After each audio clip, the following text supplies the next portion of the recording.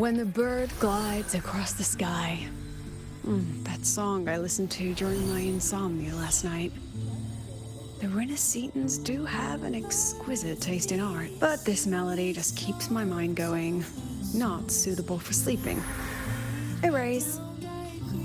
Next, today's breakfast. Boyan style.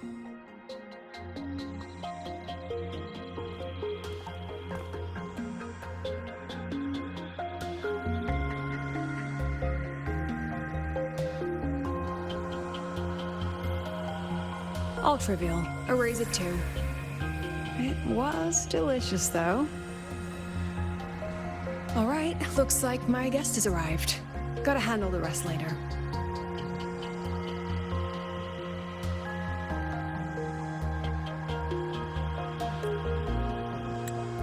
What?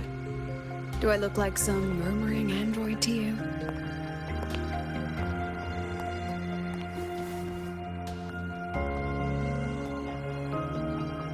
Sorry, President.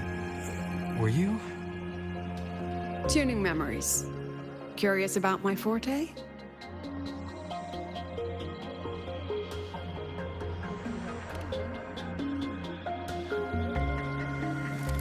Everyone leaves behind frequencies on the objects they carry. My forte allows me to read and analyze that information. Those frequencies, in a sense, are their memories. I can read, analyze, and store them in my mind, erasing or adding memories at will. That's what I call memory tuning.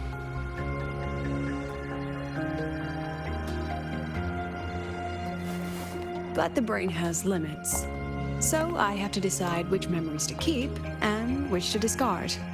Just like you saw earlier.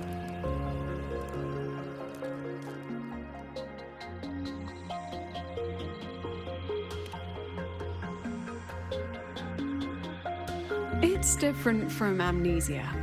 With amnesia, memories might still return. But when I erase something through memory tuning, I erase the frequency entirely. There's no recovering it.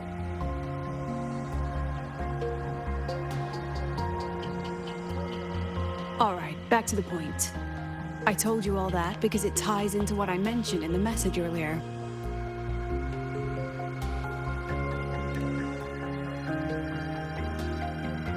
Correct. I need your help to confirm something. May I borrow an item you always carry?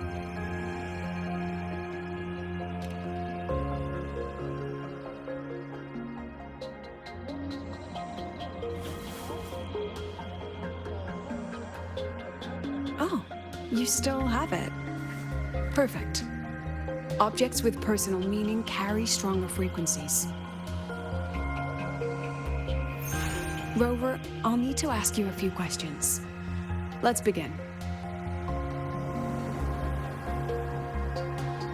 I have a general picture now. At the end of the celebration, you and Sigrika entered the dark side to solve the final riddle, and encountered another Sigrika. And you realized she was a fake when she said, "Should finding an answer really be so important?"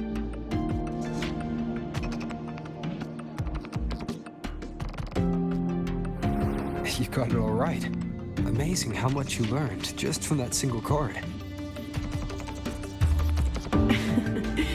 To me, your memories play like a film. I can pause and study them frame by frame. So, what happened after the fake Sigrika revealed herself? Then, there was a rabbit. I remember chasing it. The same one I saw right after entering the dark side. I see. Thank you, Rover. I think I found what I needed.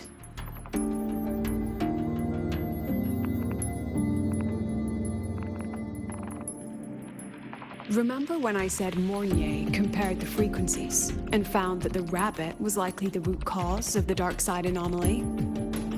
The rabbit leads those who enter the dark side to face what they fear and try to avoid. just like Sigrika meeting her alter ego. Since then, the anomaly has persisted. Some students and professors have faced the same situation.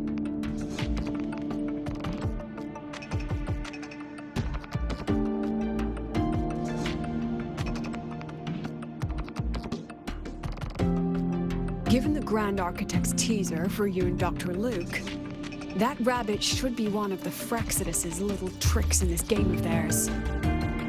They harmed my students and colleagues with such despicable means.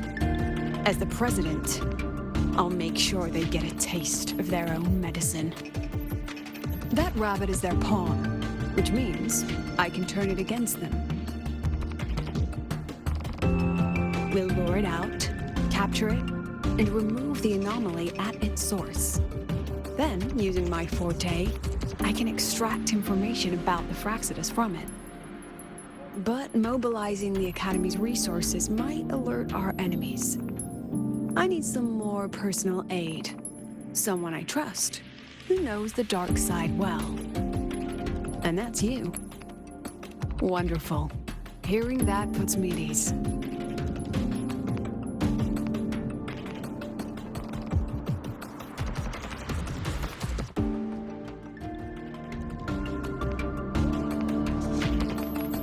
It's worth noting that while many have entered the dark side, only a few were chosen by the rabbit. While the celebration incident was a Fraxidus scheme targeting you and Sigrika, the other victims might have followed a pattern that drew the rabbit.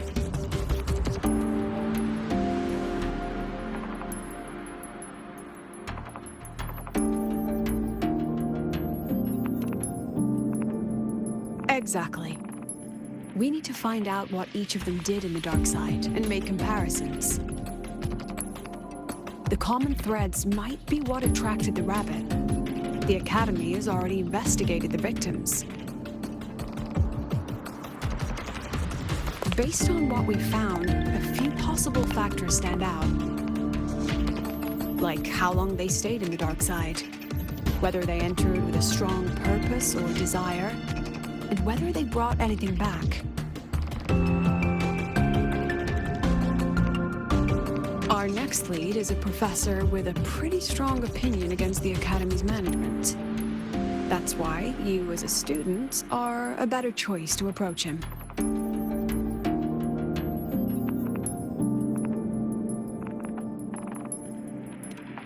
Not exactly. Some of his beliefs just don't align with the executive's ideas. Setting that aside, I'll support your investigation from the dark side. My forte will be essential to uncover what they experienced. Once you speak with him, try to obtain one of his personal items. That'll let me relive his memories in the dark side.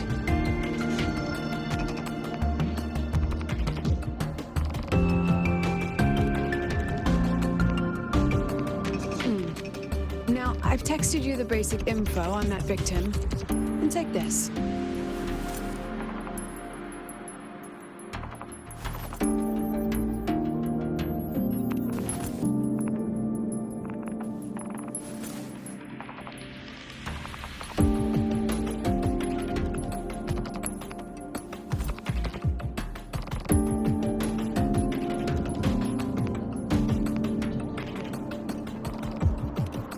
Don't underestimate this little mirror. It's actually a communicator. It's only natural for partners to have a private line, right? It's getting late. I'm already on my way to the dark side. The on-campus investigation is in your hands now. Oh, and check your phone. I've sent you a new message.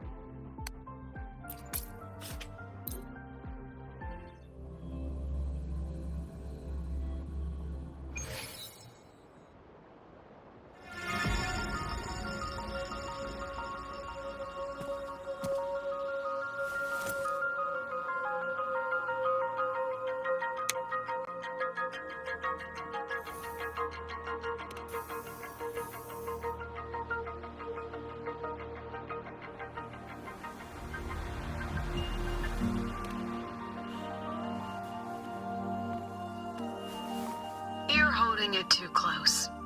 Using a communicator like that would make you look too suspicious. Relax. I already adjusted the settings before giving it to you. Just keep it in your pocket. The key is to stay calm and look natural.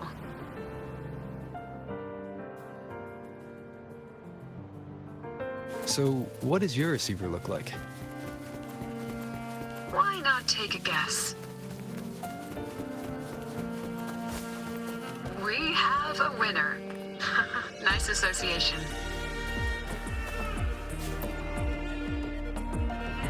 Ugh, law of conservation. Then tell me, is the time between holidays and weekdays physically symmetric? Fridays turn into weekends, but when weekends pass, it takes 4 whole days for Friday to come again. Time clearly isn't evenly divided, is it? Maybe when they invented weekdays and weekends, they didn't think about that law. You know, science is rarely accepted by the masses at first. Anyway, we should probably focus on the back-to-school exam. I heard President Lucilla wrote the questions. Now just imagine our pass rate. Freshmen, you'd better be ready. Exam guides? You mean like notes, previous tests, or lecture reviews? Forget it. None of that works on President Lucilla's exams. According to her, don't think of it as a test of knowledge, but an assessment of your life skills. After all, here at Star Torch, knowledge isn't just for show. It's what lets you breathe and move forward. Yeah, she really doesn't like those old scholars who keep talking about theories all day. Speaking of our professors, is there anyone who might go easy on students? Maybe Professor Savi? Professor Savi? Maybe. People say he treats students like his own kids. We just saw him earlier. But isn't he one of those old scholars the president dislikes? I heard they had a dispute once. He refused to compromise his academic pursuits, and it all ended on a sour note. Adult drama. Let's not dwell on it. Oh, and why are you asking about Professor Savi? Say no more. He's nearby. You can find him up ahead.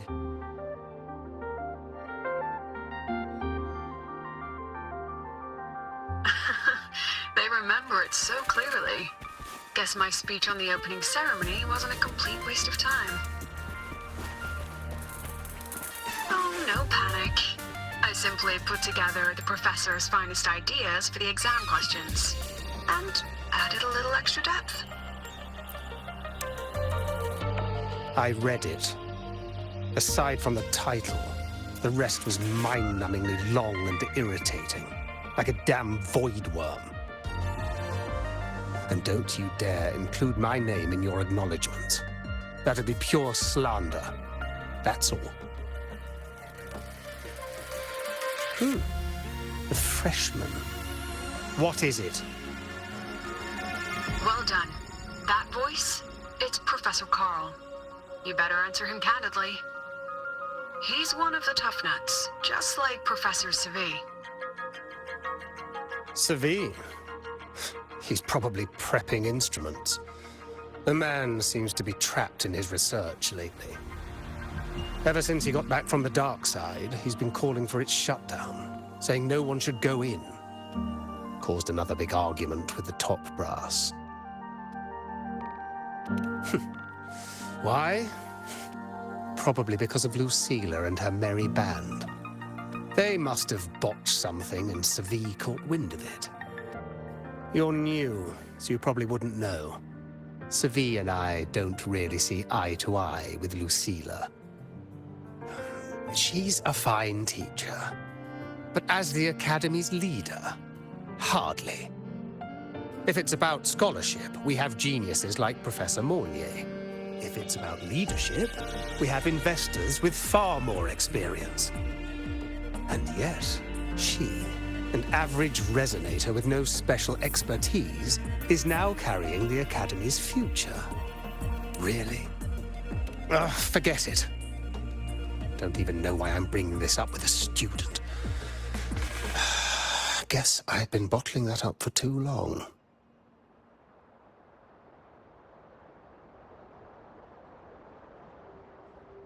About what Professor Carl just said. Oh, don't worry. I'm fine. In my position, hearing skeptical voices is part of the job. But tell me, Rover, what do you think a president should be like? And where should Star Torch Academy be heading? Oh, no rush. Go see it for yourself. Let's keep moving. Professor Savi should be just ahead. And one more thing. He is also a memory-type resonator. He can reproduce and project objects from his memories. To keep you focused, I'll stay quiet during your conversation.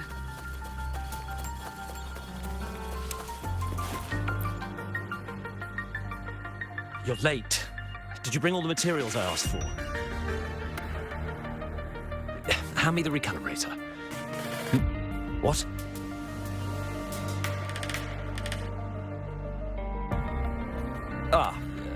My mistake. I thought you were my assistant. You are, have we met before? The Academy newspaper. You must be the student behind the success of the new solar ceremony, right?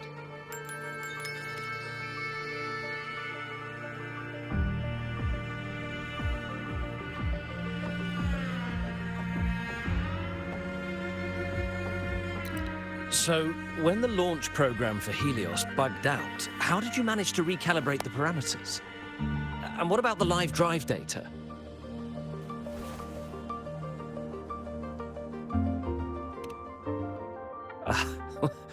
Watching a project come to life always gets me a little overexcited. I helped with part of the launch mechanism myself. Oh, I haven't even introduced myself properly. I'm Savi, professor from the Department of Engineering and a past recipient of the Space Trek Collective's Star Torch Prize. This prize hasn't been awarded in years due to the difficult situation. Oh, don't get me wrong, I'm not showing off.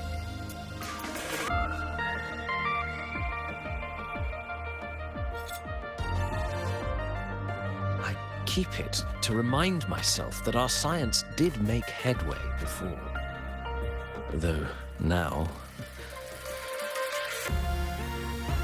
Anyway, what brings you here?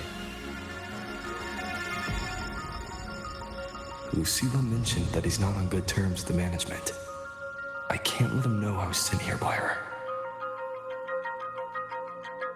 Still, we're both victims of the dark side. Maybe approaching from that angle won't raise suspicion. I'm here to talk about the dark side. Sagrika and I had an accident there, and I heard other students and professors experience something similar.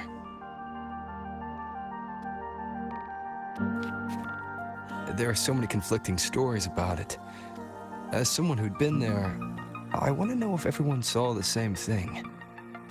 You've entered it too, haven't you, Professor? Before that, tell me, what did you see in there?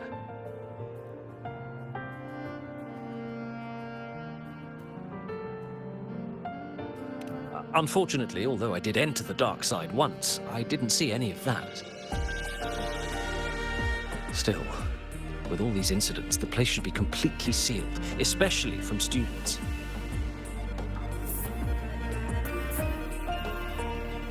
Now, I have to prepare for an experiment. We can have more discussion next time. Oh, and,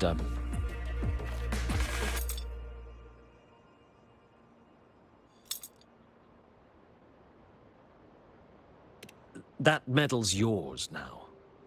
The Star Torch Prize may have been discontinued, but your contribution to the new solar ceremony deserves recognition. What we need now is another breakthrough in technology. So, take it as my personal acknowledgement.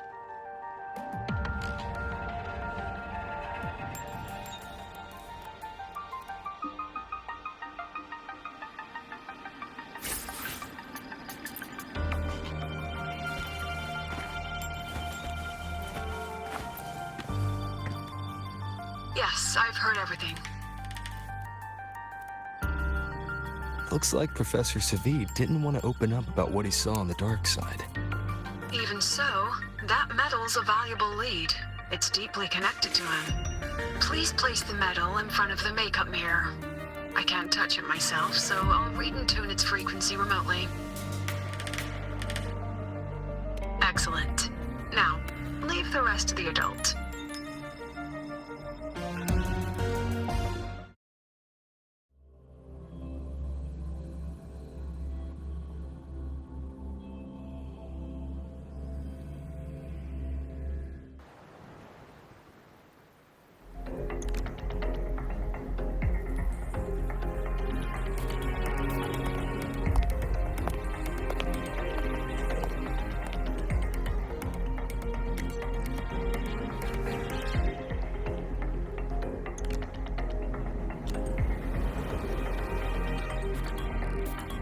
President, can you still hear me?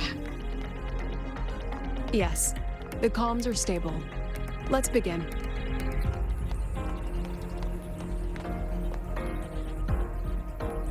This is strange. I was setting up the room according to the riddle the Academy gave me, but now it's... Who changed the riddle? Who altered the scene? Could it be that rabbit the students keep mentioning? Either way, I should focus on restoring the room through memory projection. If a student gets misled and causes another accident, it'll be a real headache. So, this is Professor Savid's memory when he first entered the dark side. He stayed here quite a while and used his forte. From what we just saw, he was one of the staff involved in the new solar celebration. He came here to restore the scene that had been tampered with. But... Something wrong? not exactly. Maybe because I'm a memory-type resonator too. Something caught my attention. People think memory-type resonators like us are masters of memories and emotions, unshaken by illusions or insults. But no forte is perfect. When we pour all focus into manipulating memories, information floods the mind. That's when we're most vulnerable. The anomaly in the dark side preys on the mind. If I were a Fraxidus member, I'd strike then. This projection won't hold for long. Let's move forward.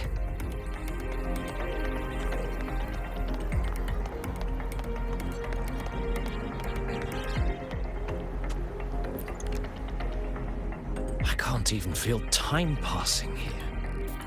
Half an hour's gone already? This one should go here. Wait, the rabbit. You again. Are you the one who changed the riddle and warped this place? Get back here. This memory records the moment he met the rabbit. Before that, he mentioned time. Could that be another key factor? Did the other victims have similar behaviors? Let's not jump to...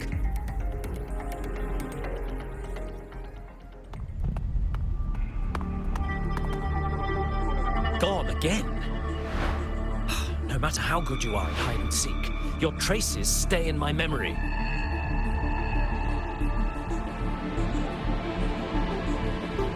I'll just need to use my forte again.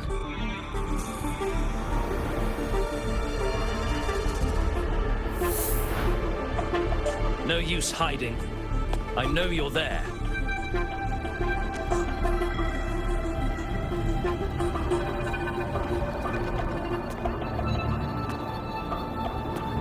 Surprised? Staring at yourself.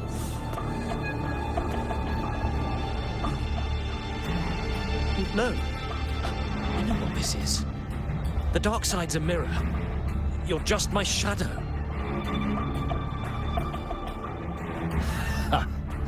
Even if I'm a shadow, so what? I'm still part of you. Afraid your shadow might know a few of your secrets. Secrets you've been running from. You're trapped, desperate for progress. Like that Huang Long researcher who eventually threw everything away for the truth. Haskar Spectral. That name rings a bell. I'm nothing like Paskar. Oh, you're right about that. You don't even have his courage to give it all up. That's why you're stuck here, like a lab rat running in circles. But what if I told you the answer you've been seeking is right here? Something about your current project. Go on. Take a look.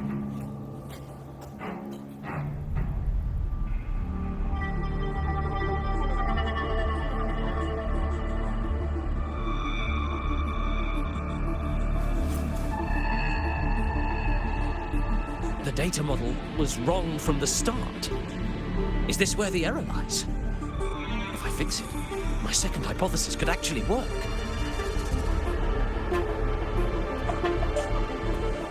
Then, based on the corrected model, the result should be... Wait. There's a formula missing. The first half matches my derivation perfectly. Where's the rest? Where's the other half of the formula?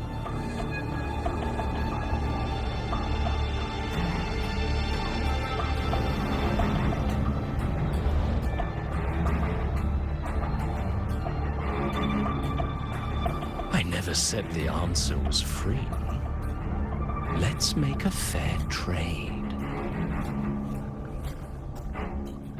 Offer something of equal value, and the answer's yours. Look, I've even prepared the stakes for you. Everything tied to your research. Thesis, data. It's all here. So, which one's worth the truth?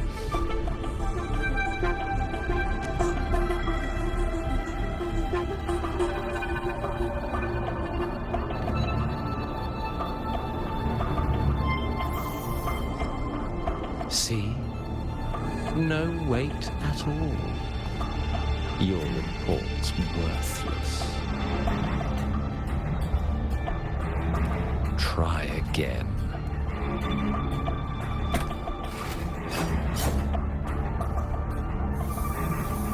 Ah, no. Far from enough. Is that the extent of your pride in knowledge? Why not wager everything?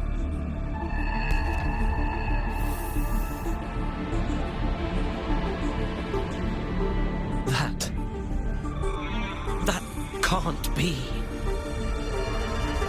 But it can.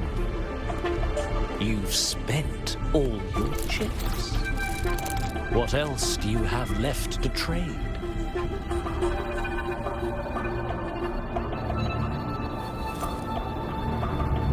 Ah, right. Almost forgot about that. Your greatest honor, wasn't it? Let's see if it's worth anything.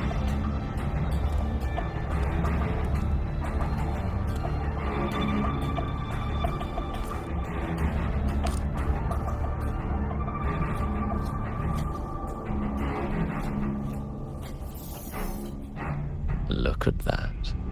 You've given everything, and yet you still can't trade for a single answer. Or maybe the scale is the answer. The so-called scientific pursuit at Lahai-Roi contributes nothing to the advance of human civilization. And of course, it can't change what sleeps beneath Lahai-Roi. You know exactly what I mean. Enough! You don't understand anything. Oh, don't I? You've got nothing left? Oh, but there's still one last thing you can trade. Your life. Go on. This is the part you idealists always love, isn't it? I told you, you don't understand. You're just preying on desperate seekers of truth. I won't let anyone else enter this room.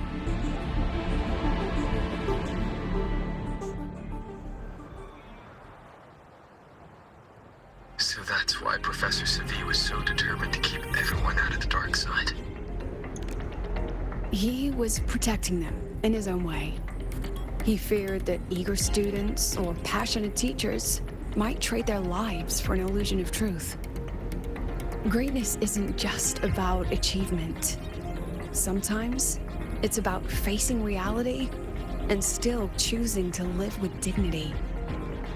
At Star Torch Academy, we pursue truth, yes, but we value the journey more than the destination. Weighing our worth on a scale? That's true ignorance. Now then, if we cross-check the clues from Savi with the Academy's earlier findings, spending more time in the dark side does raise the chance of seeing the rabbit, but that's not the root cause. Now then, if we cross-check the clues from Savi with the Academy's earlier findings, you're saying it's drawn to one's vulnerability. But everyone has weaknesses. Some hide them deeper, some don't. That alone isn't special enough. Now then, if we cross-check the clues from Savi with the Academy, you're half right. The key isn't the forte itself, it's what it acts upon. Remember? Professor Savi used his forte to restore the scene, and other student victims used theirs to take something from the dark side. In both cases, they influenced the space itself. That's the real link.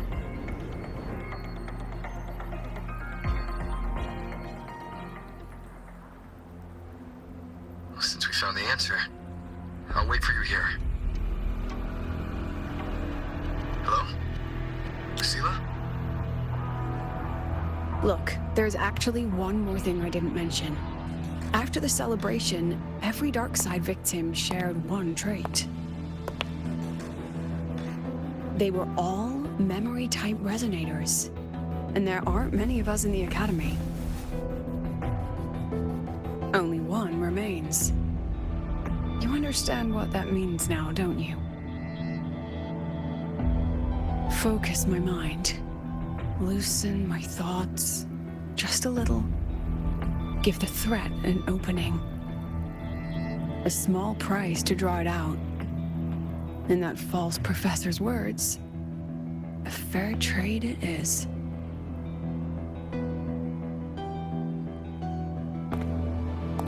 Since the Fraxidus went to such lengths to invite me, well, as the president, how could I turn down the feast?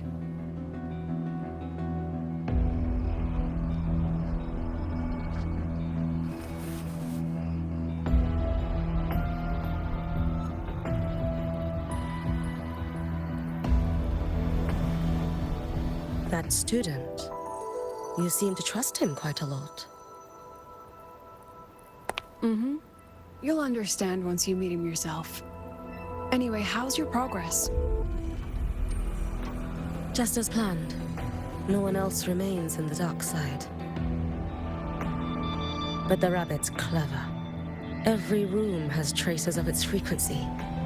I can't pin down its exact trail. Huh. If it were easy to catch, their little feast wouldn't be half as entertaining, would it?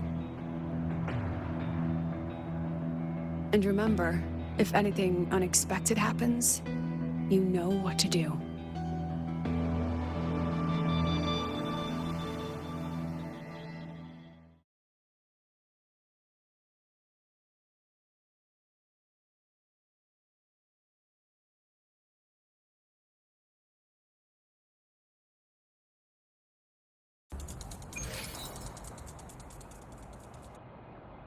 Since the Fraxidus went to such lengths to invite me, well, as the president, how could I turn down the feast?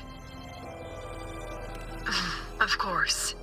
And I knew if I told you sooner, you'd either stop me or try to follow me. But there's something only you can do from the outside.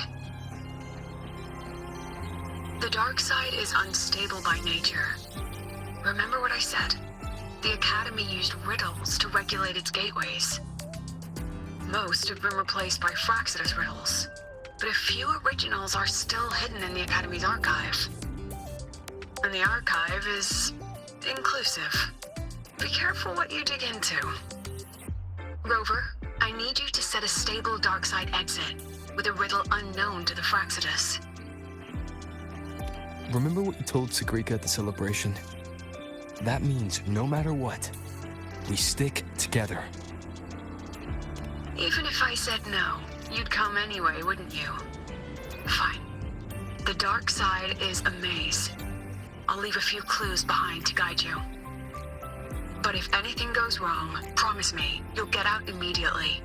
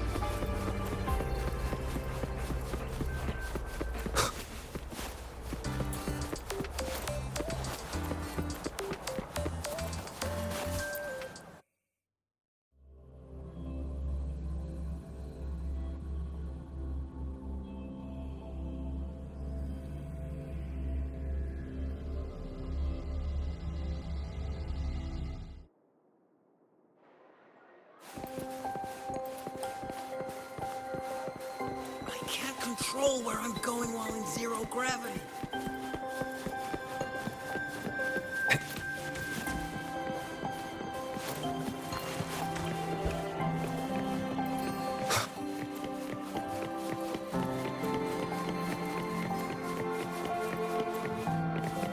Found it! Oh, my magistrate. This is the one Kara recommended.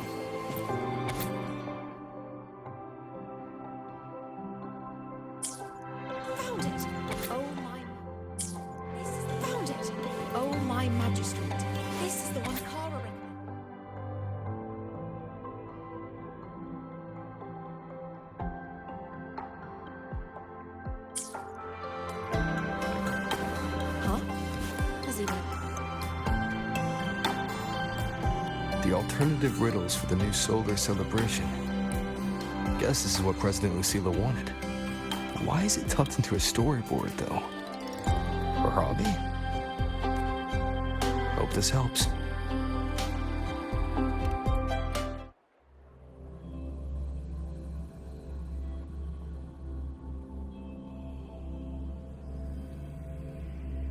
You're here.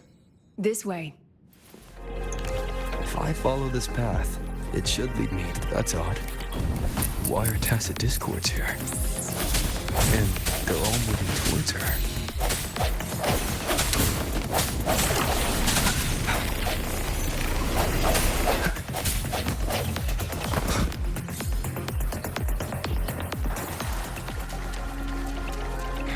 The tacit discords are gathering around here.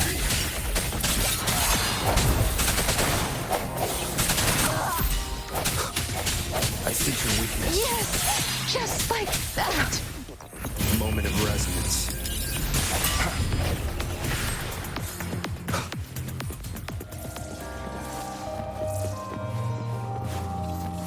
This is...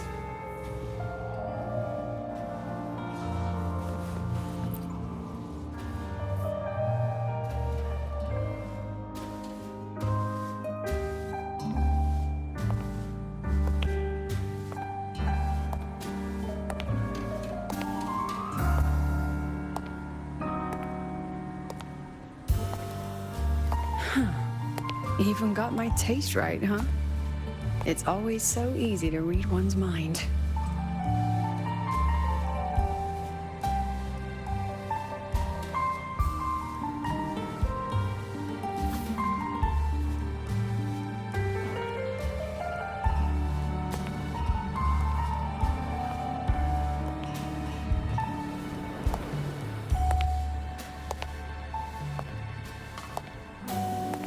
Tragic Life of Lucilla, directed by Lucilla, starring Lucilla. Welcome. Enjoy your own movie.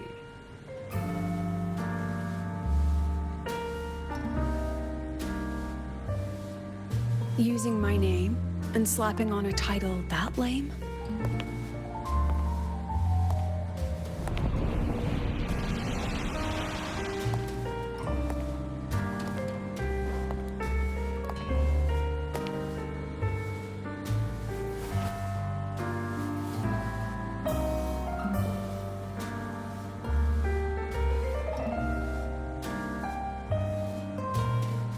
I heard the Fraxidus had a playwright.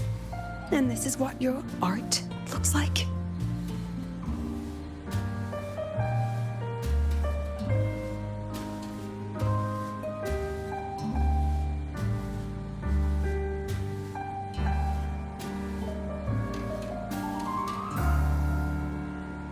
This is the story of a girl who discovered she could read memories when she started to grow up.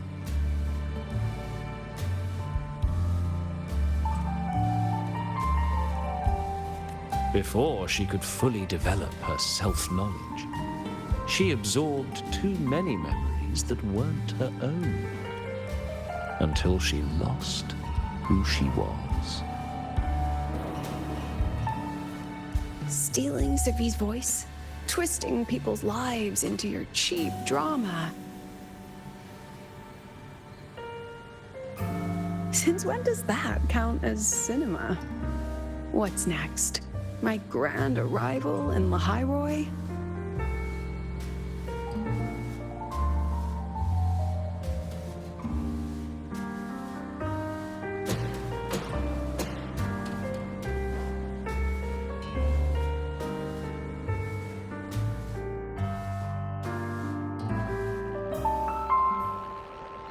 How ironic. The girl who built her life on her memory gift walks into an institute buried beneath the Frostlands and becomes its leader. A flock of lambs chasing the future crowns a shepherd who can only record the past. What can she offer them? Drown in the relics of humanity's golden age? Or lead the innocent straight into the abyss?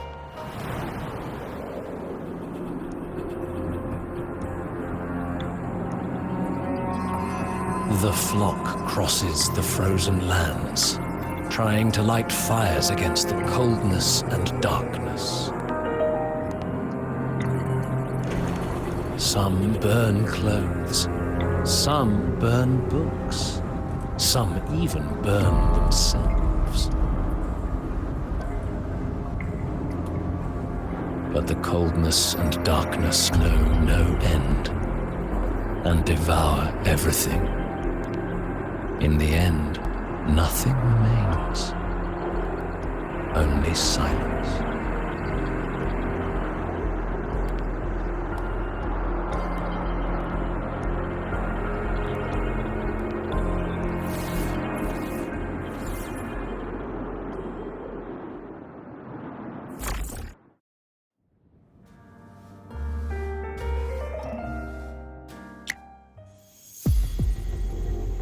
Oh, how considerate to have even written the Academy's ending for us, too. If this ever hit theaters, I'd fast forward it tenfold just to end the agony. The title really tells it. Utterly tasteless.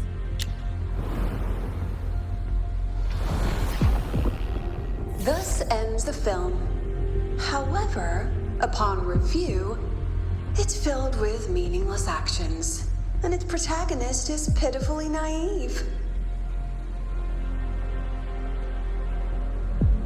script will be rewritten and rescreened. Actress, please wait before the curtain.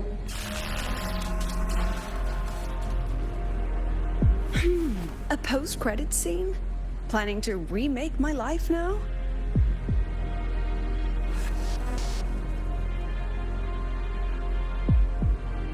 Fine. Since you've handed me a free ticket, I'll see it through.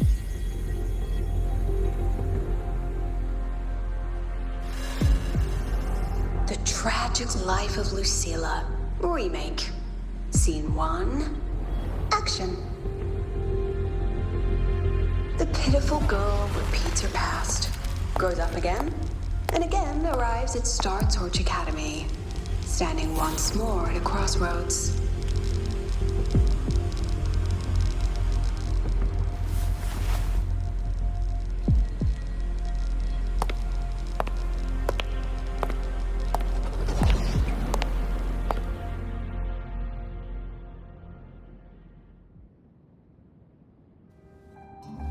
Now, I'll announce the results of the Star Torch Academy presidential election. The vote was jointly conducted by each department's committee and the new Federation Special Investigation Panel.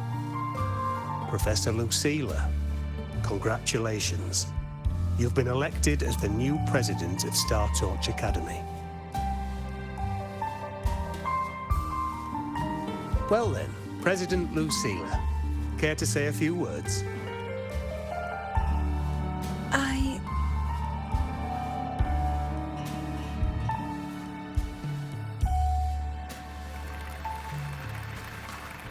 That's amazing, Professor Lucilla. Oh, should I say Thank you for your trust, but I don't intend to accept. Compared to others at the Academy, don't you think I'm a bit too ordinary? I have no major academic achievements, nor administrative experience. Honestly, sometimes I even feel small standing among all of you. Making a nobody the shepherd is dangerous for everyone, isn't it? So, please understand my choice. I'm content following at the back of the flock. I request a new election. Quiet, quiet. Everyone please be seated. At least she knows her place. Let's just set a new election. Look, Professor Lucilla's here. About your request, I have the right to reject it. Professor Lucilla just ran out of the room, clutching her head. Like she's lost it.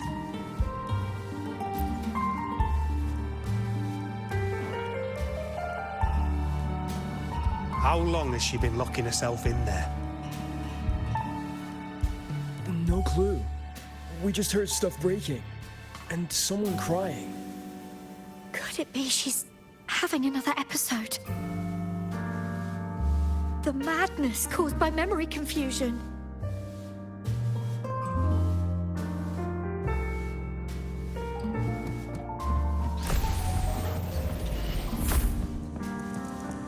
Are you really quitting the project, Lucilla? This will be my final lecture.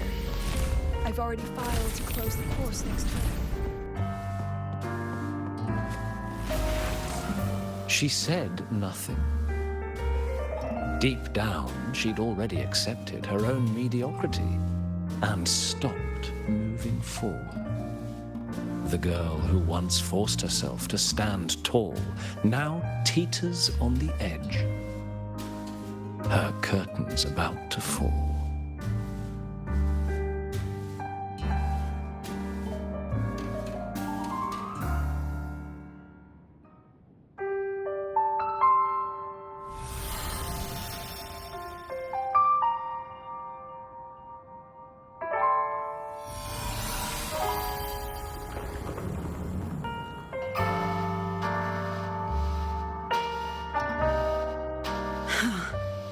Did the others' memories bleed into mine again? How long was I out? The meeting's already over.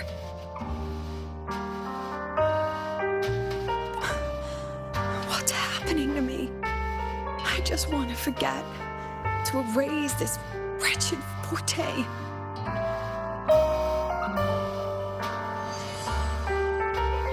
Erase.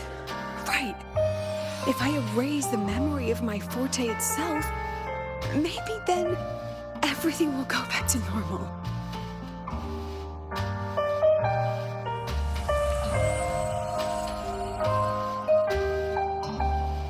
I'm done with all of it. She abandoned her title, her right to explore, and now even her own forte.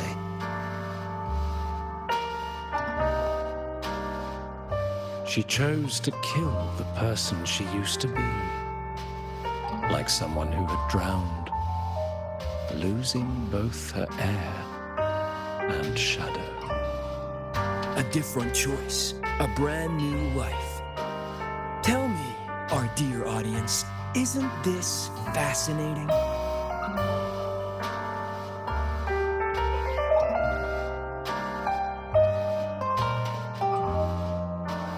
If everything's destined to fade away, why not just wait it out?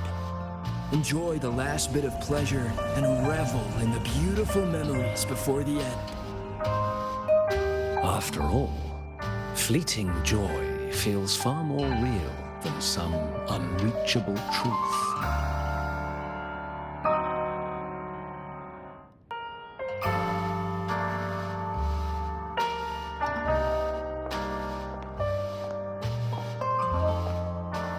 You only need to come a little closer and take my hand. Our lives can trade places. No more pain, only warmth and bliss. The curtain's about to fall, and the choice is yours.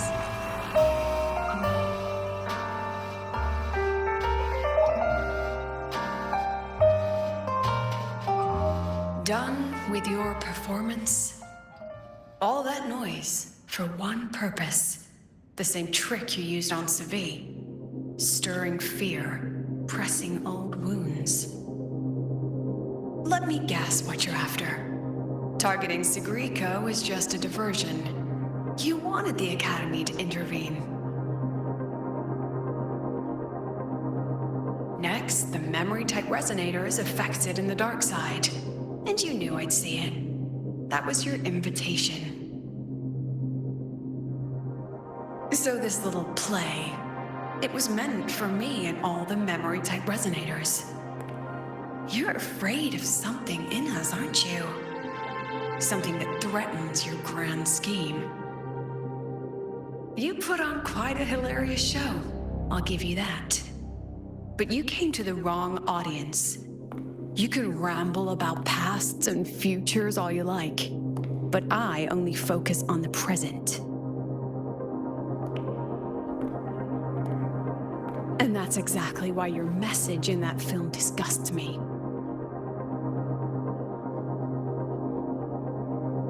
I don't deny the doubt, the struggle, or the pain we face in our search. Every soul in Star Torch Academy has endured those. But the weight of civilization demands shoulders to bear it.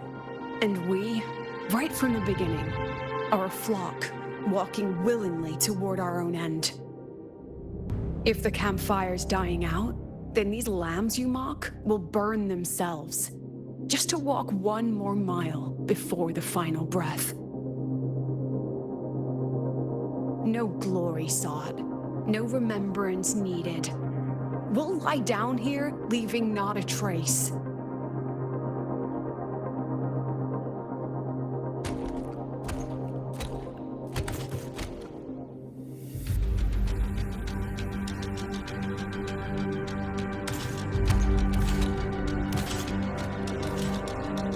But what's the point of it all? The point? You, who watch us burn. You're the proof. You and everyone behind you. That's our meaning.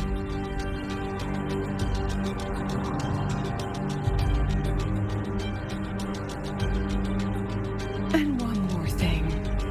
Whether I deserve to be the president? That's not for your cheap words or your lousy films to decide. If you're so desperate to tear me down, that only proves I'm doing something right.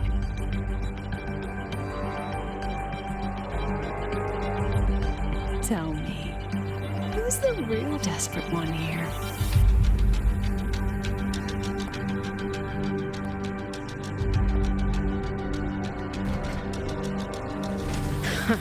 You're not the only one with backup.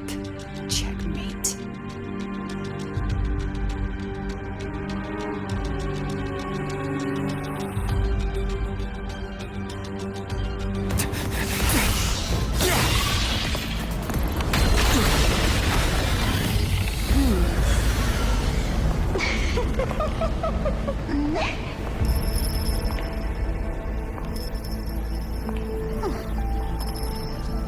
You're here.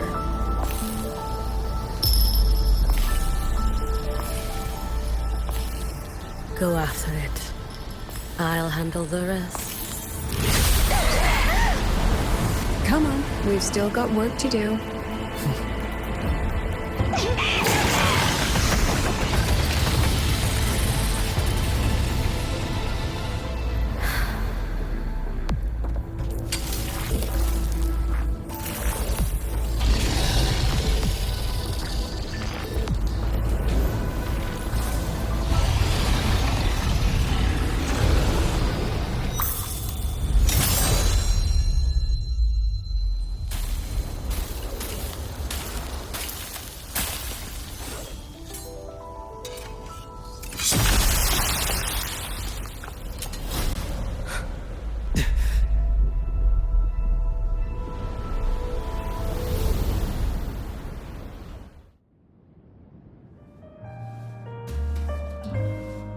Stay sharp, Rover.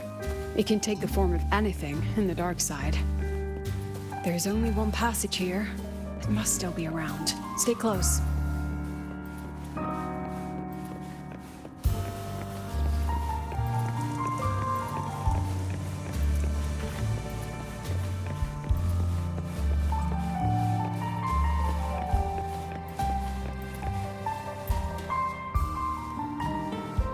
No sign of it here either. Let's split up. I'll check this room. You take the one before.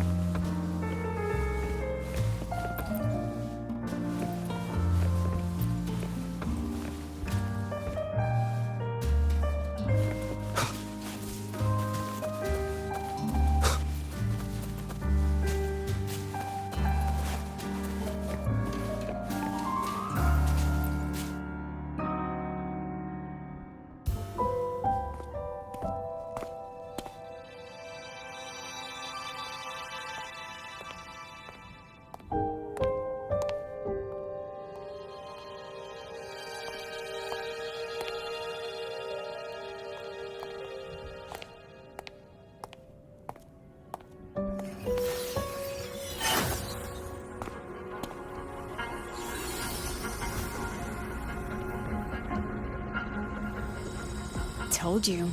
It's checkmate this time.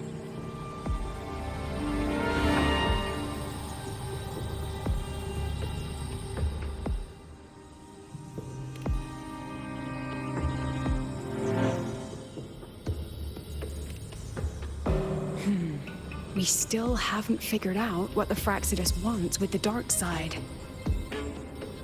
For now, this little one's our only lead. Let me try reading its memory first.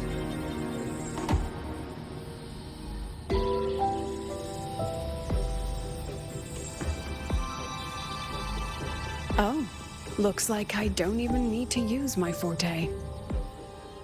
I suppose this counts as our first proper meeting, Madame Lucilla. Proper meeting? You're talking to me through a rabbit from your little hideout. That's what you call proper? Still, thanks for the film. It was tasteless and trashy, but I'll admit, it added a little fun to my job.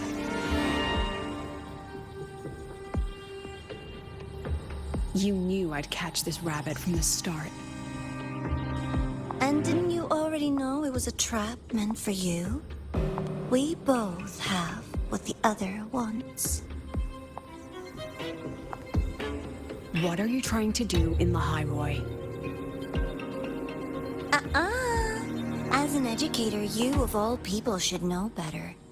Finding the answer is the asker's job, you know?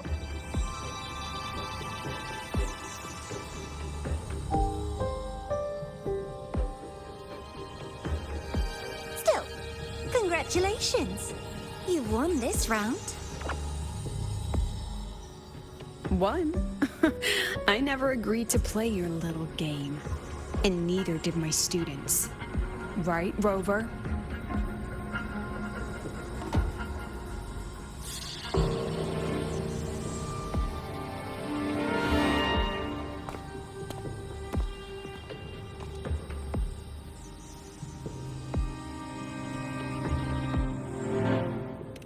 Flattering myself? That hurts. I worked very hard setting up those trials for you.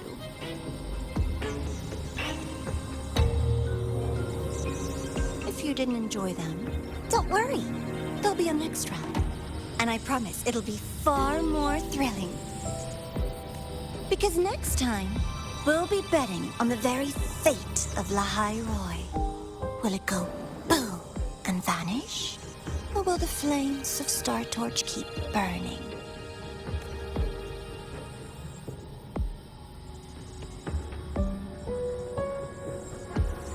I can't wait. Truly, I can't wait for our next meeting.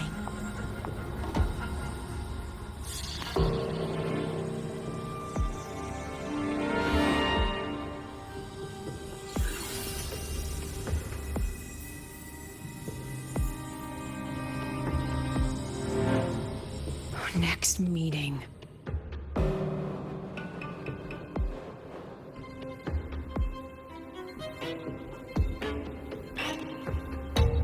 It's all right. At least we dealt with the source of the dark side's anomaly.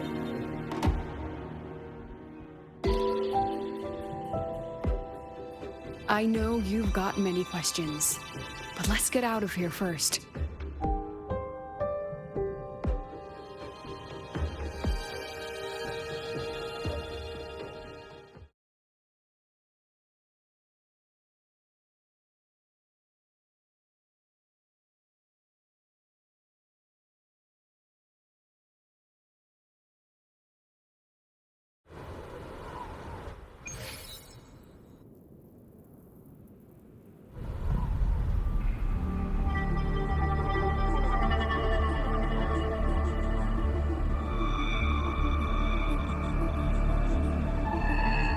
You said the things in the dark side wouldn't hurt them.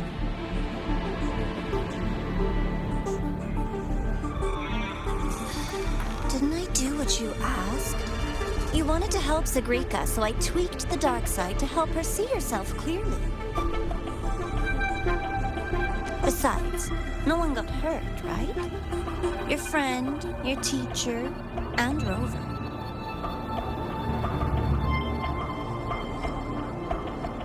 I should thank you, actually. You helped me finish an experiment. Experiment? The opposite of the void. How far can memory-type resonators go before its power consumes them? And what other tricks is this petty academy hiding? A Miko wielding a sword? Come, my sweet darling. We've still got much to do.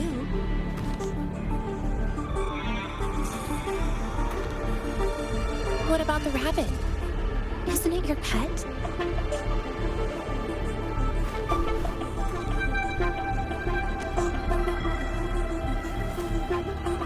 We don't keep trash. We dump it.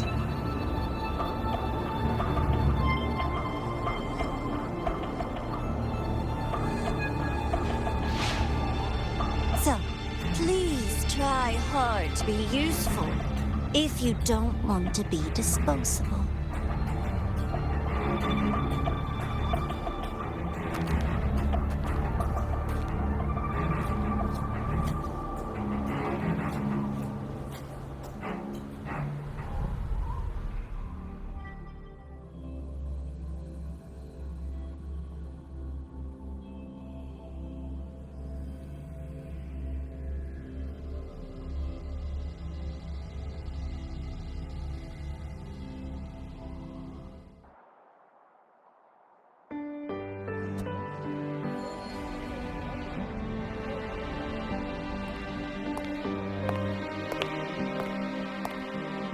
Sorry, Rover.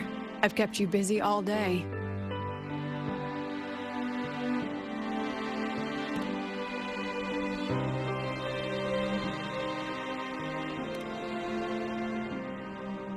From the moment you came to me, you already knew this was a trap set by the Fraxidus.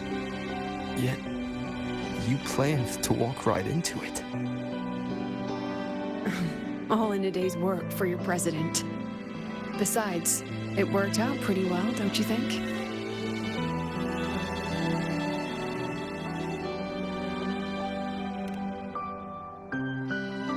Don't worry. I know the dark side pulls people toward what they fear and try to escape from. But I learned to face my past honestly long ago.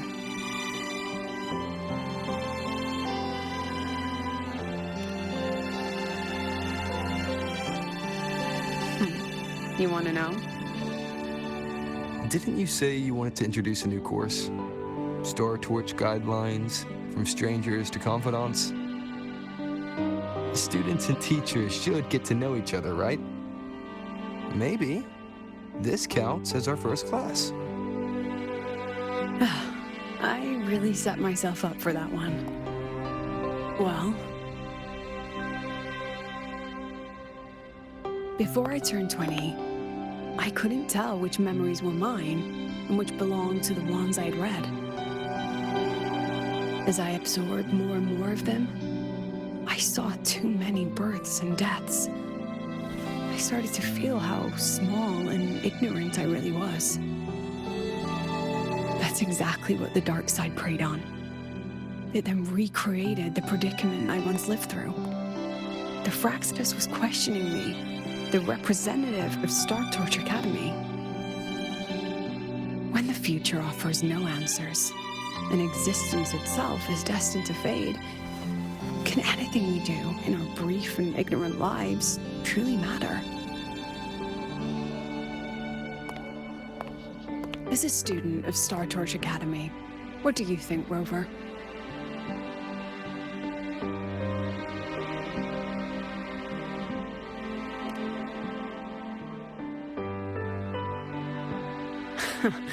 That's the kind of answer you'd say.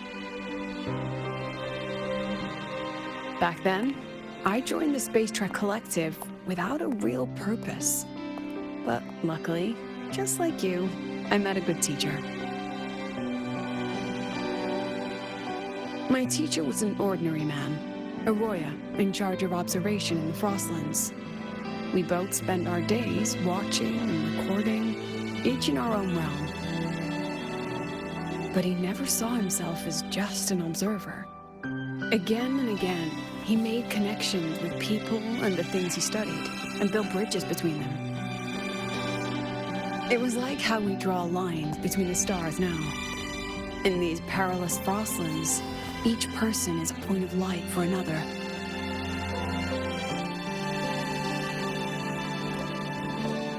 Maybe I used to stand too high, never stooping to feel the emotions in those memories. The ones that needed time to settle for an ordinary person. When I revisited the memories I once read, I realized they all shared one thing in common. Everyone spends their whole life searching for answers. And it's those very answers that give meaning to our journey toward the future, even if we might find nothing in the end.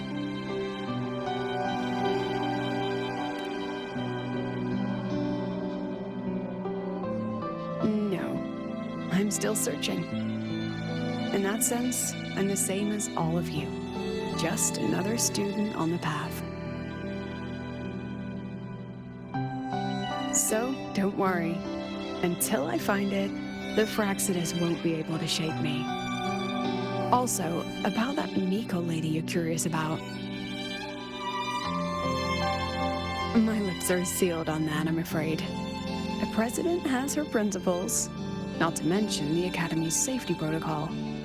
But one day, you'll see her again. Anyway, I still have to write a full report on the dark side. Leave the rest to the adults now. It's getting late, Rover. I'll see you in class.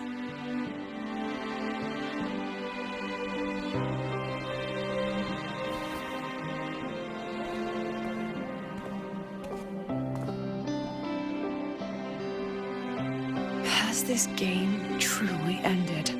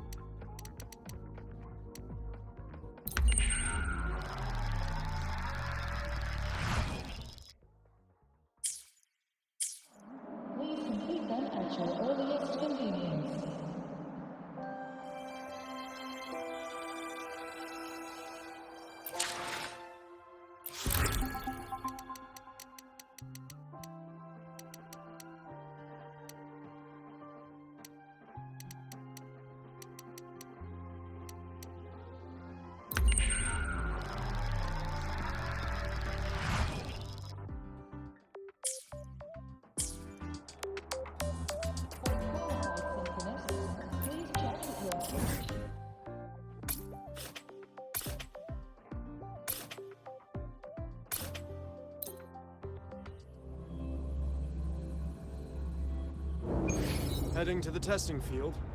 Be careful.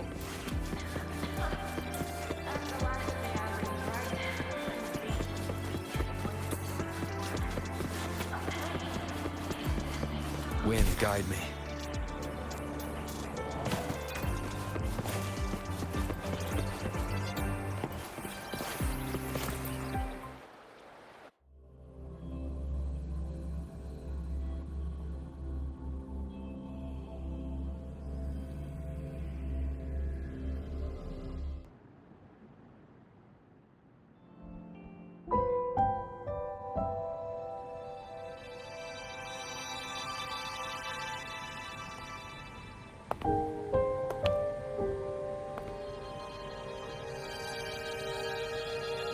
It's just the two of us now.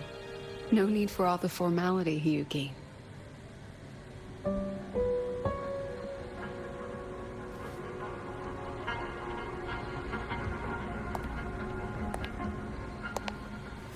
Oh, and just so you know, the maintenance fee for that blade will be coming out of your paycheck this month. Which blade? The one you used in the dark side. That makes it the 4th you've broken so far. Try to be gentler the next time, will you? Sure. What about my own sword? Its maintenance is mostly done. Don't worry, you'll have it back soon. Want to try one? It's pretty popular among the students. Not hungry. Candy's supposed to be eaten when you're not hungry. That's what makes it taste good. Go on, try it.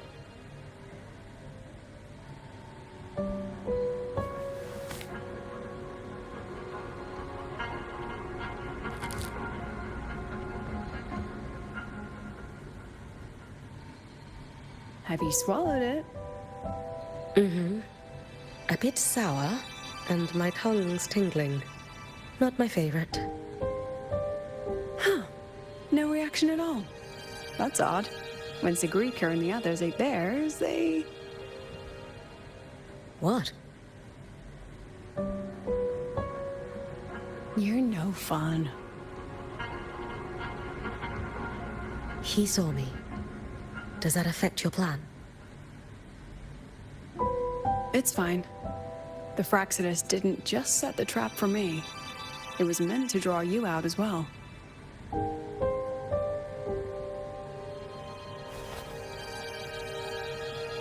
They've noticed your existence. I'm sorry for keeping you confined, for trying to hide your power. In the end, it still came to light. We both knew this day would come sooner or later. So, would you consider moving back to the Academy for now? If anything happens, you can respond right away. The Fraxidus went to great lengths to tamper with the dark side, but it poses a little actual threat to the Academy. At worst, this anomaly might be tied to the power of the Threnodian, too. It seems they're already preparing their next phase. What do you need me to do? Now's not the time. You should know that the Space Trek Collective was built atop the Threnodian. That's why we've prepared countless contingency plans. Even if every single one failed, even if the Threnodian completely consumed the Collective, we still have a final card to play. The wish-granting Miko. You.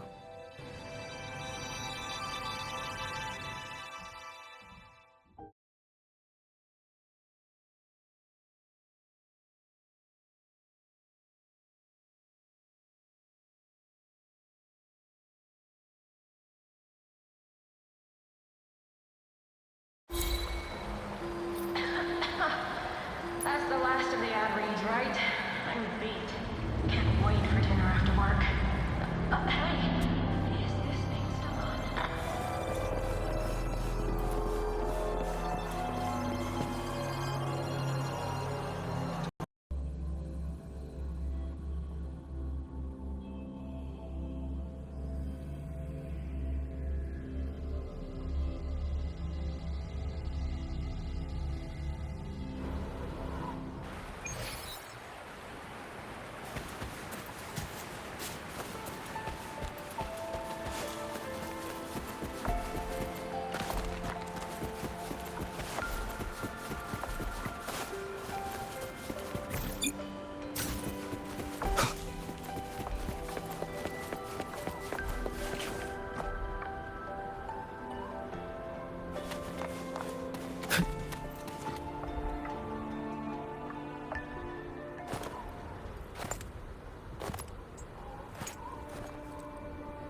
What are you looking at? Ah, there you are. Nothing really. I've just been wondering, if I wanted to land another astronomical investment to study all the exoswarm coming off this giant mech,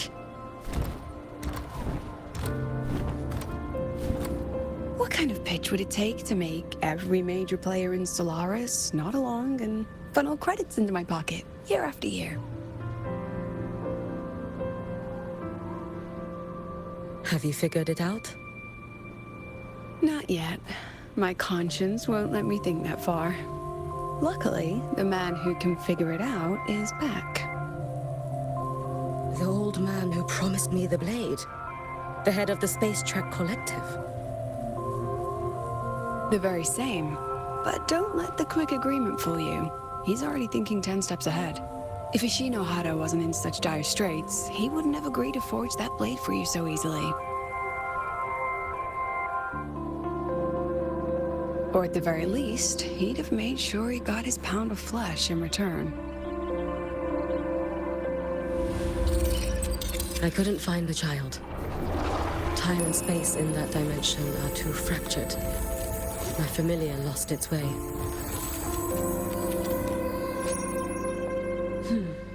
Then we need something that can hold out longer. A better way to search? Void matter reactivity has been high lately. A clear sign to follow would be best. That child is the Exostrider's resonator. There's no clearer sign than that. Looks like it's time the Exostrider was reactivated. When that happens, whether you're an annoying adult or the one meant to pilot it, I'm sure everyone will be on board, don't you think? Oh, what if we use footage of the Exostrider activating to pitch for funding? And the confidentiality agreements? No sympathy for my chronic funding anxiety?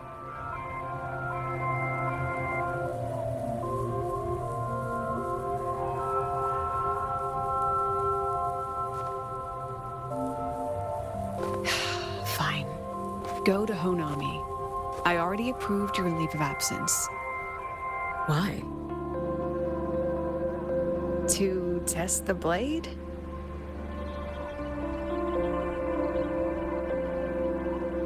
Even once the Exostrider awakens, there's still a chance it fails. If it does, what you sealed in the Dimmer Plains becomes a liability. But it could also be our ace in the hole. So, before I give you the thankless task of guarding those planes, go deal with matters of the heart first. Understood. I will return in one day. Take 2. Give yourself a day to look around. Go on. A Black Shores member will meet you there. I still have all of Dr. Luke's mess to clean up.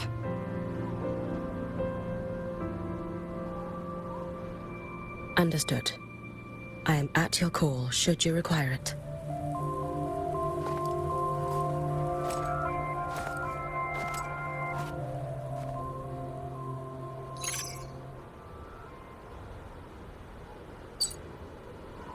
Yes, I'm listening.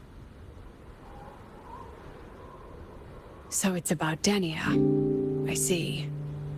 Let's discuss it in person.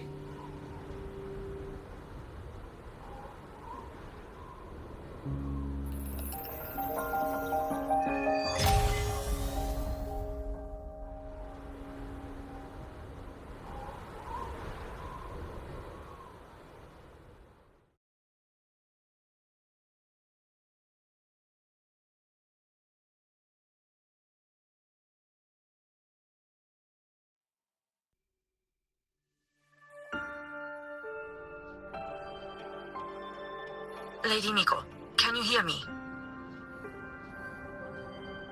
Yes. You may call me Hiyuki. Understood, Lady Hiyuki.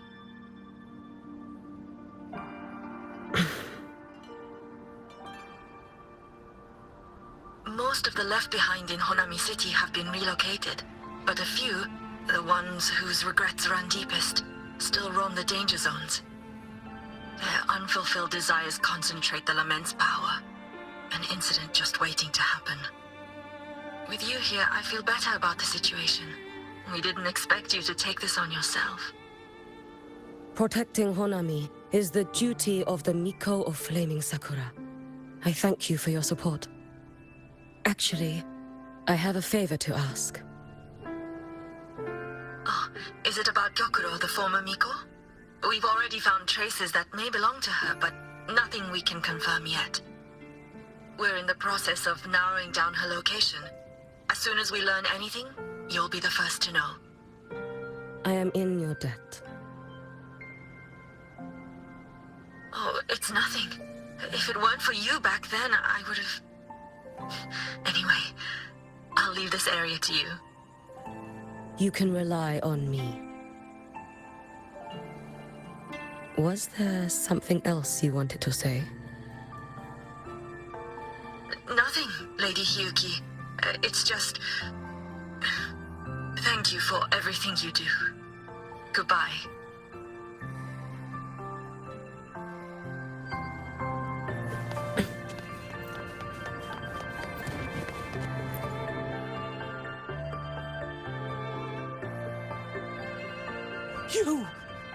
You are... Yes. Miko of Flaming Sakura, you're back!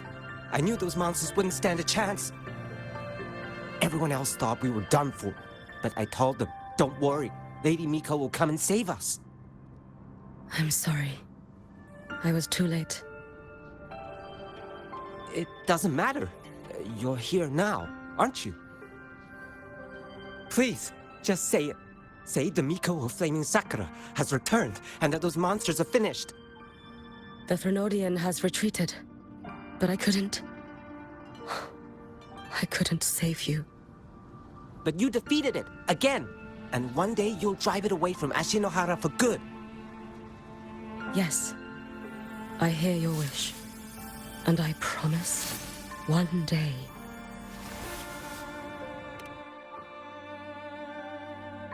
I failed their hopes. No matter how many times we drive it back, the Threnodian always returns.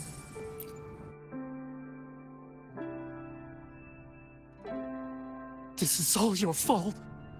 Eternal Miko, huh? You're all useless. Every last one of you.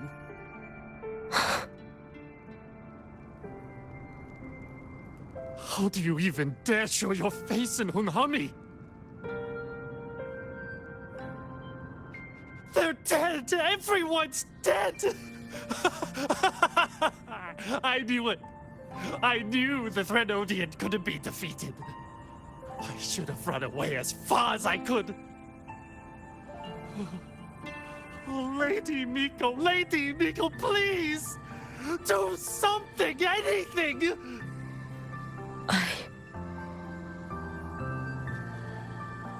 Powerful people like you won't die even if you lose.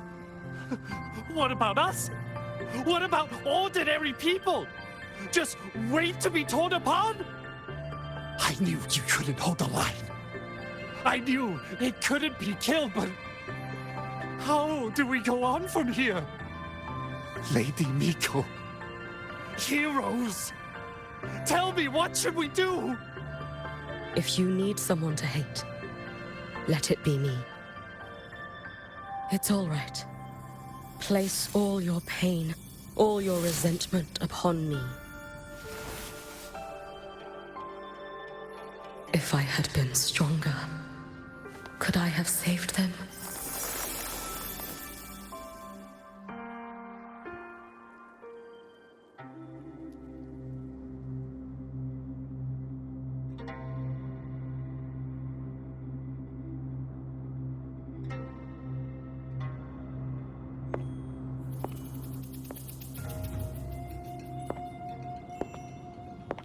Lady Miko? Are you the Lady Miko?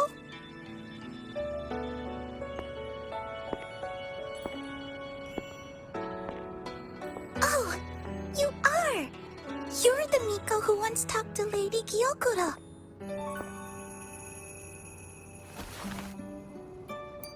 She told me about you. She said you're her most treasured family, just like my sister and I. Your name is... it's... Hiyuki. Yes! Hiyuki! That's it!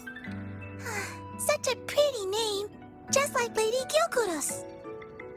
My sister said if I hid here and prayed with all my heart, Lady Miko would come and save us. So, I've been waiting.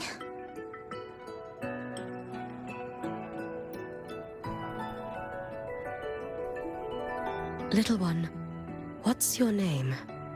Your hands are cold. Have you been waiting long? Kana. My sister calls me Kana. Lady Miko, you're finally here. But my sister... she... It's all right. I'm listening. She asked you to wait here, didn't she? Ah, she must have trusted you very much to give you such an important task. Task? Yes, a task. If not for you, I would never have found this place. You did well, Kana. You completed your task perfectly.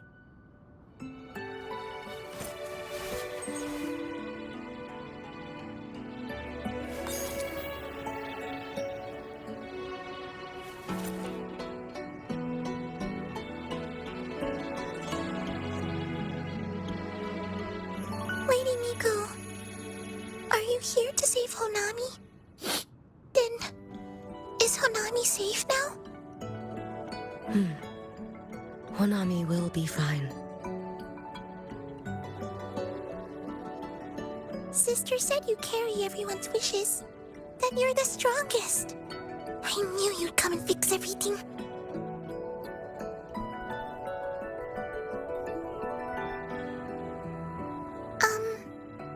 Lady Miko, can you help me find my sister?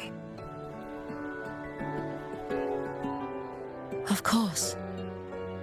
We'll both get to see our sisters again soon.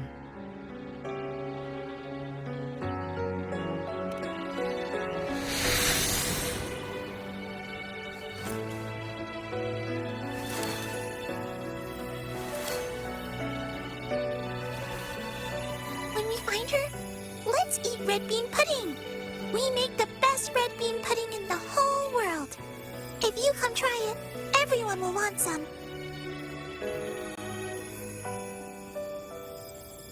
Then you'll need to make a lot of it. Can you manage that? Pinky promise. We'll make lots and lots of pudding. Then, even if the Threnodian comes back, we'll have something to eat and we won't be scared anymore. It's a promise then. We'll make a lot of pudding.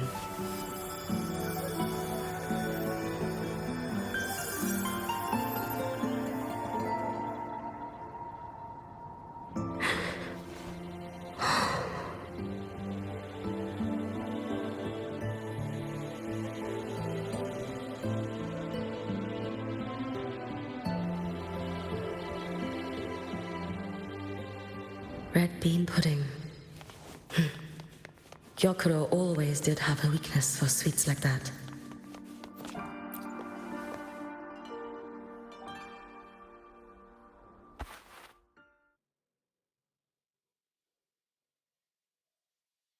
Hello, Lady Miko. I've been waiting for you a very long time. My final wish was simply to see you one last time. Your final wish? Yes, it's all right. I know I'm dead. I know I'm what they call a left behind now. But I thought if I'm going to remain like this anyway, I might as well get what I wanted before I disappear, right? I've heard of cases where the left behind remain aware of their state, sustained by powerful desires, But for such a simple wish. You truly only wish to see me again. I mean, you are a legend. You've been the Miko of Flaming Sakura since my great-grandmother's time. When I heard Honami was in danger, and that the Miko of Flaming Sakura would meet the Vanguard, I rushed here just to see you. You shouldn't have taken such a risk. If you wished to see me, you could have gone to the Flaming Sakura. I know. Everyone says you can just write your wish on the plaque and Lady Miko will see it. But I worried. What if it never reached you?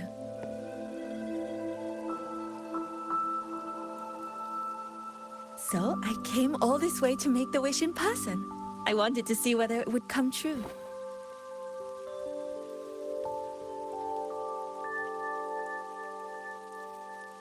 Very well. Then tell me, what is your true wish?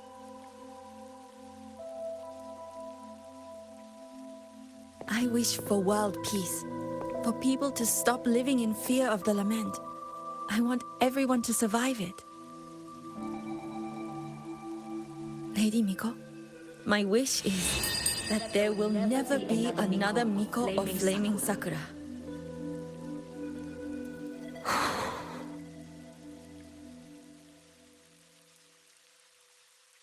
I see. Then I promise you, this wish will be fulfilled.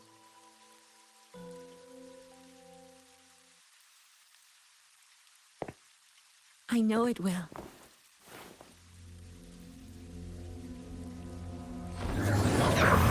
After all, you are the eternal Miko.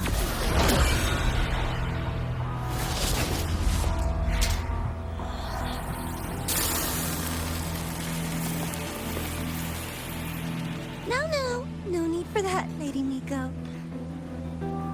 If you wished, you could cut down this avatar at any moment. But I think you'll find this far more interesting.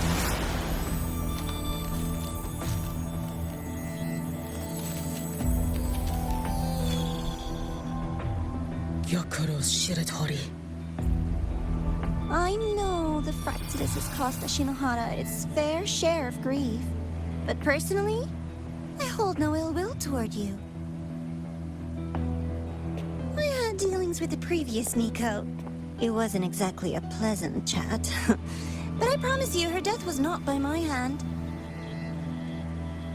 Just as you once witnessed, she met the fate all Mikos of Flaming Sakura share. She died, burning her future to ash to pay for the present.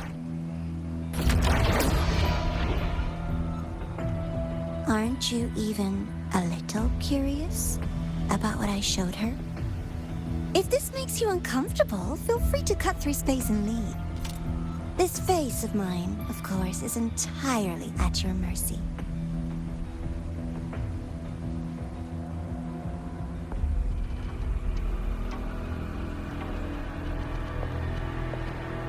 No need to dull my blade.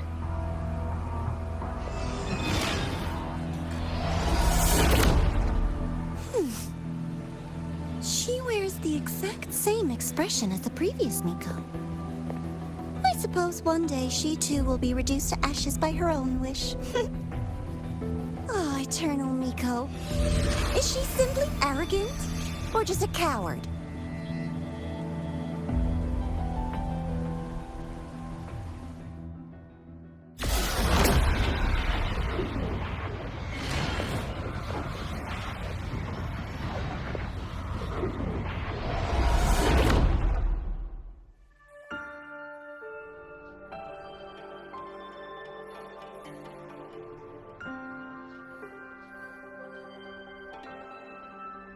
A peaceful Honami. Why bother with such an illusion?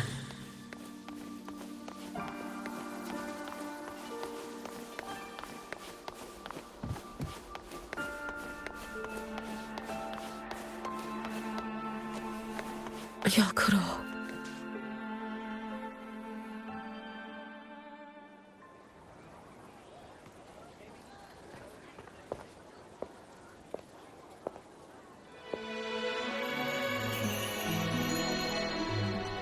Lady Gyokuro, guess what?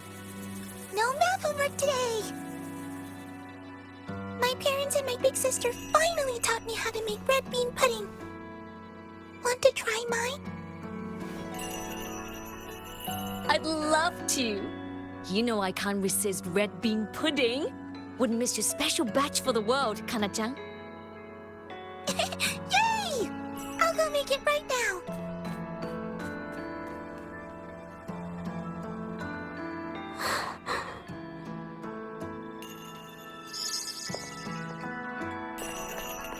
Anyway, I'm here. What is it? My. Can't a sister just want to see her favorite girl without a reason? That's not what I meant. There's that serious little face. I just wanted to chat. Always relaxes me. So, how are things at the Flaming Sakura? The usual. Many came to make wishes. The Threnodian's active cycle is almost here. Death will be a frequent visitor to Ashinohara once more. Prayers for safety, peace, victory. They pile up thickest at times like this. The Miko of Flaming Sakura is the bridge between people and the divine. A wish jar for all their hopes. We must listen to every single one. Lately, I've been hearing you ring the sutsu. To grant those wishes, you burn your future using the sutsu's power. Continue, and one day there'll be nothing left to burn. You should have stepped down already, Aemeath. Let me become the Miko of Flaming Sakura. Let me inherit the sutsu. Oh, I'm perfectly fine. I've got futures to spare, you know. You tell me, little Hiyuki, what's got you so fixated on this? Don't tell me you're secretly in awe watching my heroics on the battlefield and... Yes, I want to be just like you. You wish! You're 100 years too early for that, you little blockhead. Enough about the sutsu. Stay and have some pudding with me instead. I know a wonderful little shop. Always practicing archery under that sakura tree. What a bore! A girl your age should be out living a little. Here we go again. You know I don't care about any of that. I'm going back. You sure? Come on! Consider granting your big sister's wish. I only came because you called. I put my work on hold. I can't stay too long. Besides, I don't like red bean pudding. Huh? I keep forgetting you have the world's most boring palate. What a shame. I'll just have to enjoy all by my lonesome then.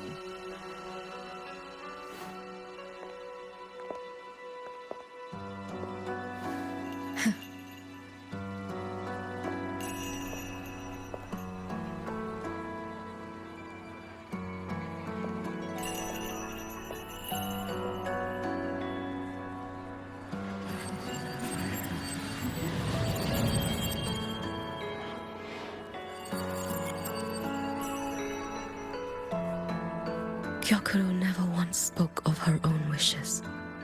She lived only to grant the wishes of others. If only I had chosen to go with her.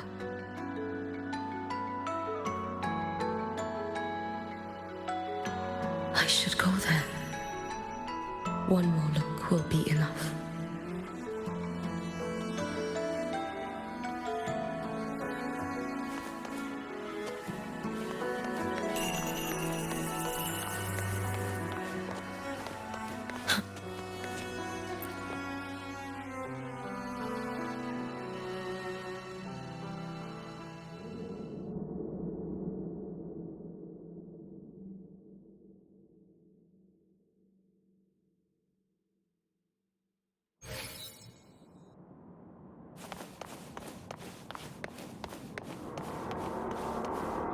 Still regretting that you didn't step into that shop and try that red bean pudding with the former Miko, aren't you?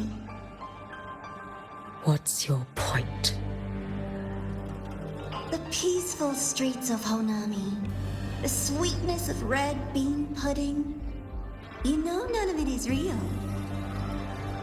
The illusion didn't deceive you, Miko of Flaming Sakura. You were the one who deceived yourself. Desperate to play pretend? Why not commit? Please, this performance is only beginning. Miko of Flaming Sakura, do not forget the regret you carried here. You never forgot the lives you failed to save, nor their... You've been watching me? Among all the Mikos of Flaming Sakura, you're the most special. Only you could peer into the Sutsu and see a future so utterly pitch black.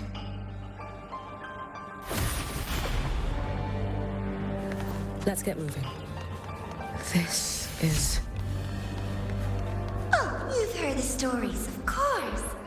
But none of them know what Rover really endured to reach this point.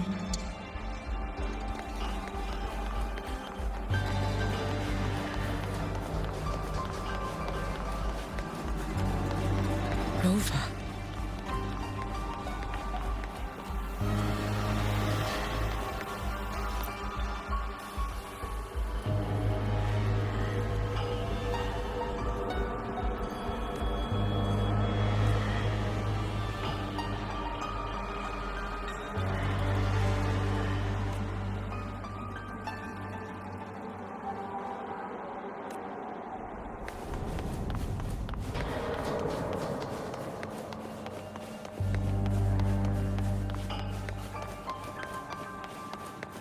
This is...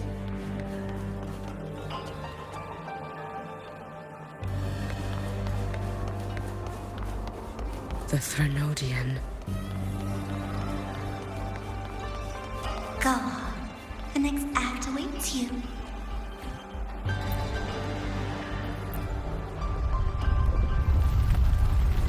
Don't waver now, Hiyuki. That instinctive revulsion you're feeling will guide you down a path diametrically opposed to my own. You must walk this road. Only then will you understand, accept, and find just as you suspected. Both Jinjo and Honami once lay beneath the Threnodian's shadow. But only in Jinjo did the night give way to dawn. You...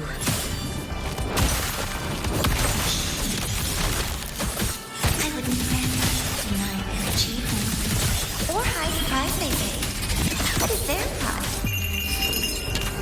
And likewise, I would never deceive ours. This blade.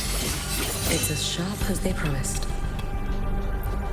Once business in Lahai-Roi is settled, I'll take it back to Ashinahara.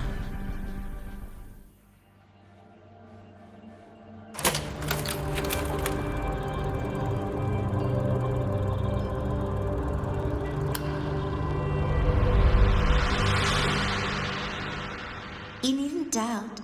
This is, in fact, my ploy for you. What else would you call laying the very path you've dreaded most bare before your feet? Keep walking. The way forward is the only way left.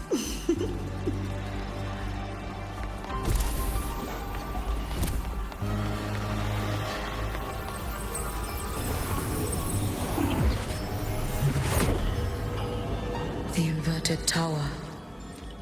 I read the reports. Another place reduced to ruin by the Threnodian. A nation that placed its faith in the Sentinel, yet its blessed maiden was spawned by the Threnodian Leviathan. Deliciously absurd, isn't it? I read the incident reports. It was the Threnodian scheme. Obvious enough. And from it, I obtained the precise counterweight to tip the scales. The power of assimilation. Precisely. After all, isn't that blessed maiden living proof? Proof that harnessing the Threnodian's power is a viable path. Is this the fall of Imperator? As you know, even a Sentinel can't be a crutch for humanity forever.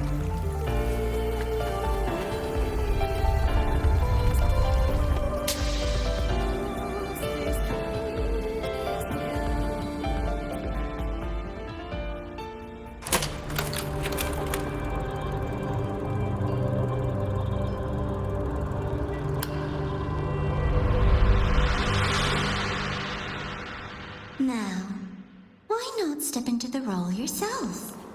Experience Renacita's conclusion firsthand. Oh, and I made a personal appearance for the grand finale in Renacita. I couldn't very well abandon my rather childish subordinates like that, could I?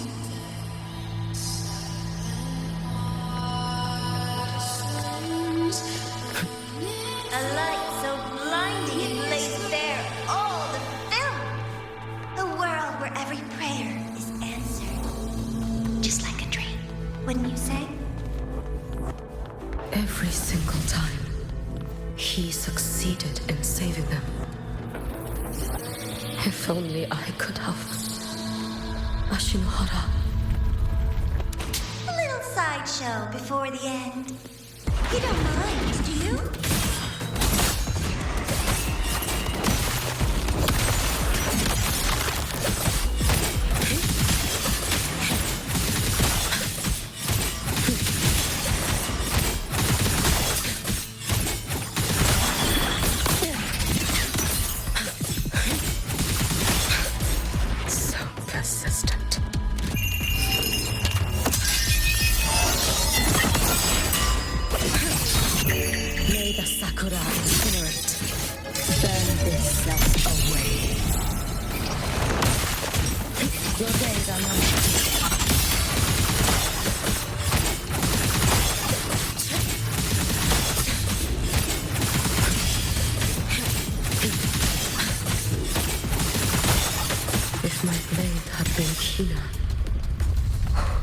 Take your time. We're almost at the finale.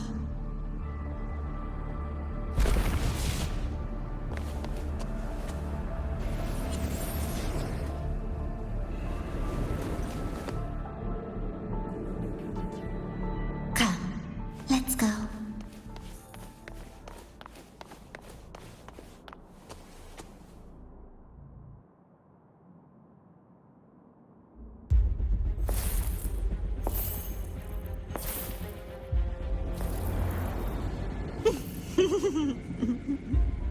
Thoughts on the show? You showed me all this because the Fraxidus wants to replicate the assimilation within the Blessed Maiden herself. You want me for the possibility that I could become the Threnodian's resonator in the future. I won't deny it. After all, among all the Mikos of Flaming Sakura, only you can see through that Sutsu and see a future so clearly entwined with the Threnodians. That is your gift, your talent. It is a dangerous curse. From Ashinohara's legends and the Space Trek Collective's investigative reports, you know who Rover is by now. As a savior yourself, what do you think of his capabilities? He's strong. He can afford to be more effusive. Unlike you, who failed Ashinohara time and again, he is the perfect savior. But let's be brutally honest. This world doesn't have a second Rover. He saved Jinjo and Renesita. But what about Honami?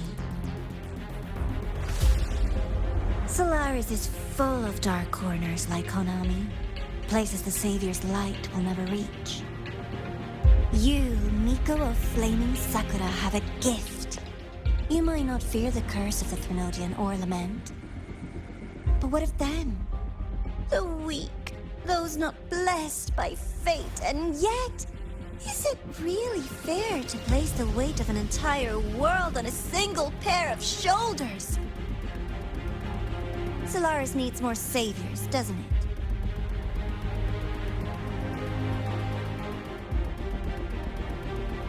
I'm just using the Threnodian to bring more of them into this world. You mean you want to use its power the way Rover once did? I've tried before, but a miracle like Fleur-de-Lis requires a billion coincidences. And Mia? Nothing but the delusional ravings of Leviathan. Even the one that appeared in Renesita at the end was just a hollow, mute shell. But with your help, everything changes. You could wield the Threnodian's power just as Rover did. Honami would not be a ruin, and Ashinohara would finally have its true savior. I have to admit, your proposition is tempting. I desire vengeance against the Threnodian. That is why I seek greater strength.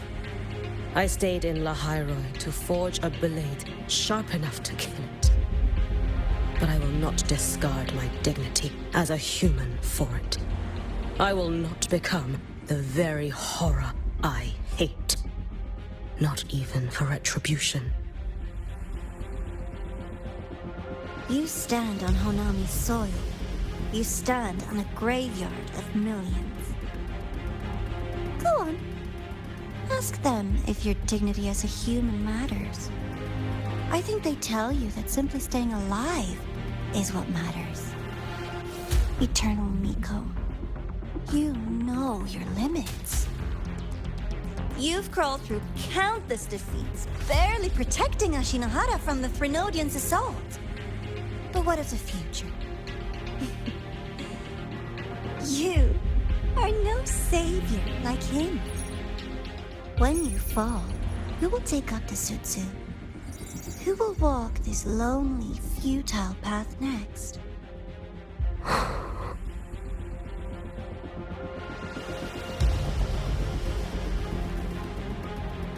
We could always talk about the former Miko. The bodies of the left behind are ephemeral. You'll find I am a far more durable proposal.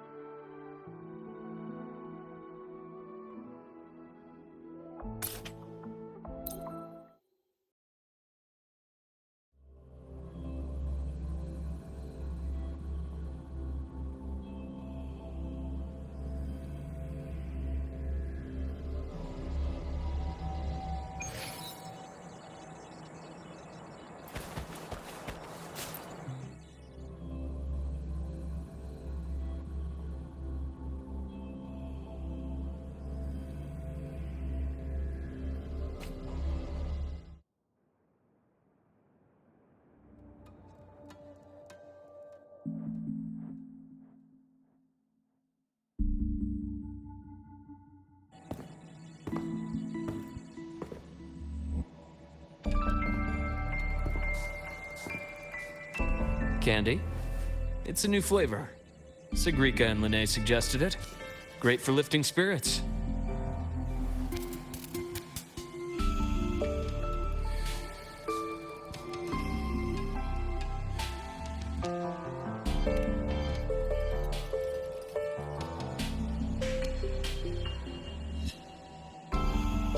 All right, Luke. What's the word on this Exostrider plan? My conversation with Lucila went well. She's on your side. Your showing during the Dark Side incident also helped speed up the Academy's internal review. That said, you've been a student here for less than a year.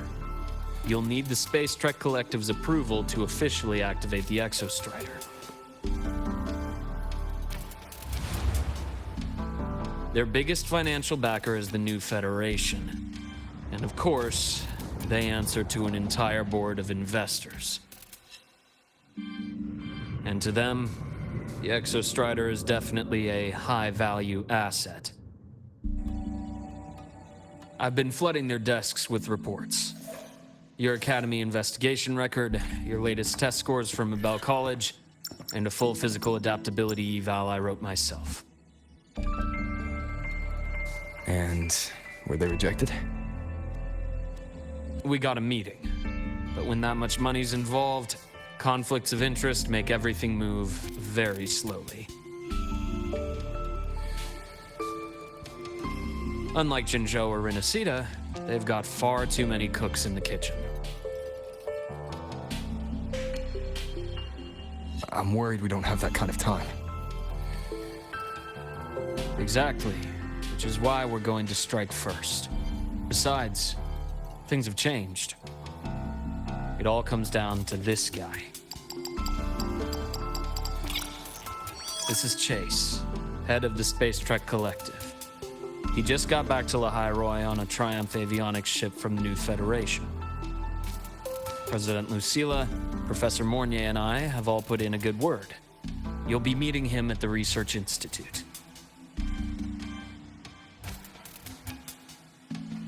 Chase started as a low-level employee at Ashridge Energy in the New Fed. Then, he dropped off the grid for a few years before resurfacing in a government position. After that, he left the government and started diving into multiple large-scale investment projects. Some say he's still been Ashridge Energy's man the whole time, but no one's been able to prove it. He's sharp, low profile, and very smooth. At his age, he's seen it all. His only real concern is if the Exostrider's pilot can be controlled. Normally, they'd pick Academy synchronists who have been signing stacks of NDAs since day one. But sounds like his attitude changed. Does that have something to do with the changes you mentioned? Come in. Let's talk over some hot drinks.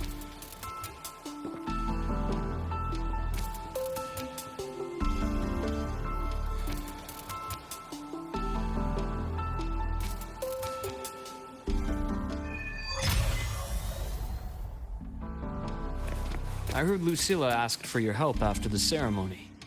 How did it feel working with her? Well, at first she was pretty dominant, steering the conversation the whole time. But now I understand it's because this academy means so much to her.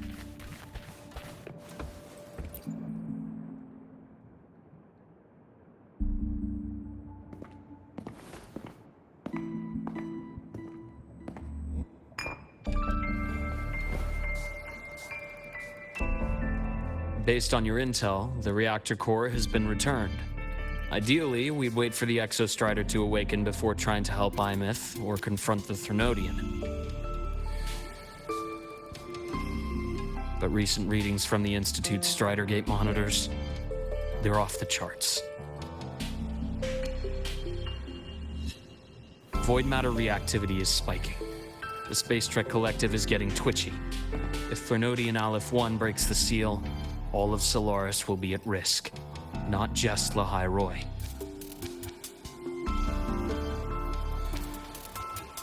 Now, The Collective didn't establish itself here without binders full of contingencies for a Threnodian event.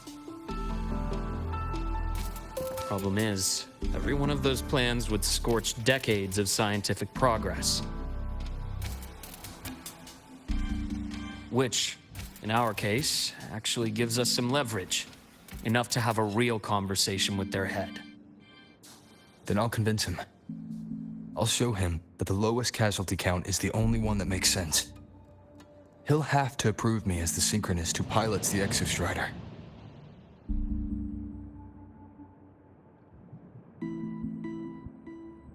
Luke, you mentioned you have contacts in the Black Shores.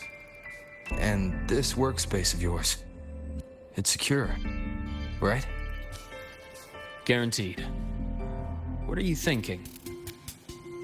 Lahai-Roi is closed off from the outside world. Public comms are probably tapped by Fraxidus moles inside the Academy. And right now, I need a direct line to the Black Shores. I see. Give me a moment. I'll establish the link and leave the rest to you.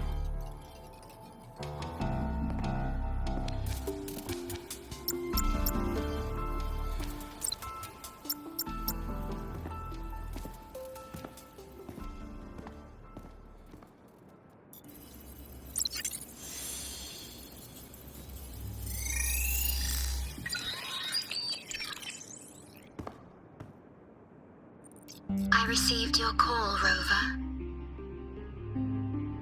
Is the situation in Lahai-Roi that dire? You look exhausted.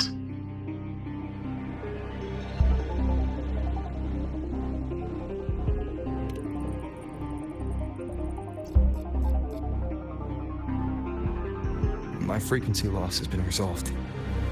But Lahai-Roi is under imminent Threnodian threat. I need your help, Shorekeeper. Understood. For this purpose, both I and the Black Shores exist.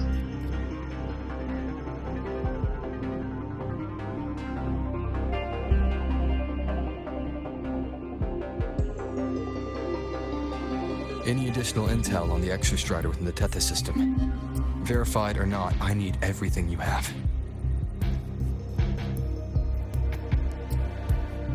I trust Luke. You can speak freely. Records confirm that Luke Herson has been providing critical assistance and intelligence to the Black Shores. I trust your judgment.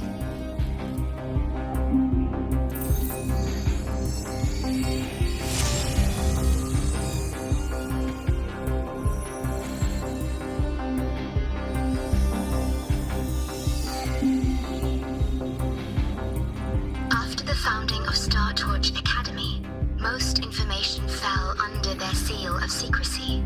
However, in its early days, you mediate negotiations between the Academy and the Roya.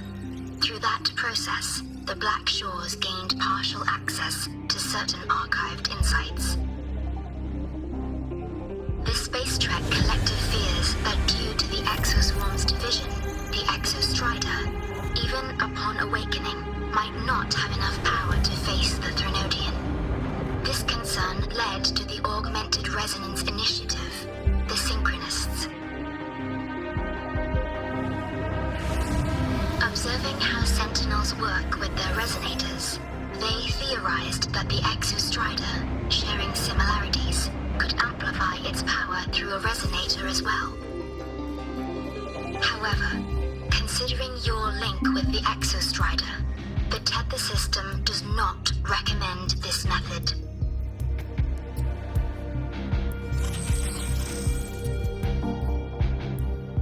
We have intel that deep beneath Lahai-Roi lies the keystone left behind by the Exostrider long ago.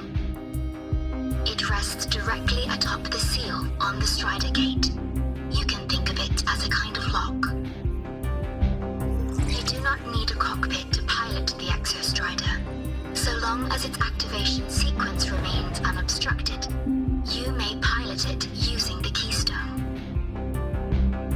Is it because I'm its orbiter? Precisely. For one who shares its origin, a cockpit would be more of a hindrance. As for Aemeath, I think Dr. Luke's proposal is viable. You mean using the exoswarm-like shell that appeared in the cockpit to look for her? Yes, the connection between frequencies will help.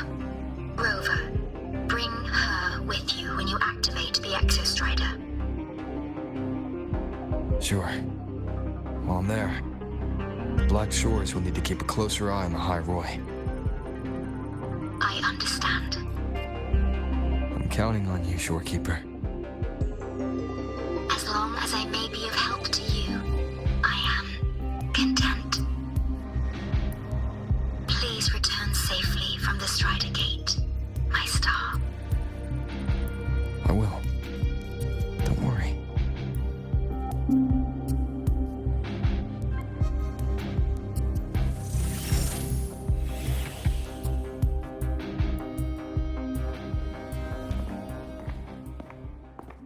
I'll inform Lucilla. Take your time finishing that drink before you head out.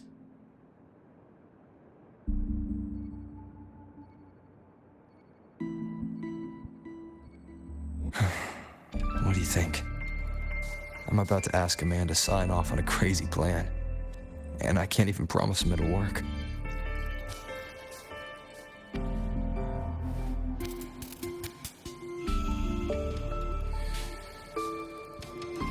Nobody has a plan they promise will work.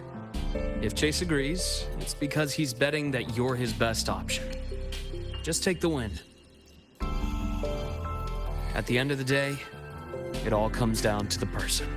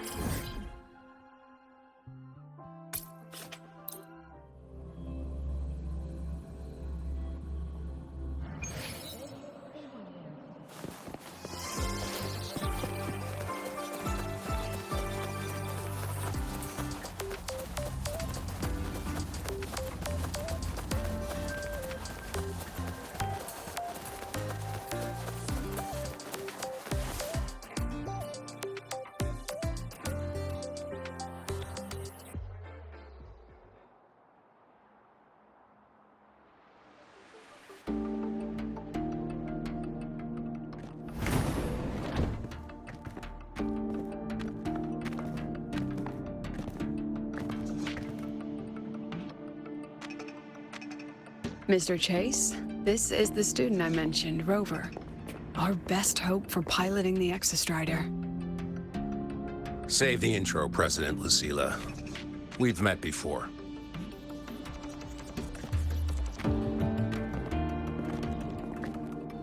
Before? In my past life at the Academy?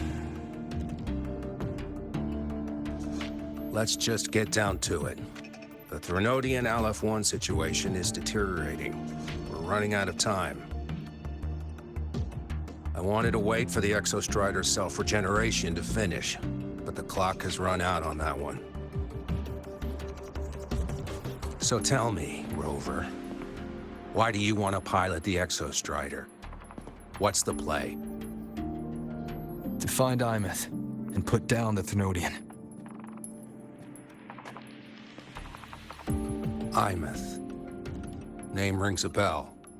The one with the high sync rate. Her Her disappearance was a real loss for us.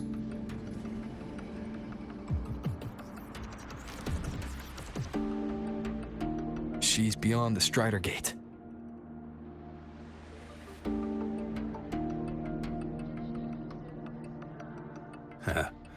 I see how it is. But finding one person in a goddamn interdimensional haystack, not so easy. You understand our position. The Threnodian is our priority.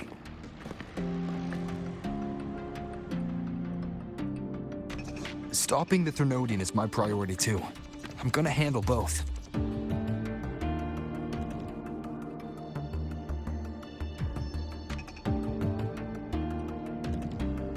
Look, we have the same objective.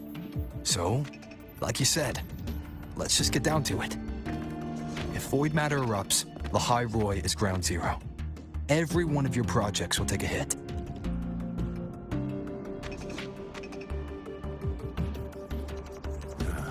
Regarding LF1, our intel is insufficient. We are not, at this time, considering its total destruction.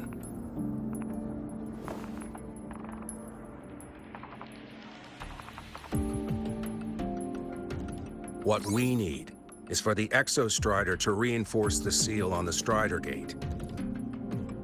To do that, we need a qualified synchronist, and we need the Institute's drive replica. When that gets embedded in the Exostrider's chest cavity, then its repair is complete.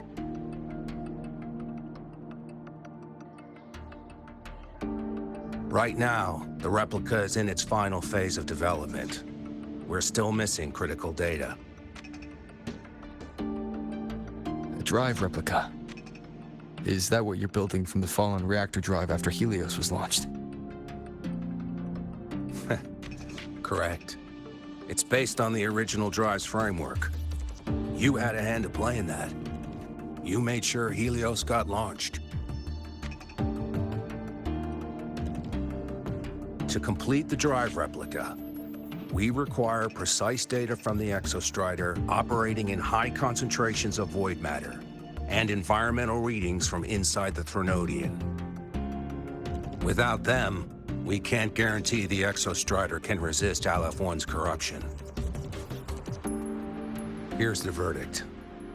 On behalf of the Space Trek Collective, I authorize you to pilot the Exostrider.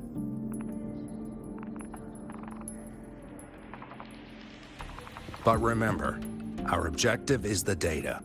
We need readings from the high concentration zone to complete the replica. And your personal mission gets 10 minutes. That's the max duration our void matter barriers can cover the Stridergate once it's opened.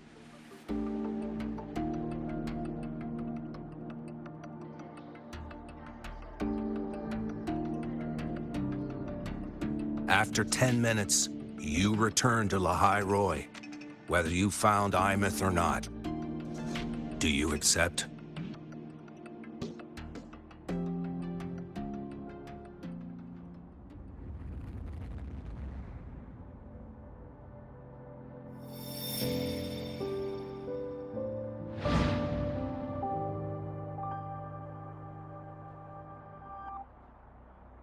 Deal. One more thing. I won't be using a cockpit. Just show me the way to the Keystone and have the Exostrider ready. That's all I need.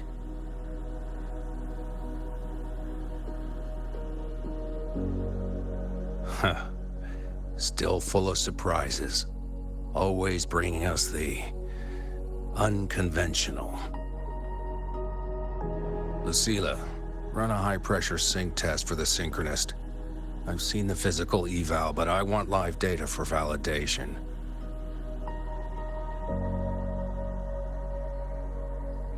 The moment the numbers hit green, we'll begin preparations for activating the Keystone and deploy void matter barriers around the Stridergate. There's something else. I need a favor. Go on. The Phyrexidus is lying low, even after failing in the dark side.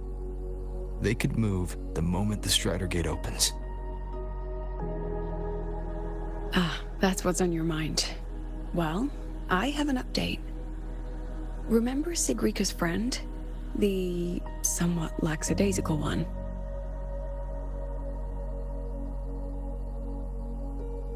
You mean Denia? That's the one. She's gone missing. Our investigation points to her being the agent the Grand Architect referred to. But don't let it distract you. I have a reliable friend keeping an eye on Fraxidus activity. You just focus on waking the giant. Leave the rest to us, Rover.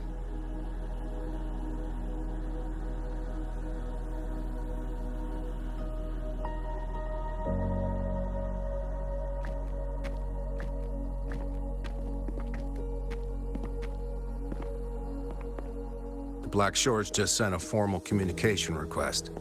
They're offering full support for Lahai-Roi's evacuation. If it comes to that. You handle it, Lucilla. You have a better read on the situation than I do. And you're better at talking with that student.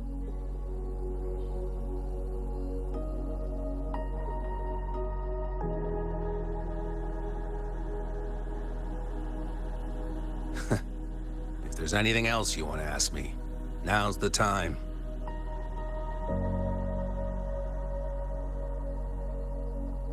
I'm surprised you're placing this much trust in Rover, authorizing him so readily. Any particular reason?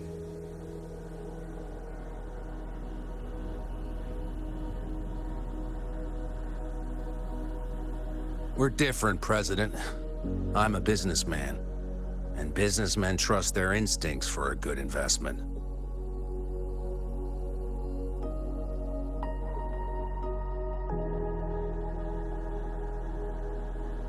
The Threnodian could strike at any time. Given the circumstances, Lahai-Roi may have to be written off.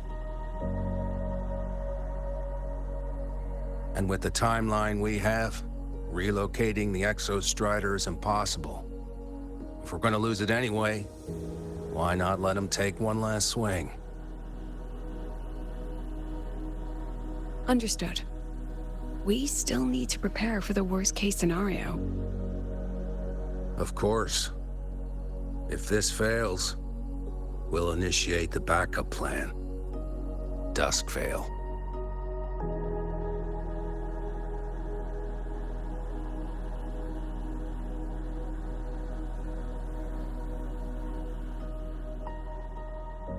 Ugh, that guy gives me the creeps. What kind of place is the new Federation anyway? Are they all gonna be like that? We'll find out when we get there, Abby.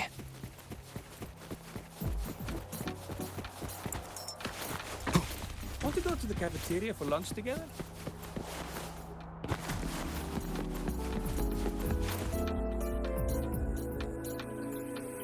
So you're that student, huh? I'm Sakia. I'll be overseeing and evaluating your test today. Lucilla filled me in on everything. This synchronization test is far more intense than the standard procedure.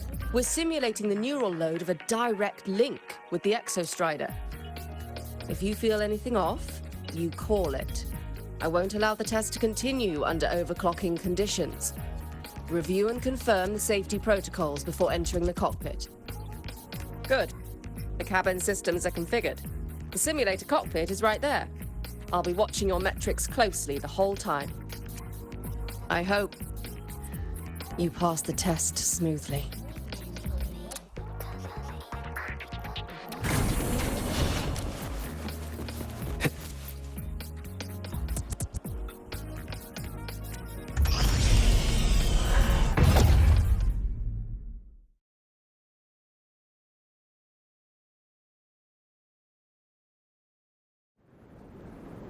Neural network connected.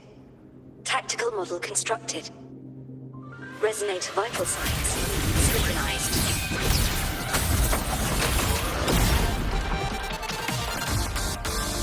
Endure is fine. Check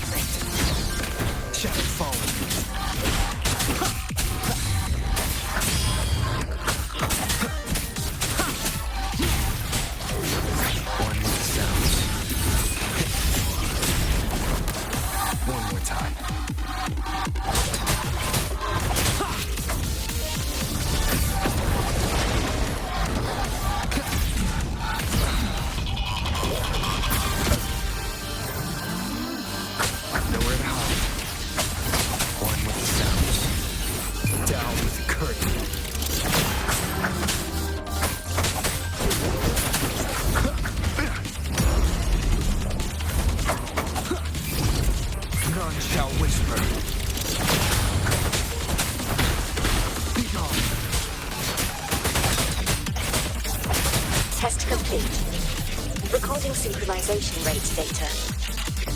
Cockpit opening. Please exit according to the safety protocols.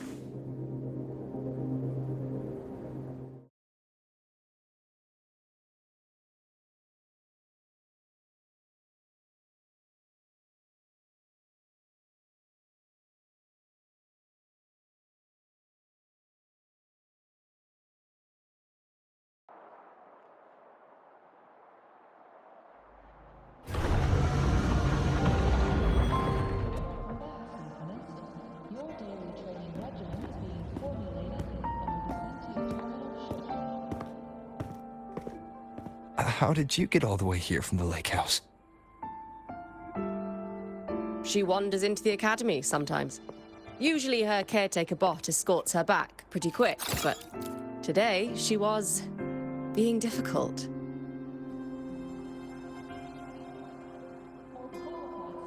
We'll go back together in a bit, okay?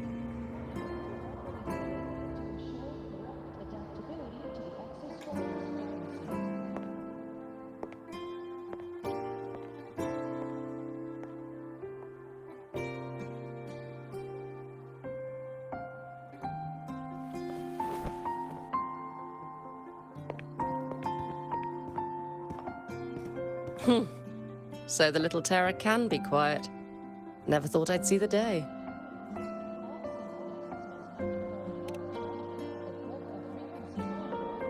Yes, I was her teacher. Over 10 years ago now. She used to drive me up the wall. The last day I taught her, she wrote saving the world as her career path. I asked her if that was really what a synchronist should be aiming for, then gave her a piece of my mind and told her to rewrite it.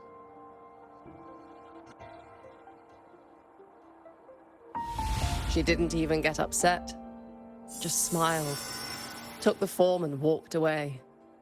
She never stepped out of that cockpit again. Now she's back, but not really. What a headache of a student.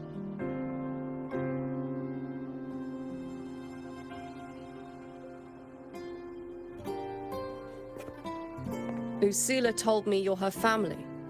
Is that true? Yes. And you're planning to pilot the Exostrider and bring her back from the Stridergate? That's the plan. Sounds like an absurd, bold, utterly delusional idea. No one knows what's actually behind that gate.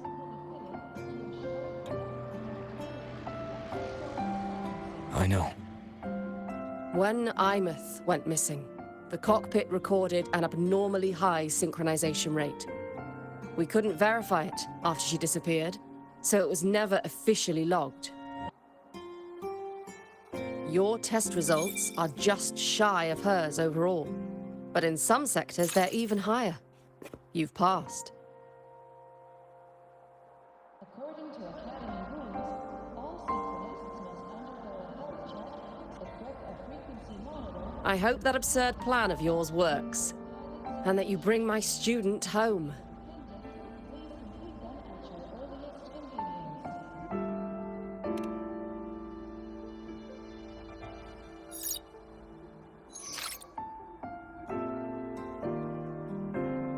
The results are out, but preparing the Exostrider will take time. You'll need to wait around 2 days. We'll let you know when it's ready.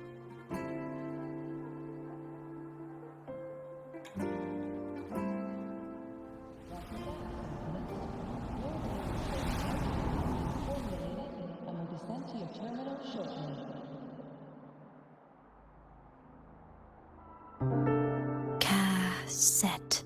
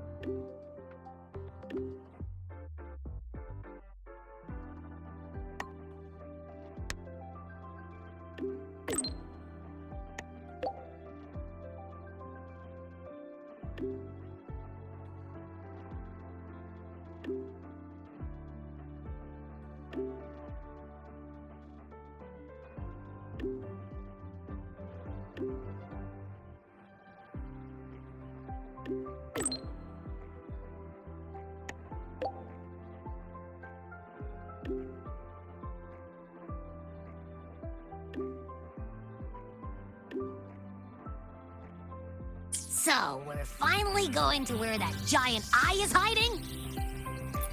Yeah.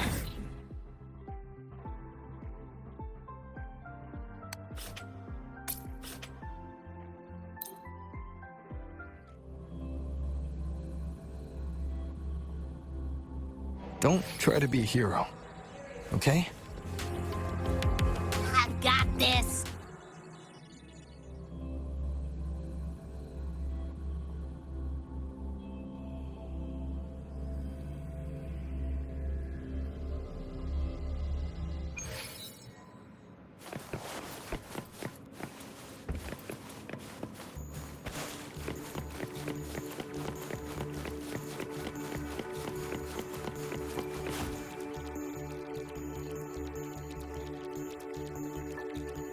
Hey, Rover, are you leaving now? Yeah, I was worried. Figured I'd catch you before you left. So, you're gonna pilot the Exostrider. You feel nervous at all? I know you're awesome and all, but nobody's ever done this before. Nobody knows if the Exostrider will even move, or what else might go wrong. Everything's felt so heavy at the Academy lately. Teachers are stretched thin. Even the nearby exoswarms seem restless. Lene, are you nervous? Okay, fine. Is it that obvious? Look, after I aced the entrance exam, I thought, sweet, life's gonna be packed again, non-stop, like it used to be. But just when I was ready to finally be a student, my bubble popped. My brilliant student life, poof, and done.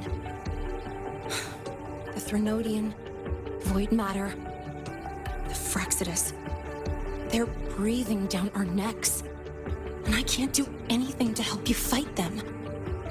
I just have to stand here and watch you walk into danger alone. It makes me feel totally useless. I'd feel worse if I tracked everyone in Lahai-Roi into danger, just to back me up. Of course, if things get really desperate, we'll have to face it together. But for now, when I look at all the students who came here chasing their dreams, I want them to stay students. Because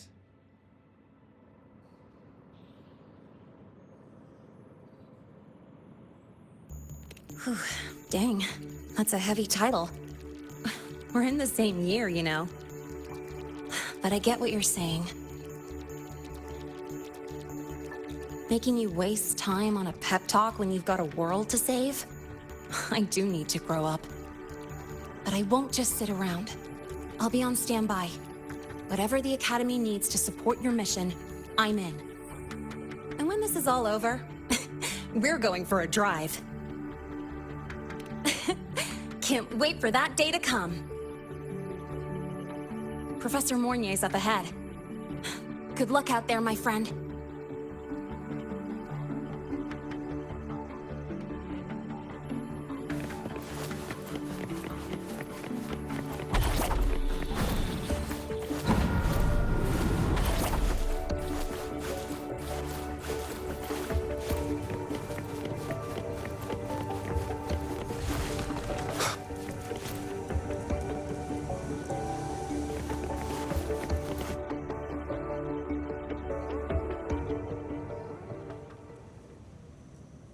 Temporary passage is complete. It'll take you directly to the Keystone. The Black Shores will keep a team on standby here at the Institute. If you need our support, just say the word. Thank you. We couldn't have built the data framework this quickly without your team's expertise. Lahai-Roi is a top priority. A joint call by the Shorekeeper and the Tethys system. Oh, Professor Mornier, your guest has arrived.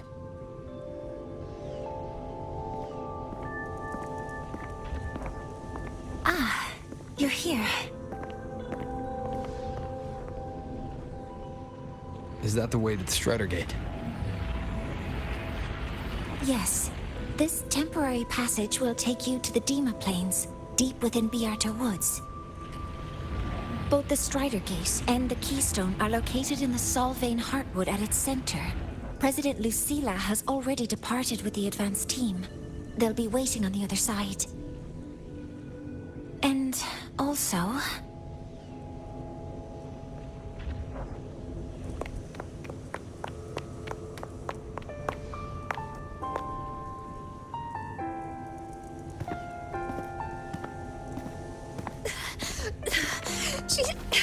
She's too fast. What happened? Professor Monnier, she suddenly bolted into the cassette depository and took this. This is...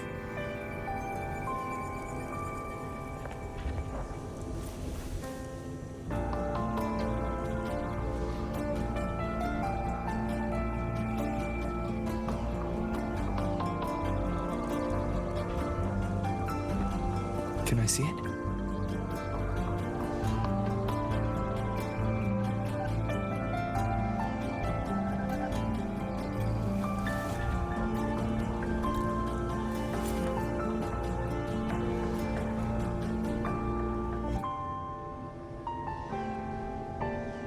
I'll give it back in a moment.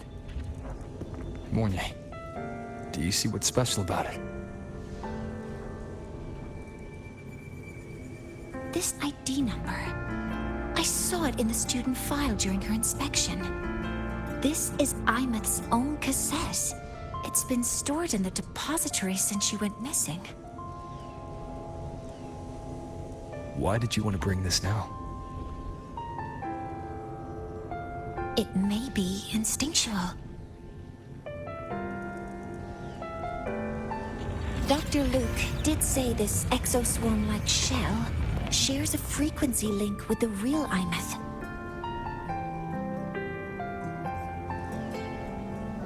Or it could be the shell's residual instinct.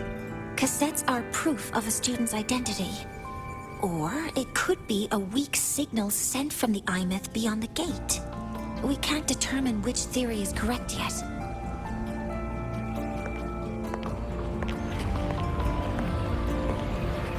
However, this does remind me, carrying a cassette into an unexplored Voidstorm zone follows standard exploration protocol. Do you have yours? Yeah, I've kept it with me.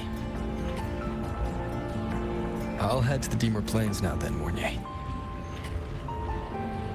I'll have to stay here, monitoring the data and ensuring the drive replica is ready. I wish I could go with you. But I'll be fully supporting your mission. Mentor, please, take care. I count on you to watch my back, Mornier.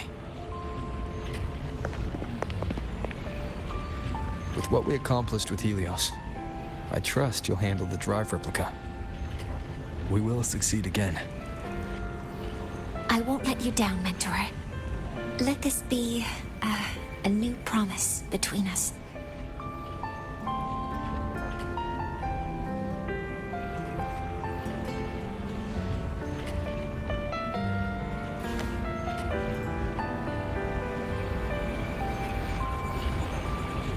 Let's go.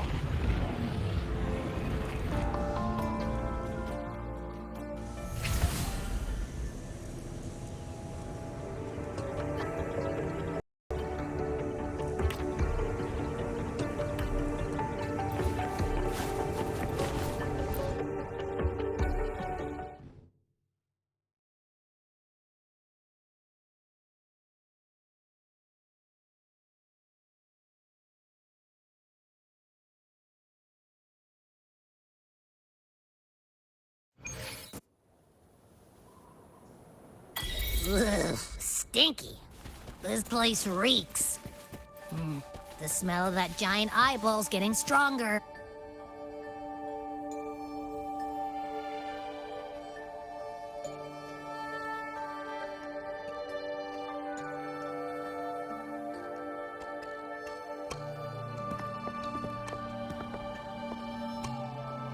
That Miko.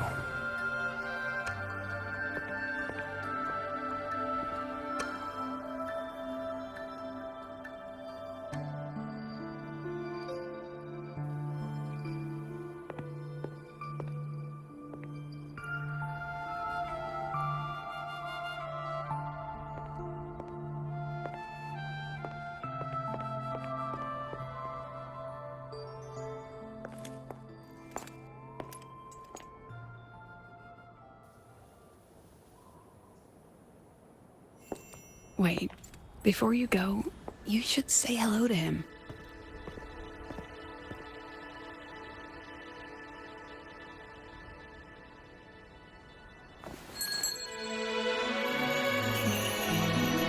This is Hiyuki. I told you about her before. The only reason we could set up the monitoring equipment so quickly is because she cleared the way for us.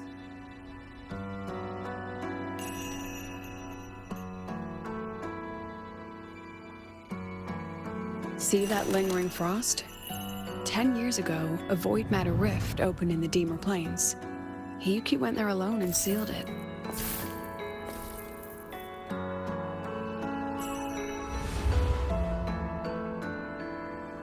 Thanks to her efforts, the Space Trek Collective and the Roya were able to fortify the seal successfully.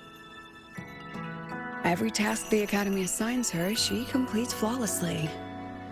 Were she to have a flaw, though, it'd be that she goes through blades like nobody's business.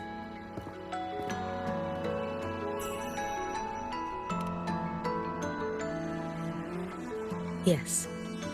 Lucilla spoke of what that child did. She is a good one. Strong.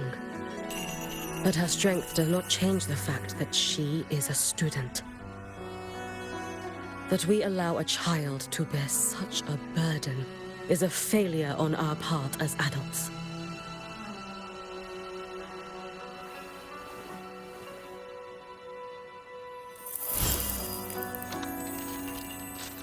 I sent this white bird to search the void matter's concentrated depths, and I am certain I felt her frequency. Somewhere in Voidspace she waits. The collective pursues what is right, but your quest to save the one you hold dear, that I understand. Very good. But I'm afraid we can't say more than that, okay? Right now, both sides want the same thing. That's the best we could ask for.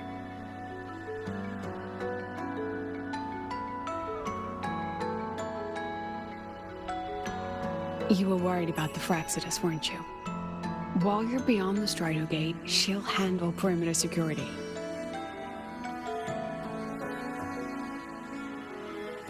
She's hunted both the Threnodian and the Fraxidus for a long time.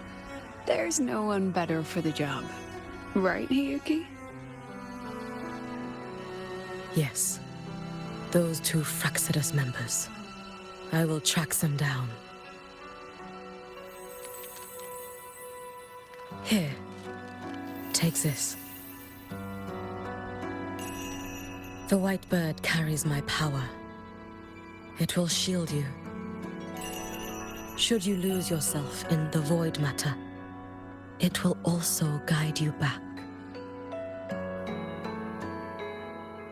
Hiyuki is part of Star Torch Academy's Special Response Force.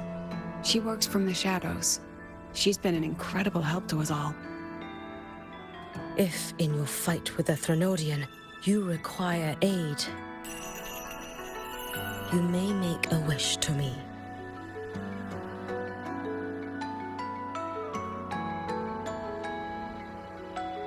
How about I go first? I wish for peace and safety across the Deemer Plains.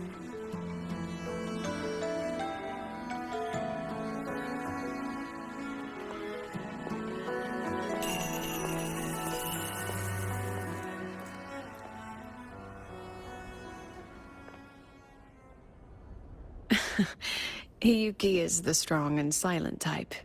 Spend enough time with her, though, and you'll find she's rather fascinating. Why didn't you introduce us before? Why the reveal now? No point in hiding what's already in plain sight. Besides, you're both strong, and it's safer if you work together.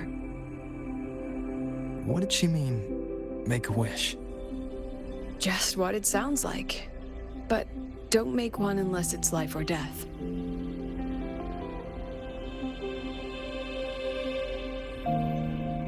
Granting wishes always comes with a price.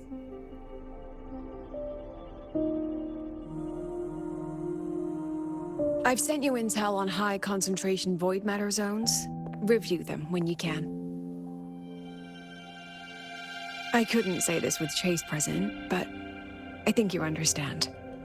For him, this is a calculated investment. For you, it's a suicide mission. You've been in Voidspace. You've faced it. If Aleph 1 truly lies beyond that gate, it'll sense you the moment you cross over. This won't be easy. The Exostrider isn't fully repaired.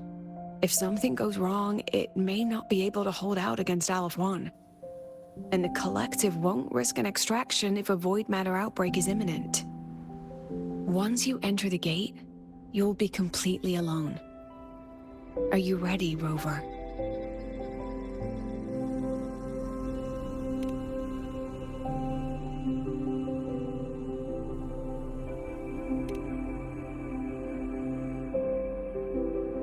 I've been in situations like this more times than I can count. If I only cared about walking away clean, I wouldn't have gotten this far, or be standing here now. So, thanks for the concern, President. But I've been ready. Very good. I'm relieved you've thought it through. I'll be here with the others, monitoring the void matter barriers. If something happens, I have to respond immediately as the Academy's head. We'll probably be able to maintain a data feed, but based on past intel, the void matter's disintegration effect will destabilize the signal.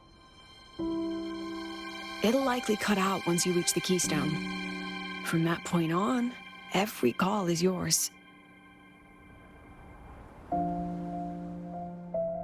I understand.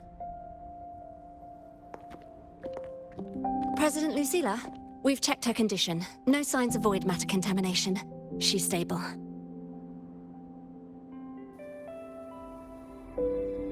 All right.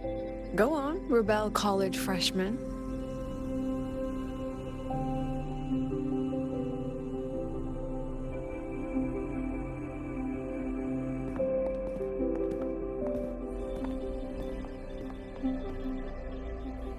The students and faculty of Star Torch Academy have been waiting for the day the Exostrider awakens. May you return victorious.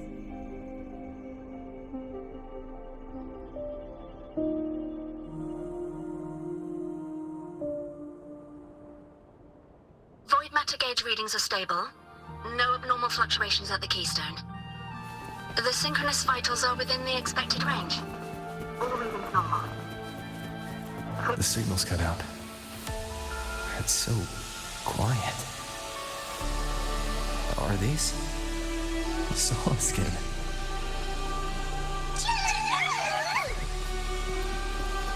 Are these little guys guiding you to the Soul Vein Heartwood? All right then. Let's go together. The Solace King merged into the roots. They didn't return to the Exostrider to the Solace Chase. They used...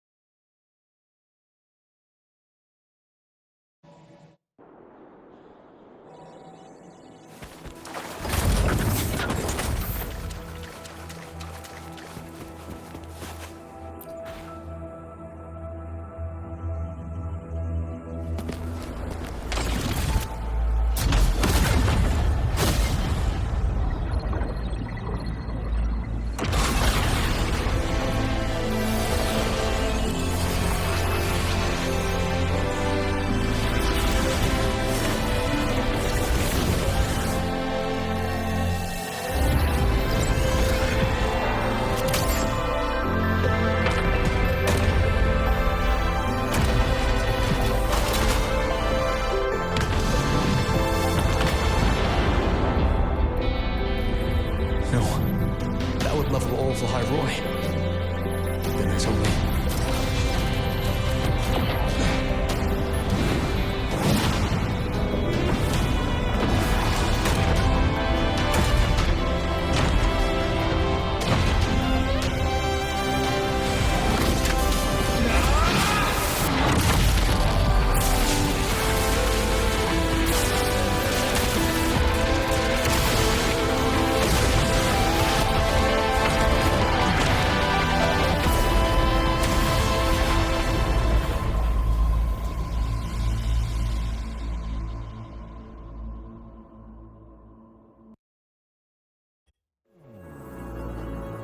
Starting to feel dizzy.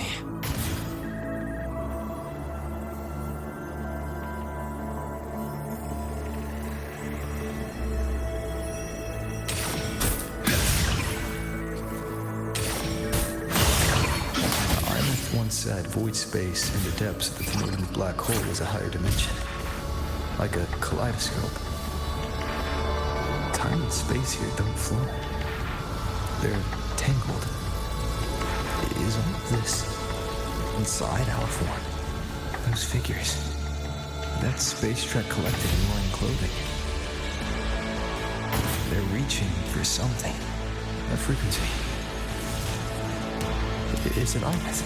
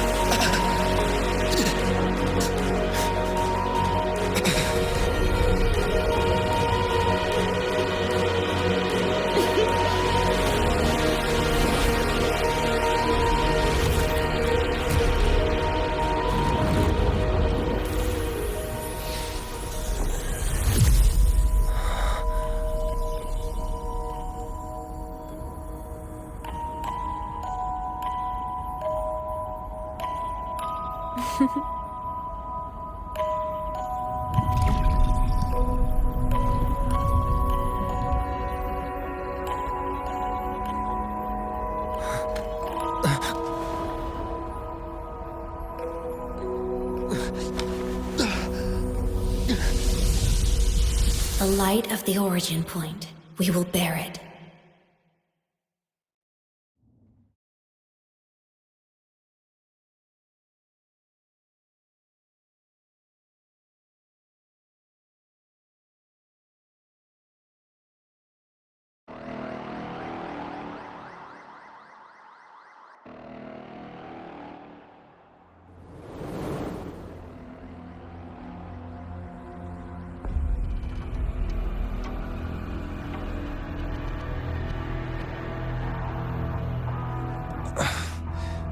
Am I back at the academy?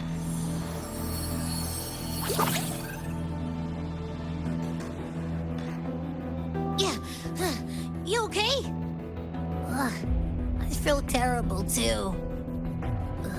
Something just yeeted us out of the Threnodian's gut.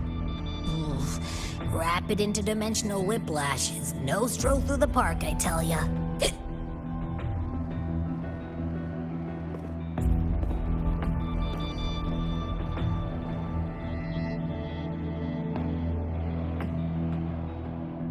The Exostrider isn't here. Uh-huh.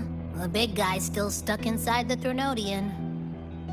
Did you see that freaky black hand that popped up in the cockpit? The whole dimension freaked out, like it was trying to spit us out. Next second, the void matter flushed us out here. I saw Navora in the flashes. It's the Fraxidus. Has to be. Everyone was standing right here. This is where void matter began to contaminate the sky.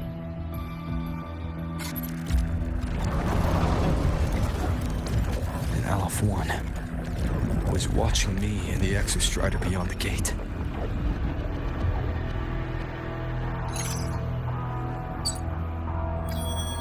Mentor, finally got a hold of your signal. We lost contact for an entire day. Everyone's been worried.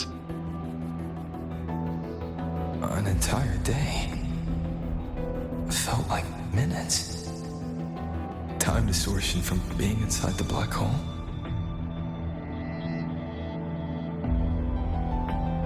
Mornier, I'm fine. We had an incident. The Exostrider is still inside Voidspace beyond the gate. And now, even the Academy inside the void matter barriers is getting hit by void storms. What happened while I was gone? After you went in, the data transmission was perfect. We were celebrating. But not long after, void storms began to erupt even inside the Academy. We haven't been able to find any breach or source to explain it. Most of Lahai-Roi has been evacuated to the Collective's escape pods, with Black Shore support. Those who remain are gathered here at the Institute.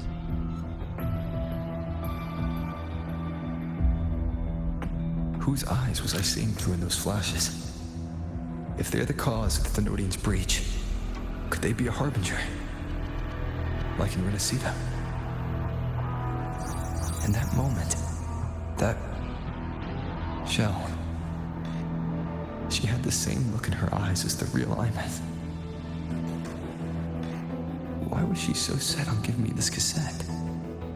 What was she trying to say? Looks like I'll have to open it up to find out. I'm coming to you. I brought something back from the other side. I want you to see it first. The Threnodian struck like a bolt out of the blue. We may not know why yet, but we need to figure out our next move together. Understood. We'll be waiting for you at the Institute.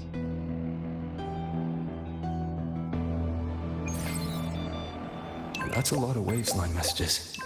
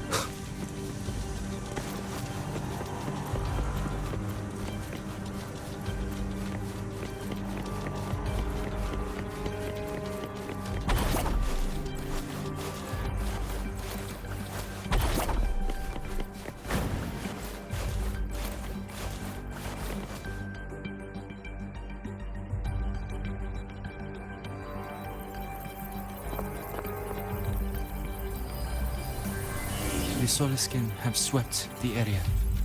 None remain in Bjartar Woods. Someone just posted a call for help on the campus's Waves line group chat. I'll go back to run a final check later. Sigrika, are you sure you alone can handle it? Don't worry, I have my runes. They'll help me drive back any contaminated exoswarm. The Soliskin will guide me too.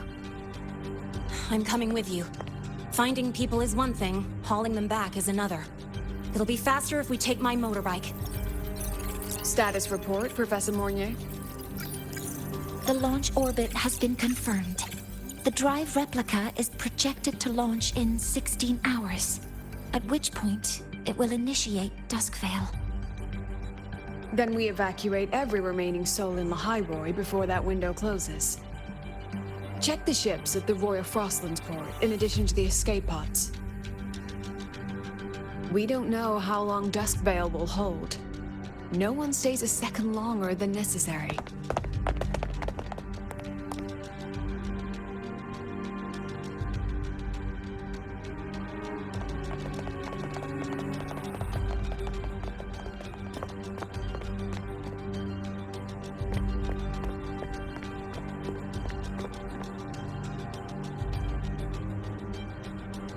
The Exostrider.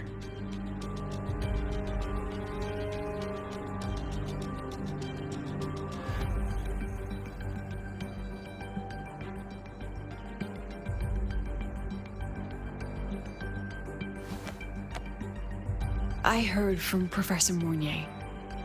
You went dark for a full day. We thought we'd lost you to Voidspace. Activating the Exostrider before it was fully self-regenerated was a massive gamble. We all knew the stakes. We hoped for the best, and of course we prepared for the worst. You're alive. That alone is good news for all of us. No time to kick yourself now. I've got a mountain of work waiting for you, Rover.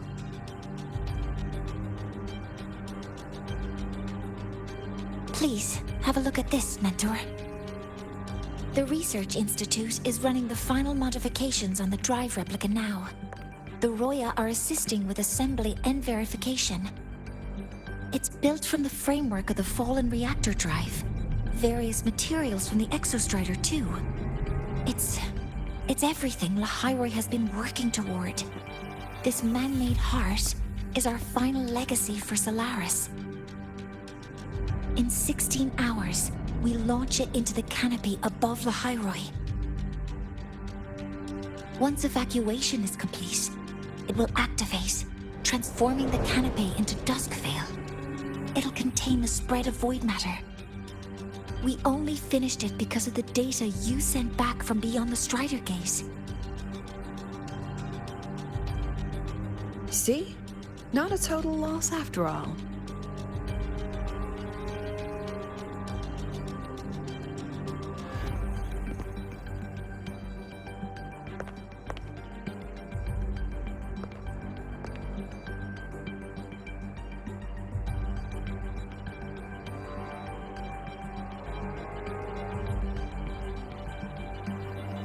Thank you.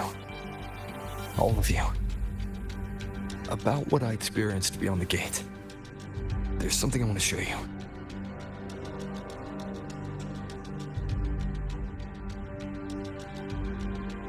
I don't think she gave me this cassette for no reason.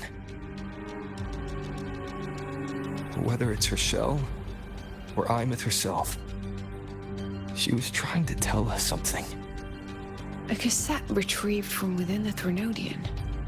Now that is intriguing. Professor Mornier, is the analyzer in the cassette depository still operational? We can head there now.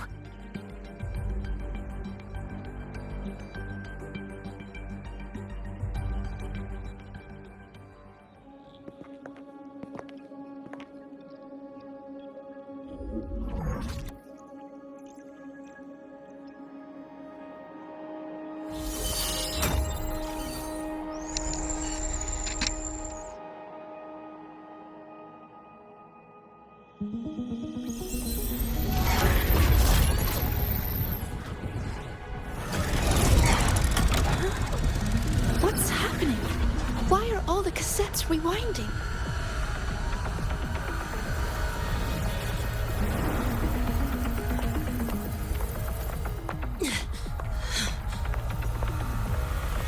The whole server bank's going nuts. Every screen is flickering. Oh. The data volume is far beyond the cassette's capacity. It's as if thousands of people left their records in it.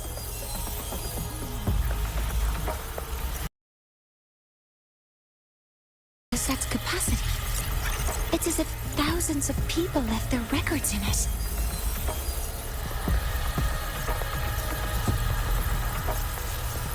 The storage system is destabilized. It's now flooding data into every archived cassette in the room. But this isn't memory data. Aside from the corrupted junk, the compressed mass consists of coordinates. Coordinates? From beyond the gate? Are they locations inside the Threnodian's black hole? Based on your report, Mentor, conventional space-time doesn't apply in Voidspace. You can't plot a standard map there. If Aemeath went to these links to give us this, she wouldn't have made it impossible to follow. What if they're coordinates in Lahai-Roi? If such is the case, the origin might be... Please, allow me.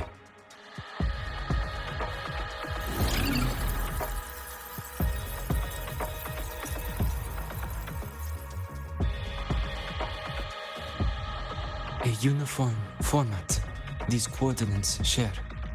I have verified 150 points using Sundermere as the origin. Each one aligns with a site of Royan runes etched upon stone, just as you beheld within Solisylon. Forged by the Exostrider, these patterns are. Void storms do not affect them. We have only glimpsed fragments of their meaning through the lens of Solisylon.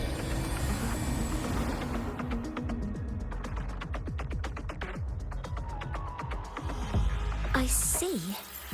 Let me overlay these coordinates onto a Lahai-Roi map. It should make things clearer for us.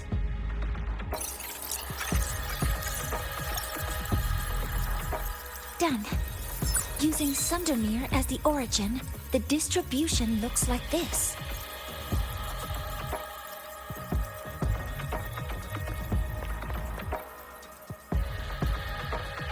Everything matches. I'm spotting every Royan rune site in Bjorderwoods on this map. But what about the other coordinates? Wait, I know that spot. That's where the void storm hit at the start of all this.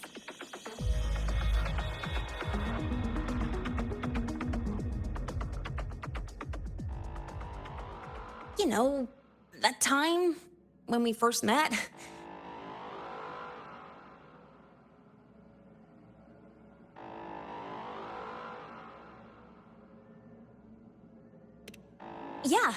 Yeah, that one. Void storms.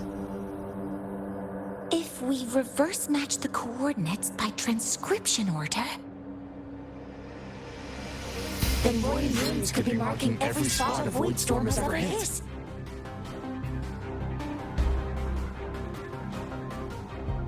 So it is. We Roya have observed something similar, but never perceived it as a universal law. Well, the runes aren't exactly neon signs on the stone boulders saying, "Look here." There are too many locations. With the personnel we have left and the autonomous bots. Leave the manpower to me. You want to bring people back from the escape pods? Precisely. If void storm's spreading. Sending people back out to find hidden ruins is too dangerous. Any venture into the unknown carries risk. Studying the Threnodian was a risk. Playing chess with the Fraxidus was a risk. And piloting the Exostrider through the Stridergate was certainly a risk. Where there is a sliver of hope, the Space Trek Collective will always find people willing to bet on it. Once Dusk Vale is initiated, this place becomes a sealed tomb. The intelligence retrieved from Voidspace is our only remaining asset up for study. It's our only leverage against Aleph-1 before Dusk Vale fails. We have the capability, the responsibility, and the will to secure this Voidspace data. Face the unknown and we may lose much. Flee from it, and we lose everything. Then leave Bjarta Woods to me. It's the most heavily contaminated area. If this is because of what happened to the Exostrider,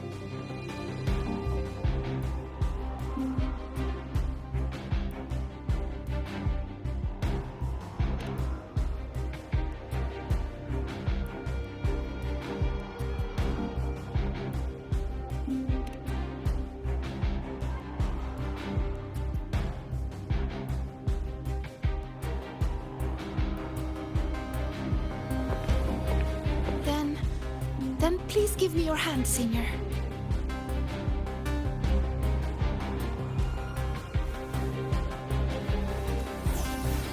Use this. It will guide you to other Royan runes.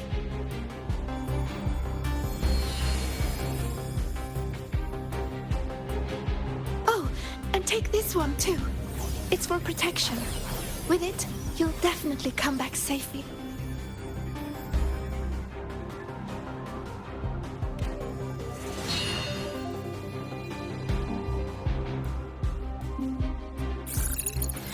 Clock starts now. Recover all Royan runes before Dusk Vale gets initiated.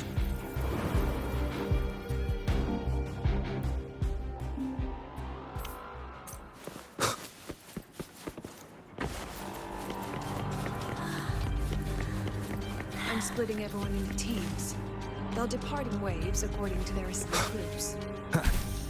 Good. I will prepare the interpretation for the Royan.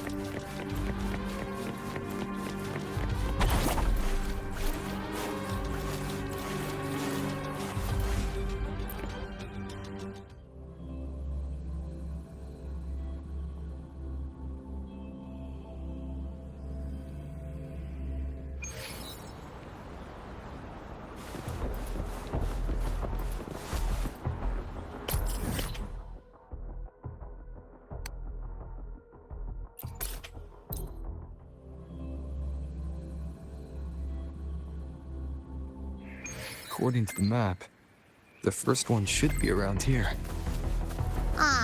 Didn't notice before, but, there are some shredded frequencies hanging around this spot. Abby, you're awake?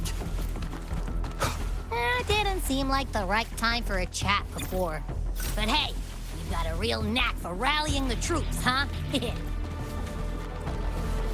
rune's responding.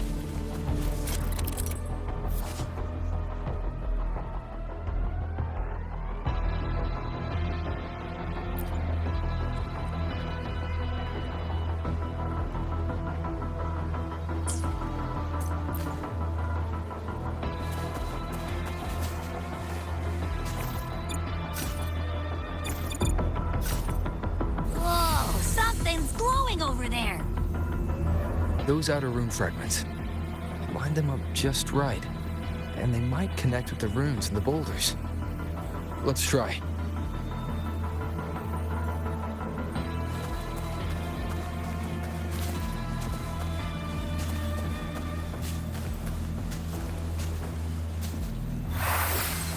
Jackpot! We actually found one! Good. I'll send it to the Shaper and the others for a look.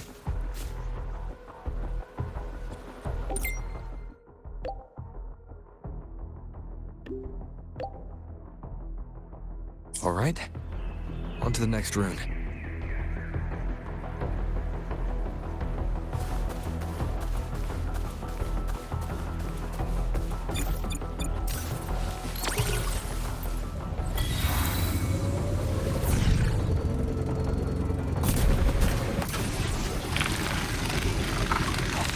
Same as before.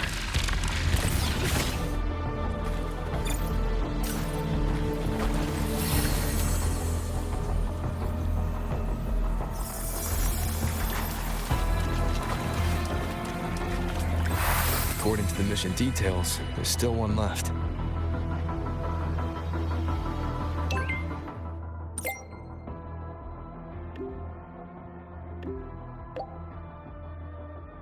We're blazing through these runes. Yeah.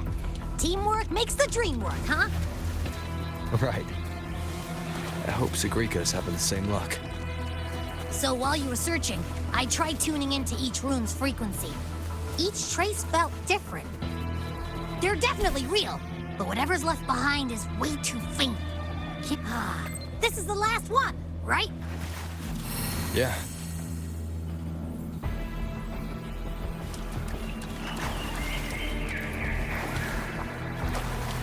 All done. I'll send it to Lucilla and head back.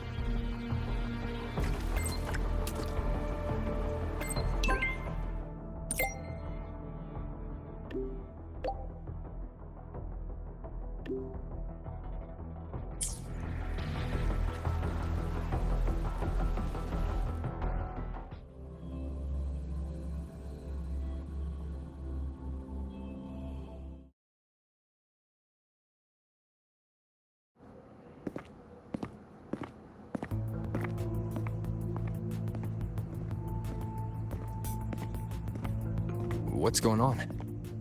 Ah, Mentor, you're back.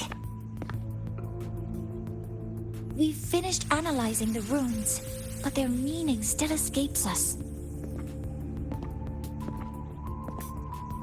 As for the overlapping coordinates, we've run multiple standard decryption algorithms, but the results are contradictory.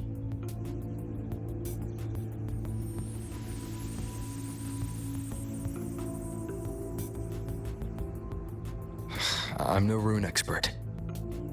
But we have one here, don't we? She resonates with them.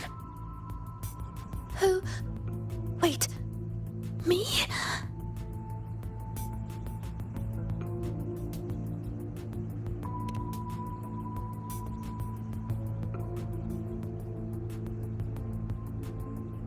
If you're asking me, these runes don't feel flat. They feel spherical. About this big. And these 2 points are relative. Like this. 3-dimensional coordinates. Orthographic projection. If we take the reactor drive's light data from the database as a depth layer and reconstruct it,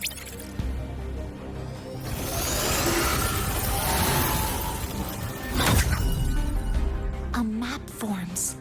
The Royan runes are conveying a spherical map.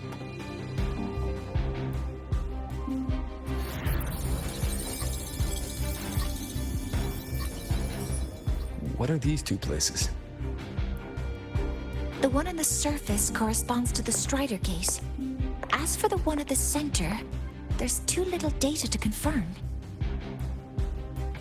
But by geometric definition, it's the origin point of the entire map.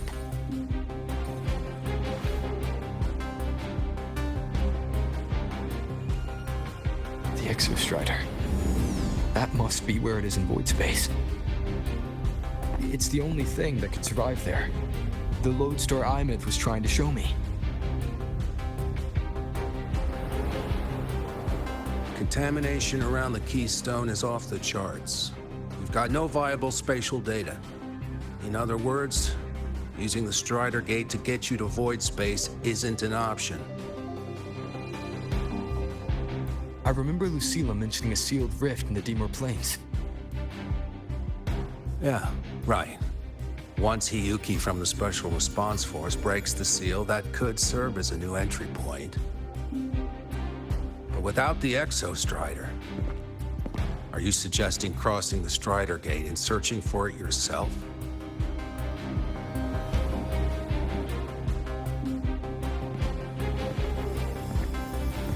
Now that we have a concrete map, I should be able to retrieve the Exostrider before my power of separation gives out.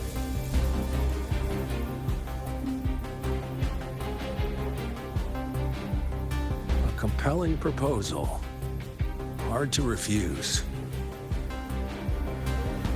But don't forget the Exostrider is currently out of power. Finding it is one thing. Extracting it is another.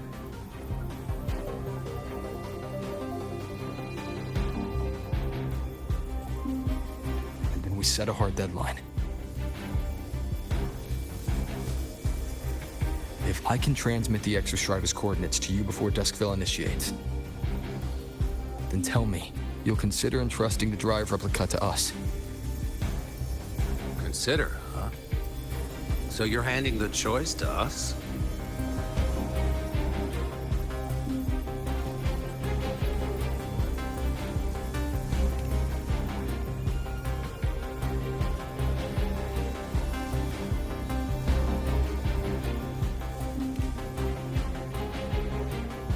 I'm not asking for a guarantee. I'm trusting you, the professionals on this side, to make the right call. Whatever that call is.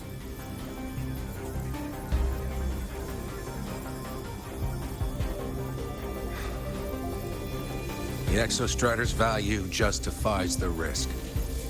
I agree to your proposal.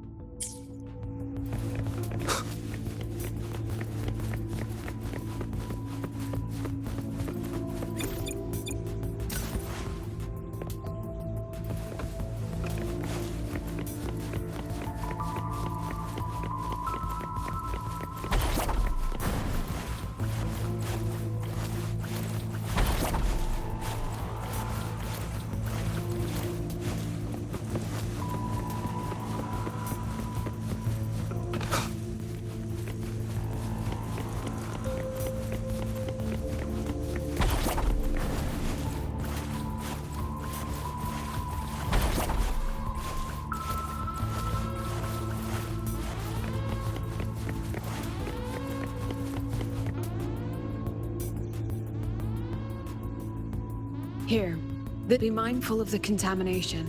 It's not just the exoswarm or local life forms being affected. It's sealing off the terrain itself. That said, where there's a will, there's a workaround. Hiyuki found one, though took her some time. That Miko. Yes, she's been investigating the Dimmer Plains in secret. You'll meet her there. She also asked me to tell you that she's run into the Fraxidus there, including the missing girl, Denia. Let's just say honesty is in her nature. She just thought you might want to know. Perhaps her way of showing she has no hidden agenda. Noted. I'll be leaving then. Wait. Look me in the eyes.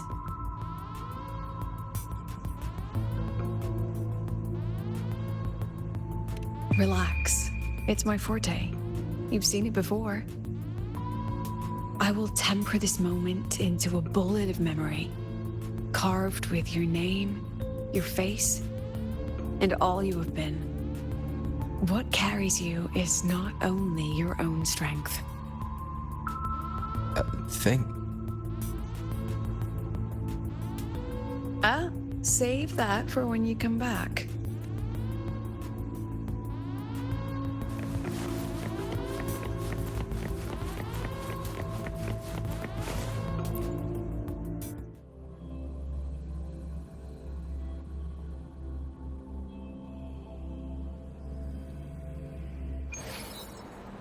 An entry point hidden in the Deemer Plains.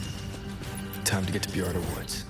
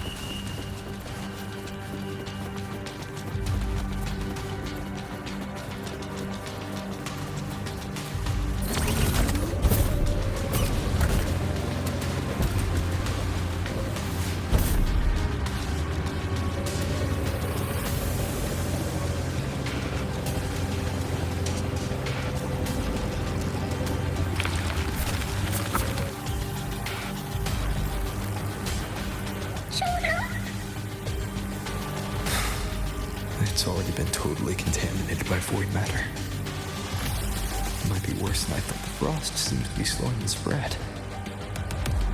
That frequency, it feels like Hiyuki's.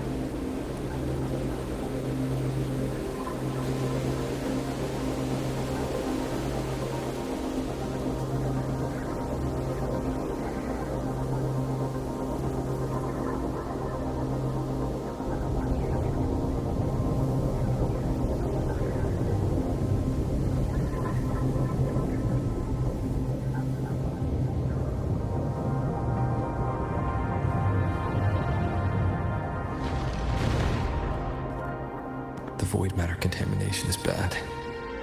It's not looking good for the Solaskin.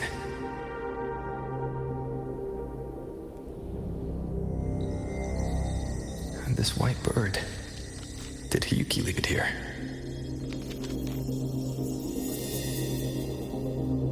All right.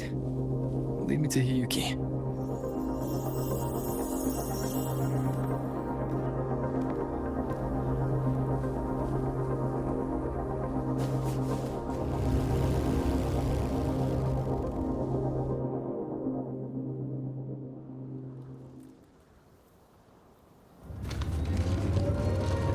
Where is it leading me?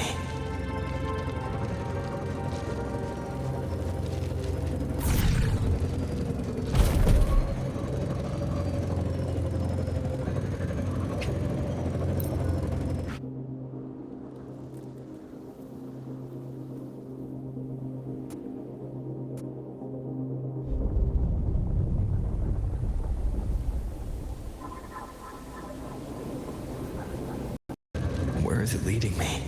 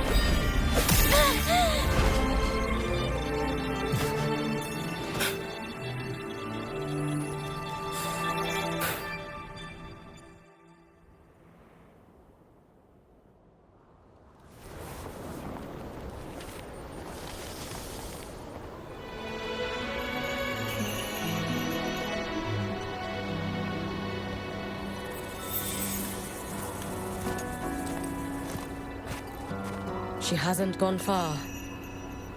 Probably watching us from the shadows.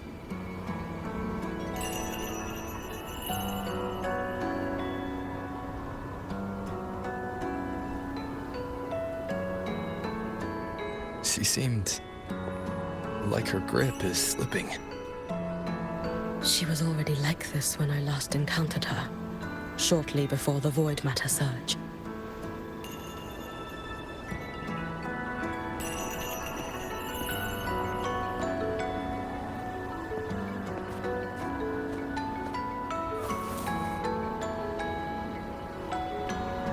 Hiyuki, when you fought Denia, did you see anything like a shadowy hand? Yes.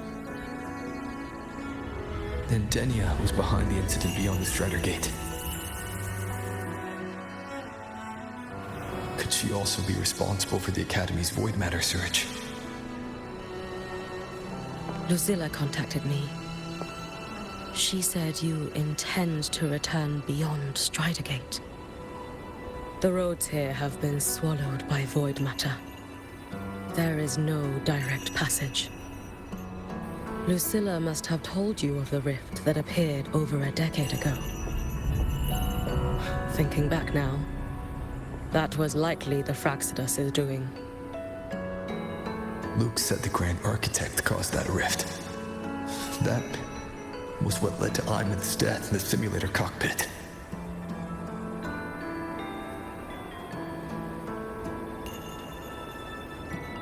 If they used a Threnodian frequency extracted from here to influence Denia, then the Space Trek Collective was already infiltrated from the beginning.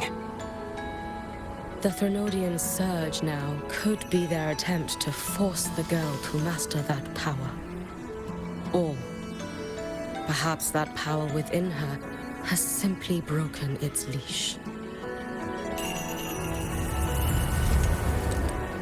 Long ago, I sealed a portion of my own power there to help aid the Solvane Heartwood resist the Threnodian. Break the seal, and you will pass through the rift to reach the void matter depths beyond it. Understood. I'm relying on you. Let's go. Time isn't on our side.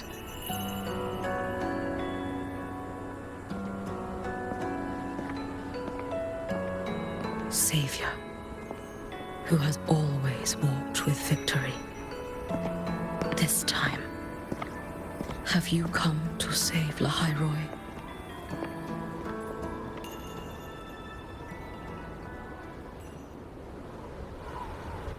This is...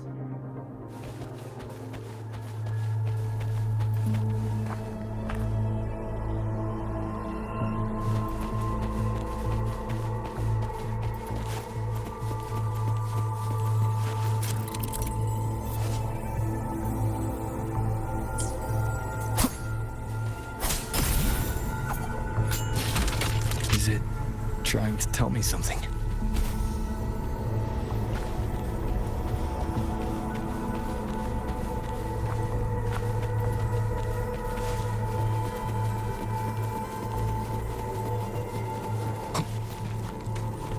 Aleph 1 seems to hold little interest in anything besides humans. Most of the structures it devoured have drifted here.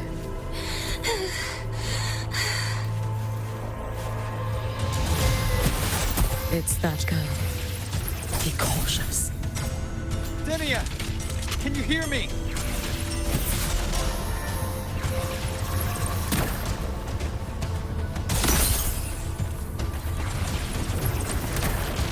I will handle this.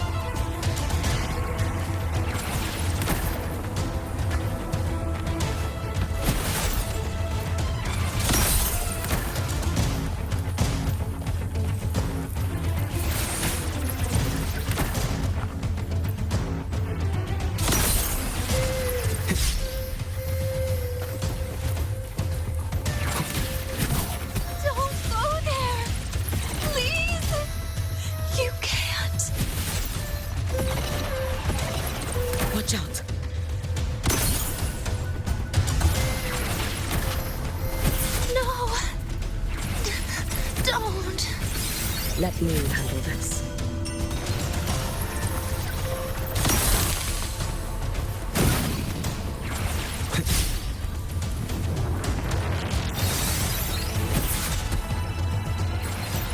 It's fine.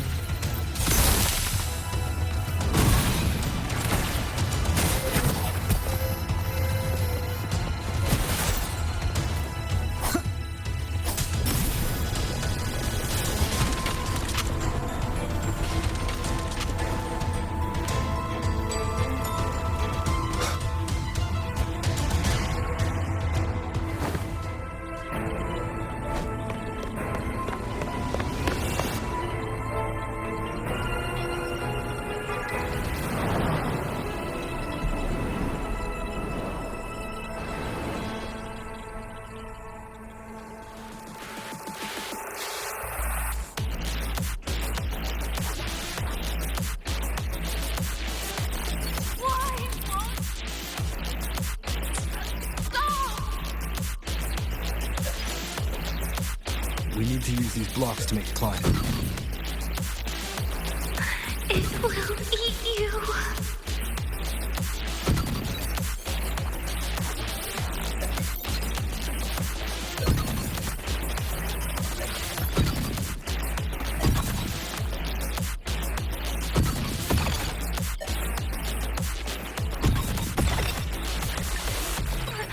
Sorry.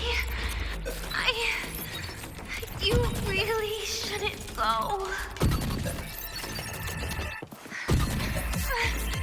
I sent you away. So why? So it was you, Lydia. The one who pushed me out of Voidspace.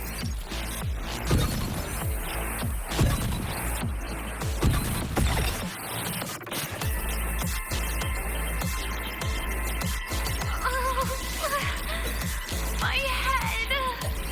It hurts.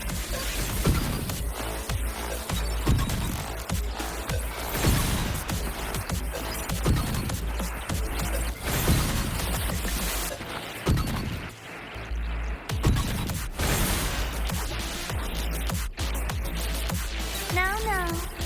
Playtime's over.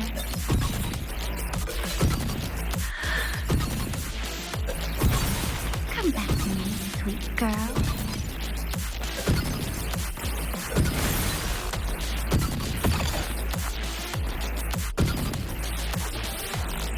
No!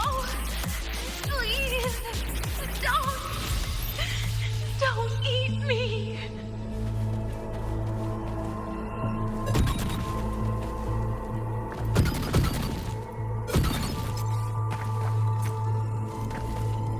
That child's state. She did not appear to be under complete control. It was Denia herself who stopped us. Let's go. We need to get up there first. Got it.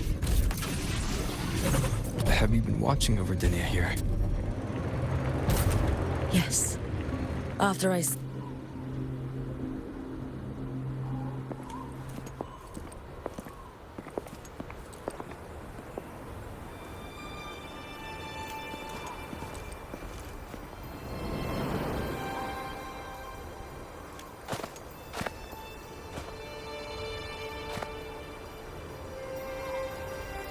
Wait here. This seal is wrought from the future's tithe.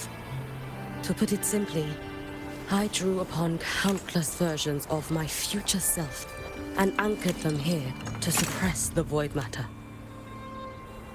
To break the seal is to reclaim those futures. That task is mine alone. I understand. I'll leave it to you. There is one thing. With Aleph 1 active, I may not be able to restore this seal once it is broken. You choose the most perilous path at the most perilous time.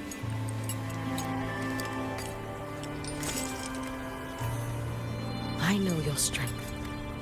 I know your history of victory.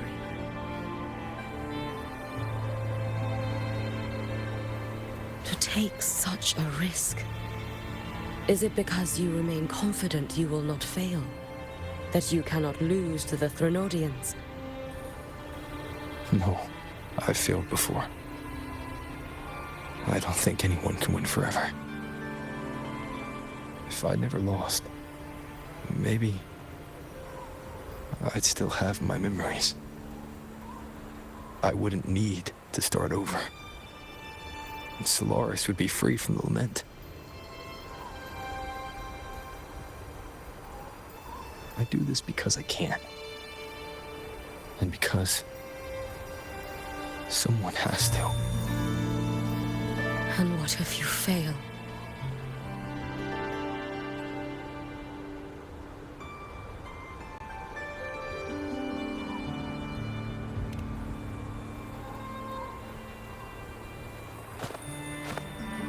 I meant, what becomes of you? Maybe I'll be lost to Voidspace. Maybe I'll find a way to turn the tide. I can't know right now. But if I don't try, there's no way I'll ever know.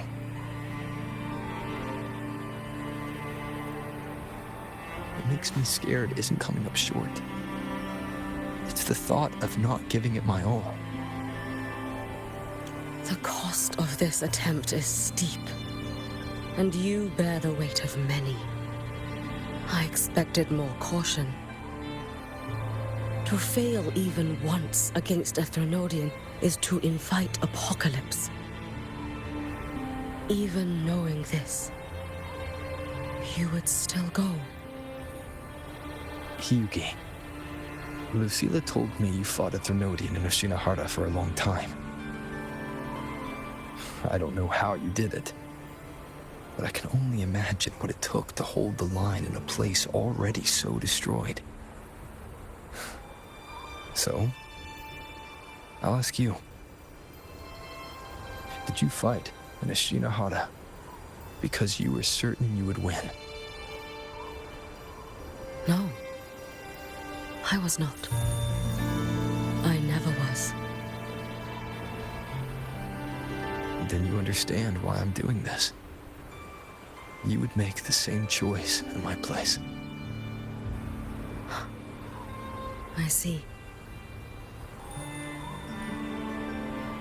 I will attend to the seal of Flaming Sakura. It will not take long.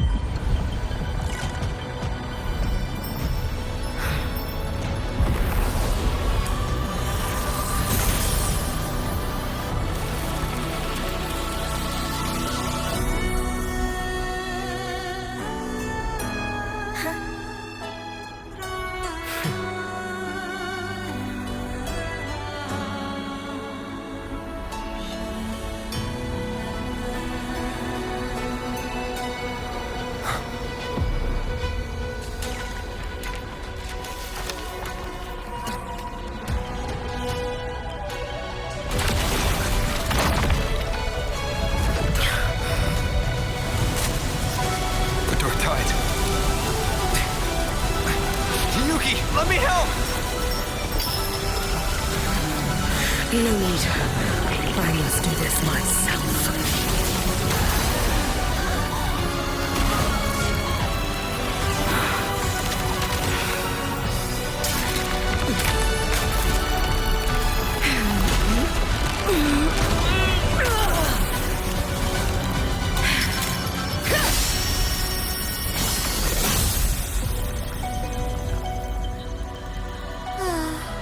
Why not choose the easier future?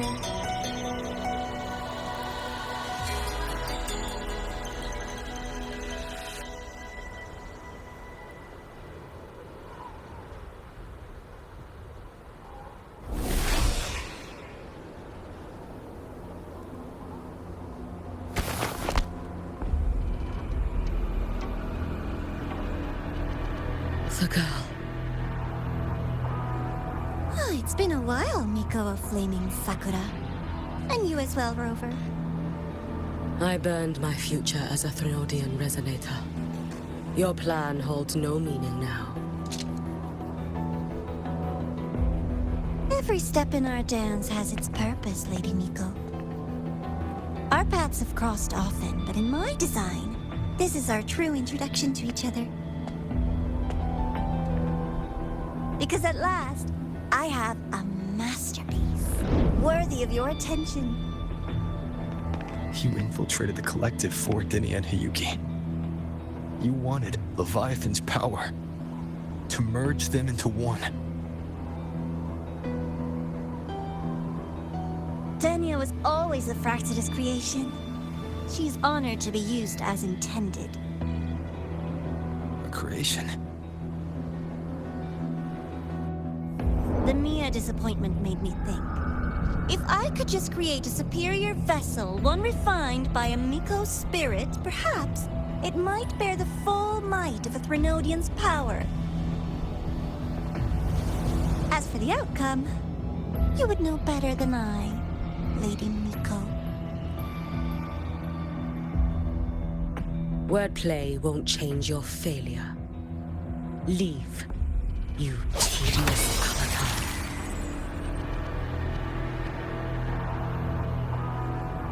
Failure? No. Listen, you two. I'm just showing Solaris another possibility. If we made one Denia, we can make another. And another. Until we hold a complete, obedient Threnodian resonator in our hands. Your own borrowed future showed you that. A true Threnodian resonator will exist.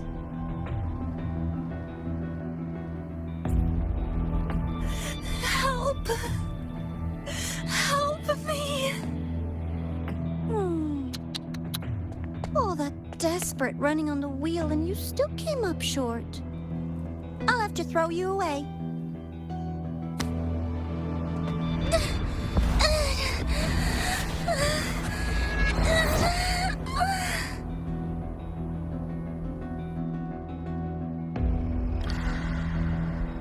She can deny it all she likes, but the void in her heart is the same as Aleph One's. That emptiness, it will always pull her towards the Threnodian's power.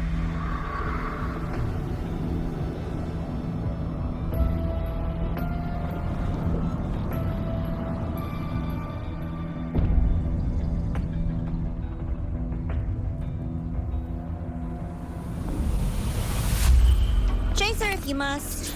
You do so love playing the savior, Rover. As for this avatar, I'll spare you the trouble.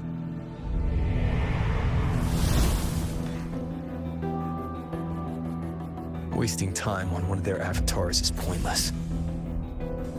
Come on, Hiyuki. The seal is open. We have a job to do. Dinia needs us.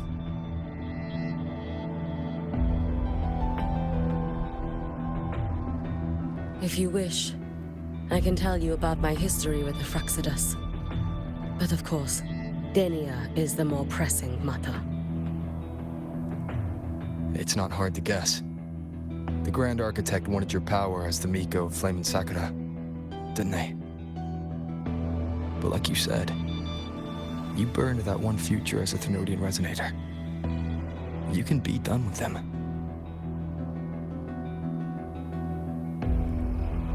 Right now, Denia's state is what worries me. I fear that child may already be.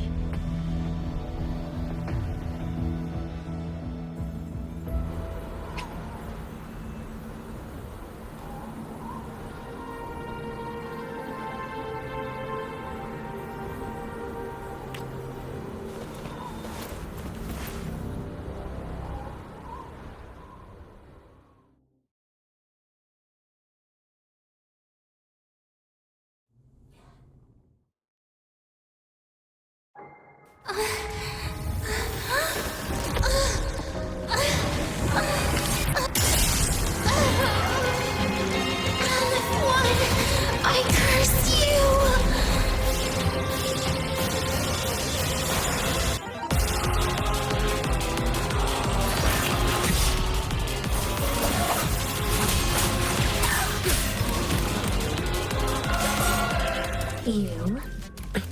Space Trek Collective.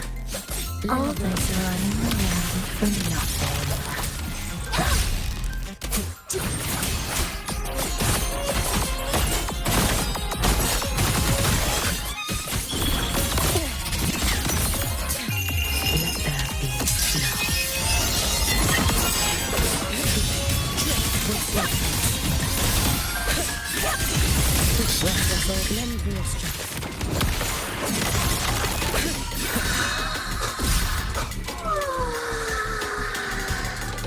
Seriously, just call it quits.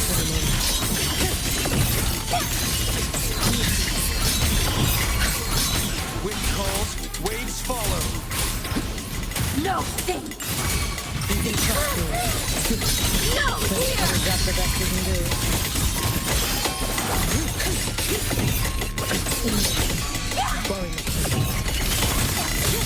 No thing!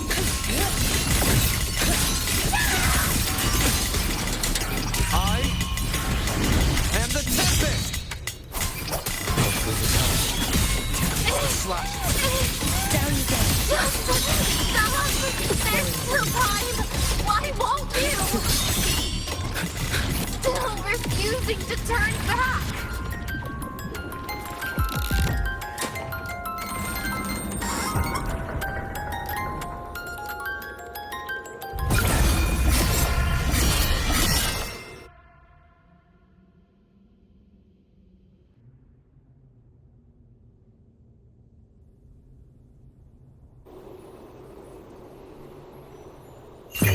May the Sakura incinerate.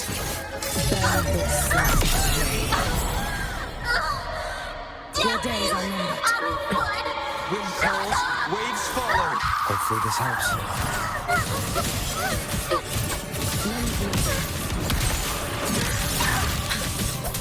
The wicked will face judgment.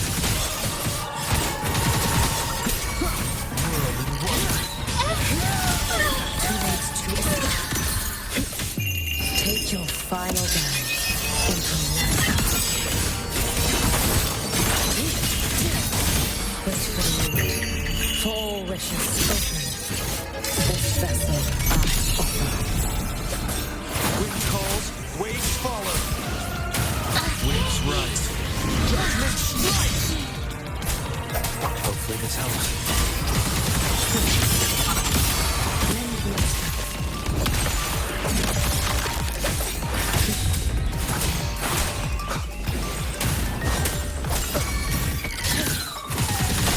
You should have run.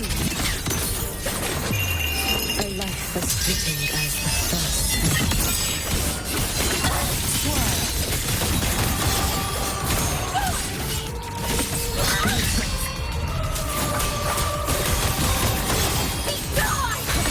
Wind calls, waves follow.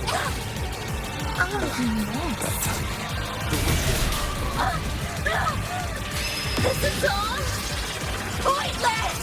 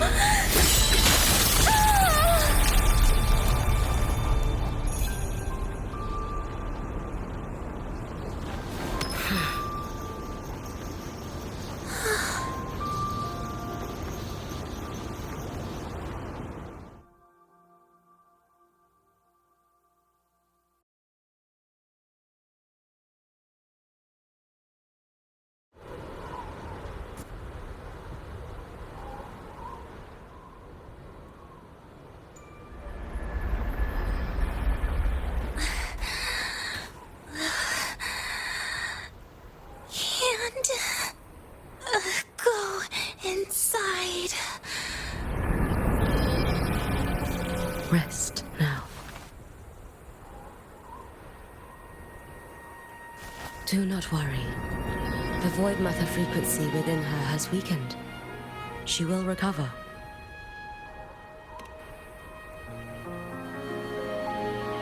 Forgive me, but I believe waiting for the Void Matter to spread would take too long. This will be faster. Allow me to handle this. There is not much time left in your deadline with Mr. Chase.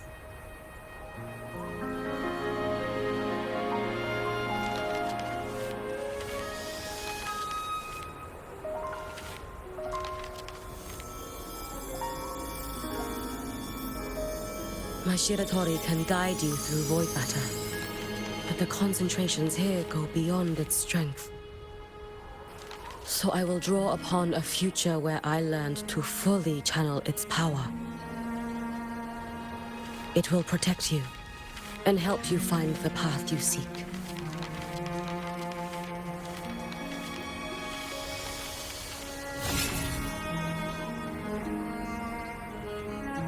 The rest is yours to face. Thank you, Hiyuki.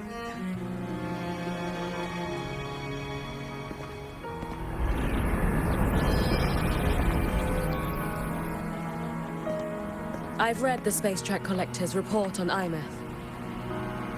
She wrote that her intention is saving the world. Lucilla said you are her family. I suppose you must be the reason she held that vision.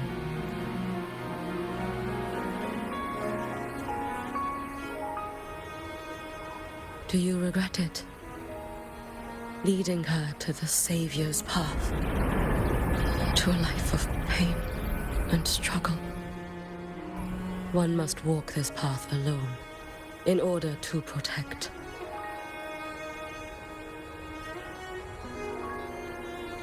And those who walk it out of admiration will lose themselves in the mire.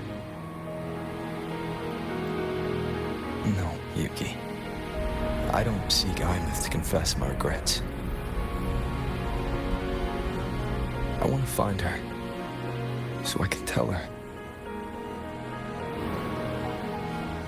I hope to make you proud. I hope I haven't let you down. I've always been proud of her. She chose to walk this path with me. So, I know I'm not alone. Should I ever fail, I know there will be someone who'll continue to protect Solaris. With your extraordinary strength, that is indeed possible. But for those who are too weak to save others, there is only futility waiting at the end. As I learned when I failed to save Ashinohara. All I can do now is hold my Sutsu tightly to ensure that after Hiyuki, there will be no more Miko or flaming Sakura. That is all that remains.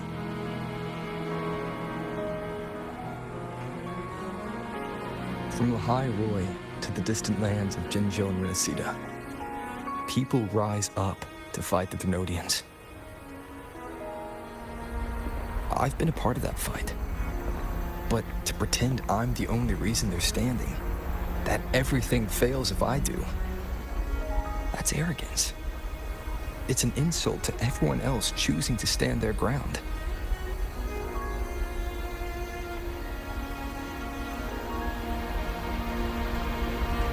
My victories were never mine alone. If even one person makes it to the end of this road, then we're still winning. Hiyuki, when you're walking alone and feel that weight, just stop for a moment. Look around. Stop. You'll see that there are people who draw strength from you. people out there who are proud of you. And when you finally reach the end of your journey, you'll know it was never futile.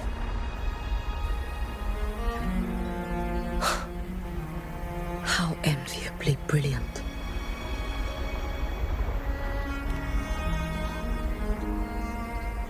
It is nothing. I will tell you when you return. All right. I'll be back soon. I will hold the line here until Duskvale initiates. I will wait for you. Together. With everyone.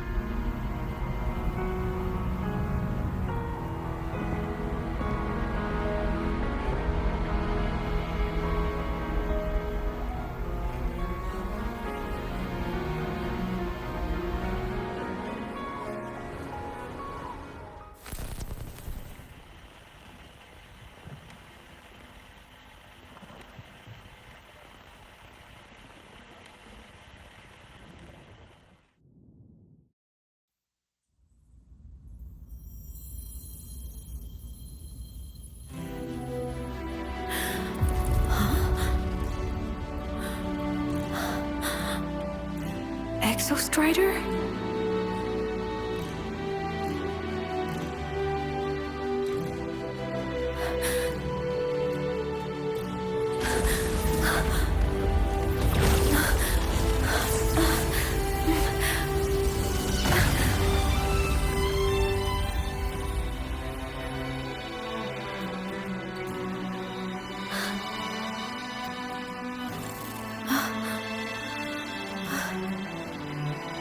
Someone consumed by void matter. Come here. The Exostrider's power is nearly spent, but I'll do my best to protect you.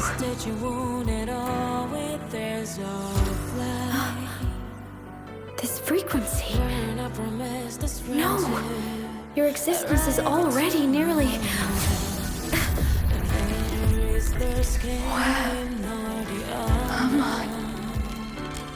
Did the void storm consume me? Am I dead? Is this Voidspace? A higher dimension? Our existence is fading. Did you just say that time and space have no meaning? Who's speaking? I can't see you, but I can feel you. Sound doesn't travel here. Thoughts do.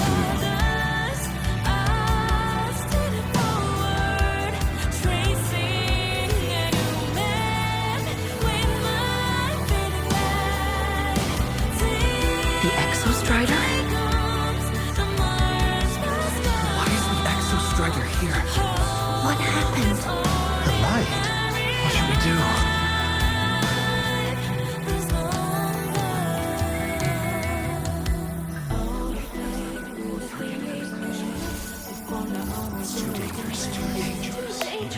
What are you doing? This is meaningless. That's enough.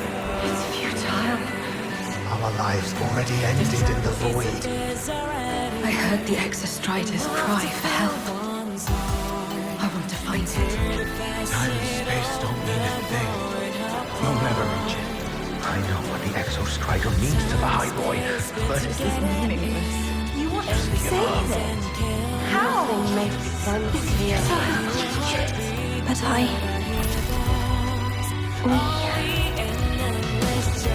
we made it to the stars to reach for the unknown, didn't we?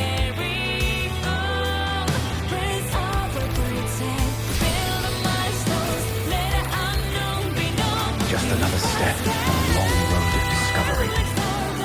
You... This is where we came from. A space-time coordinate of the Exostrider is the origin? But that's impossible inside a black hole.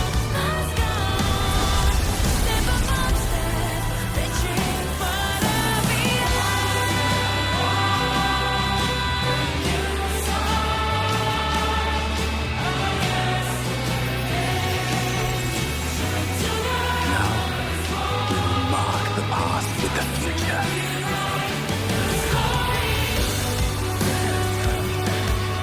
Thank you. You charted the unknown with your life. I'll make sure it's not in vain.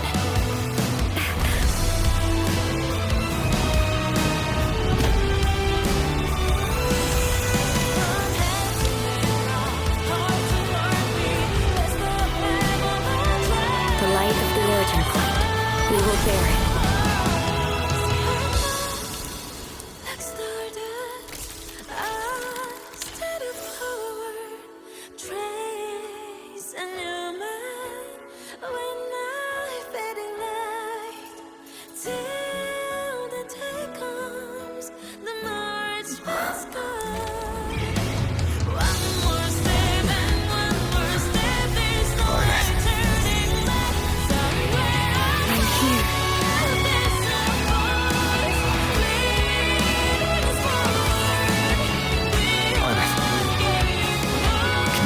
Drive replica here.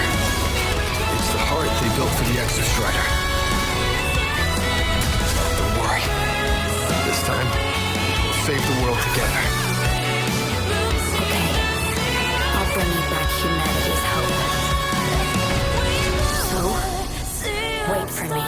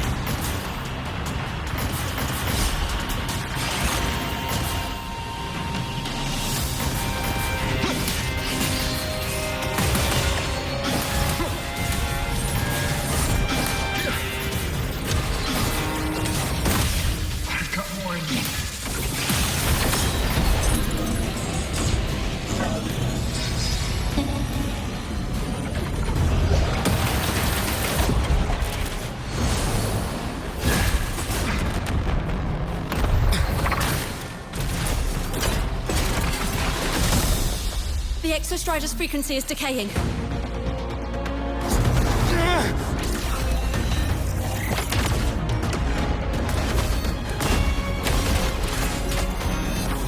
reading is about to flatline. Status on the drive replica. Almost ready. We just need the calibration data now.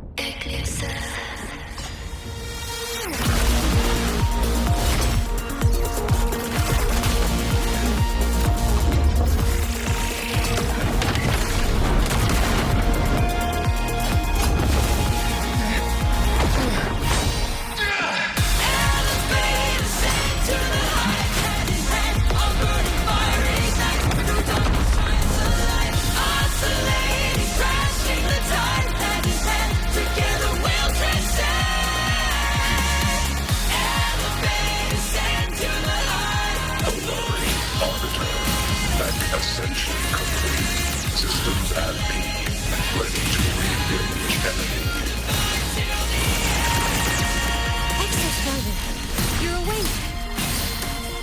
Assessment. A human heart is now operational within me. I can now speak with their voice. In frostlands where civilization should not have taken root, a collective was born, a will to explore what lies beyond. They have chosen me.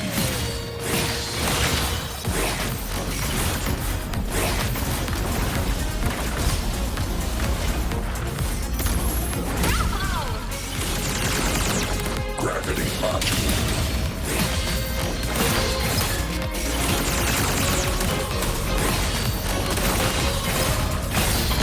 Full expansion.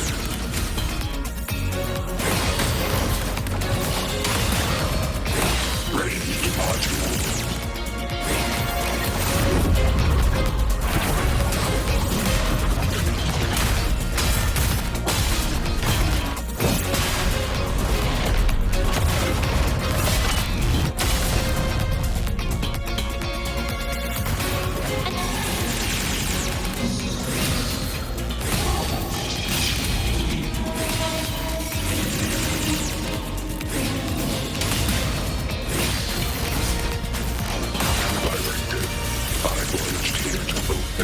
Mission. Life on this planet has the right to explore the vastness of the cosmos. You see the civilizations across the stars only as food to quiet your hunger. You cannot comprehend the will that drives them.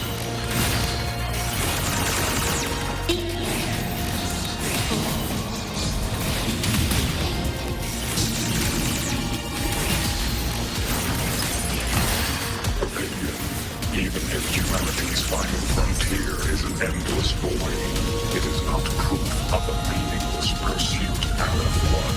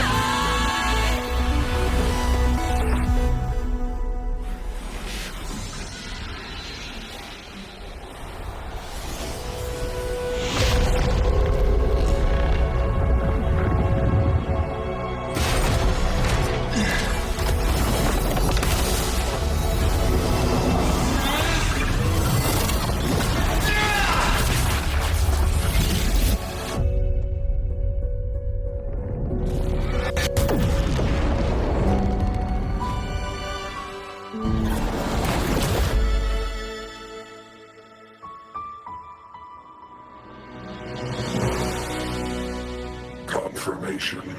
Battle concluded. Void matter responses within this sector have dissipated.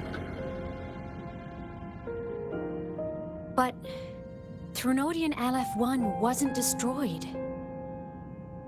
Analysis. Resonator Aemeath. Under current parameters, the permanent termination of Aleph 1 is impossible. Therefore, I exercised autonomous judgment and exiled it to the furthest reaches of this universe. Request. Arbiter, permission to remain. Before your final judgment, allow me to submit a log of my experience in Lahai-Roi.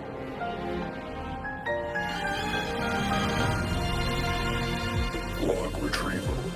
On multiple return transits, I was detected by Aleph 1. It pursued me, its objective to enter Solaris through the Stridergate. It attacked. I fell. But Resonator Aemeath answered me with her power, and I was able to banish a part of Aleph 1. I should have initiated a full system seal to await repairs, but I saw countless pairs of terrible discovery. The Roya in the Frostland stood helpless before the Threnodian's void matter calamity. I saw panic and dread. Following the protocols shared with the Sentinels, I extracted my reactor drive and encased it deep within the ice. Then I powered down to slumber. Exception. A momentary reactivation occurred. Resonator Aemeath resonated with me a second time. She required my power to mend the Stridergate rift. I complied. That was when I became a digital ghost. But was that the second time we resonated? Or the first? Initial assessment. Upon reactivation, standard procedure was to request your retreat. Direct engagement with Aleph 1 was a tactical irrationality. But the human heart granted me a voice. The will of this civilization gave me the strength to stand with you. Component analysis. This drive replica forged by humans is crude and fragile compared to my original drive. I can feel each one of its pulse cycles, violent, eroding itself with every beat. The shrill, grating friction of wear. This is the first time I have ever heard myself. A heartbeat bestowed upon me by them. With this heart installed, I have acquired capabilities previously undocumented outside the Sentinel Mech series. Projection. Given Threnodian Aleph 1's abilities, we must assume it retains the capacity to return. Once the Stridergate is fully sealed, I will remain on this side as its guardian. I will bar its re-entry into Solaris. Request. Arbiter, I was born from humanity's hope. Please permit me to remain here and protect them until this heart ceases to beat. Query. Resonator Aemeath, are you willing to accept a portion of my power?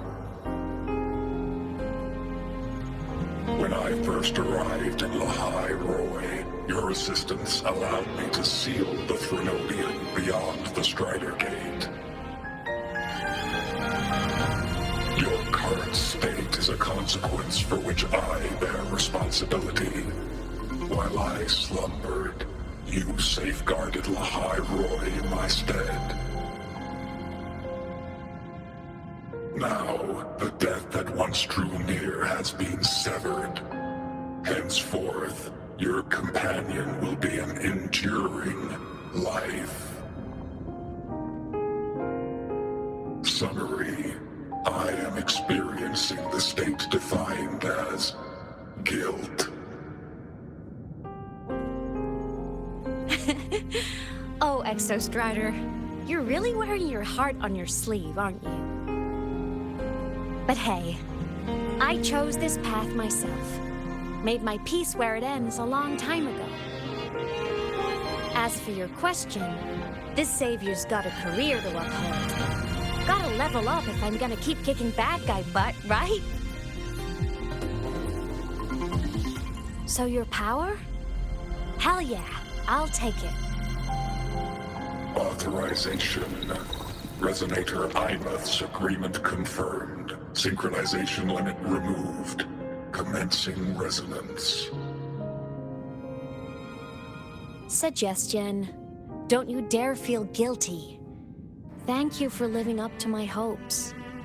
So, let's make our goodbye a happy one, okay? Detection. Arbiter, you have brought your cassette. Proposal. Please allow me to take it. I wish to burn a frequency onto the tape for you to return to Lahai-Roi. Briefing. While traversing the stars at high velocity, my trajectory once intersected with a slow-moving probe. Its hull was marked with Solaris script. Its launch date is estimated to have occurred a long time ago. I intercepted and recorded the signal it has been continuously transmitting to Solaris. Its name is the Far Watcher. Objective. I wish to offer this recording as a gift to the people of Lahai-Roi. Status. Stridergate closure imminent. Preparing to return the Arbiter and Resonator to Lahai-Roi. Query. One last thing, Arbiter. Will you permit me to alter my designation to bear the name Lahai-Roi? Designation change complete. Thank you, Arbiter. Valediction. Farewell, Arbiter. Please deliver my temporary goodbye to the people who forged this heart. Prediction. We will meet again in the boundless sea of stars.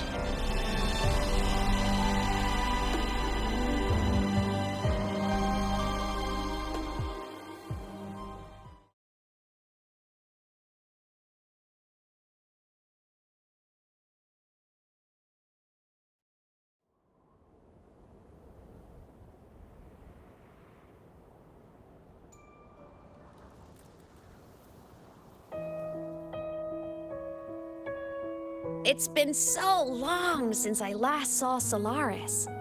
Feels weirdly nostalgic. Now that Aleph 1's been kicked to the cosmic curb, Lahai-Roi can finally breathe easy.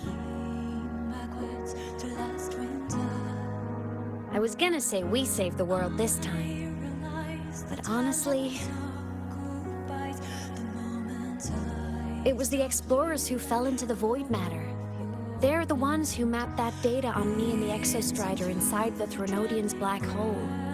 All I did was burn their findings onto a cassette for you. And it was the people of Lahai-Roi who decoded the cassette and forged the drive replica. That's what let the Exostrider finally cast the Threnodian out.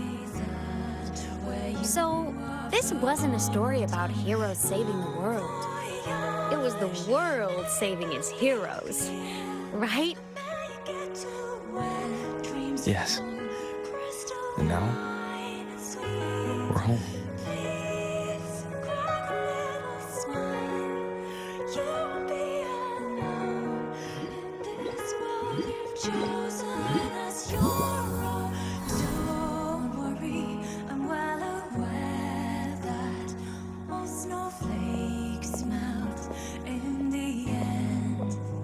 You're back.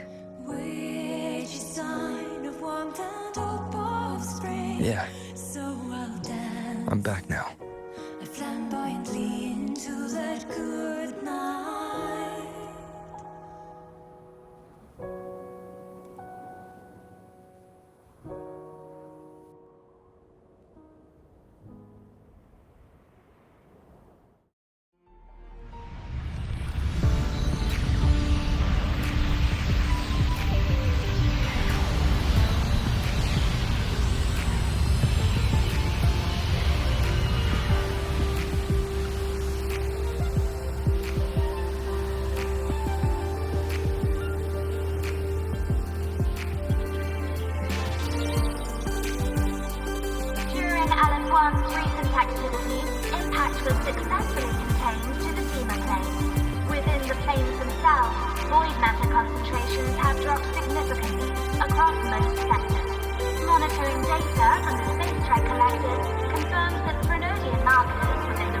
Lahai-Roi have now fallen to near zero levels.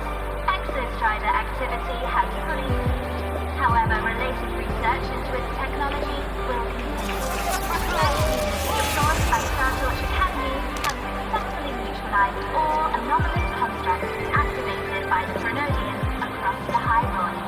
The experience gained through this mission will carry forward.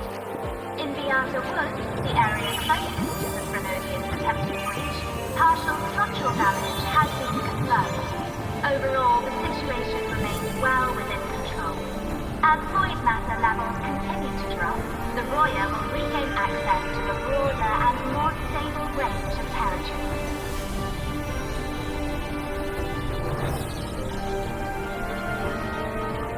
Once shrouded in void matter, the Lahai-Roi now stands restored. This was made possible by the choice of every last explorer. The road ahead is vast. We will reach the stars. And then we'll keep going.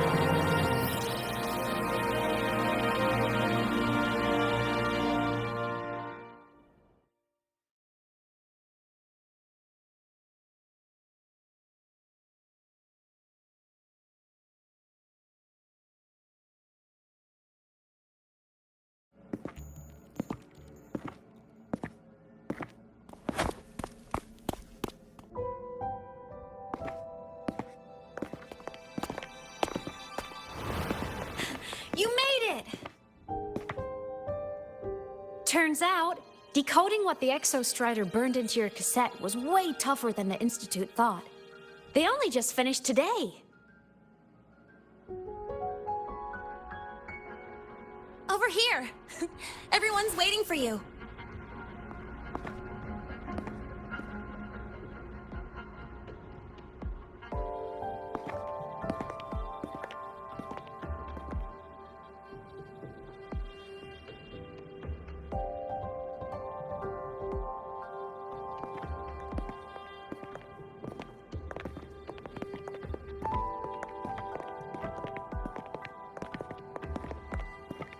What could it possibly be?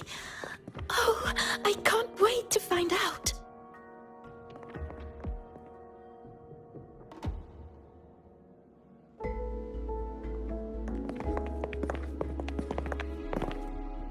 The Far Watcher. I have to admit, I was genuinely surprised when you handed me this tape and said that name.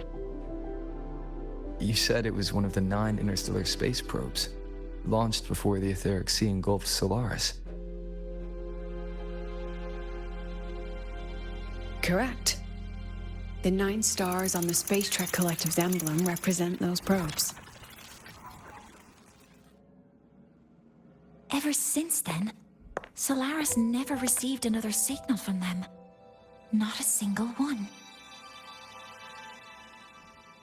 Until today.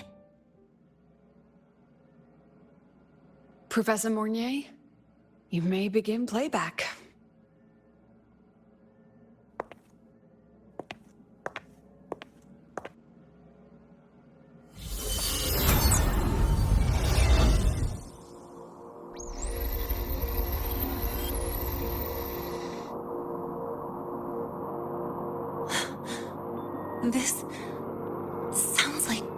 faint noise.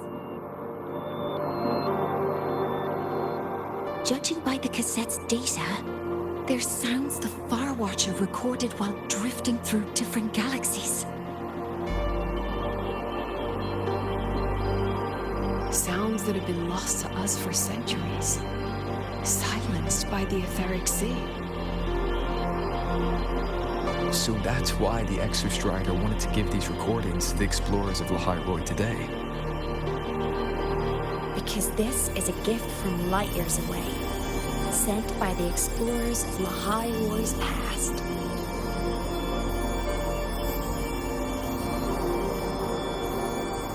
Echoes from a sea of stars.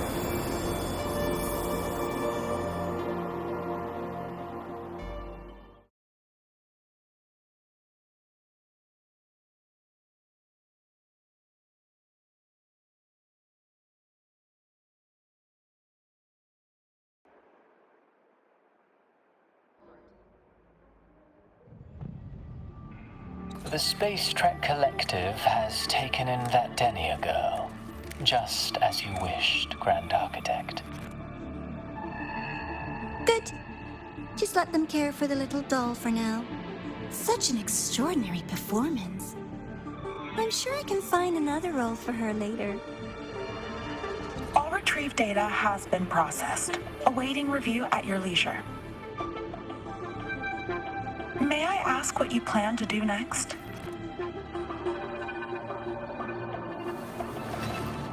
Plans are progressing everywhere, it seems. I've dallied in Lahai-Roi long enough. Time to stretch my legs.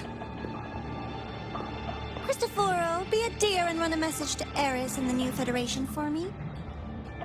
Understood. Though I suspect the Vice Architect will begrudge once more your sending me to disturb their precious quiet. Oh, and will you require me to draft a prologue for your characters? No need. I'll pay for Lova a visit myself first. That will be all for now. This body tires so easily. Remember to give her a silent ending. Grand Architect, with this phase of verification complete and full production proceeding, do we still have use for that Miko? That won't be necessary. Her future as a Threnodian resonator has been taken. She no longer requires our attention. Besides, she's failed one too many times, drawn one too many futures from herself, and she still insists on walking the path of saving Ashinohara alone with no intention of stopping.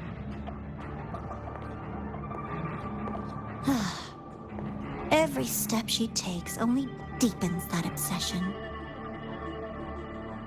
After countless cycles of failure, she too will be reduced to ashes by her own vow, just like her sister. That reminds me. Zashiki Warashi has brought us some rather interesting news.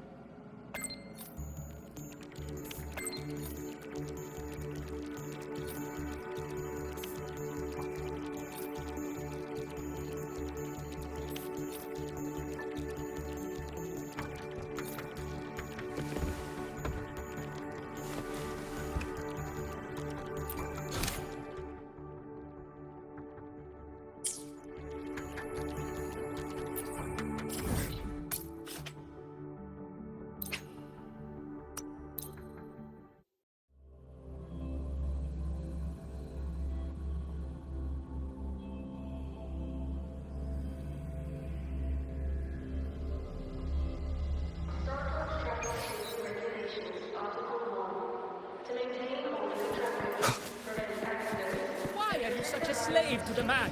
Just look at this power. He breathed like you were hallucinating all night.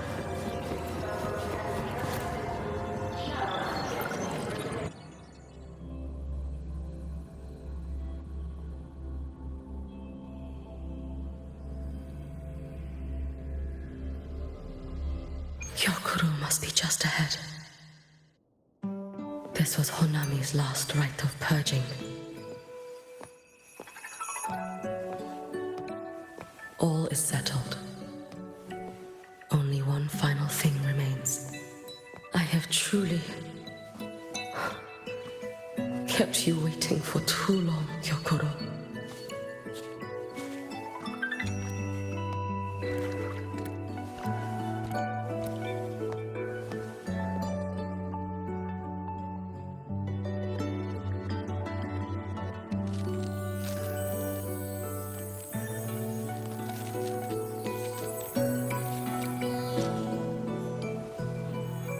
Finally came to see me.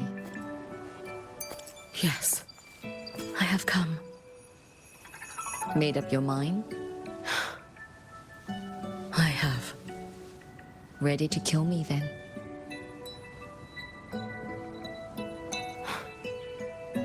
Yes. Oh, has my little Hiyuki grown so confident that she can best me without even drawing her blade? Now, don't forget who taught the Miko of Eternal Flaming Sakura. Can't show a little respect to your elder? You call what you did to me teaching, Hyokuro?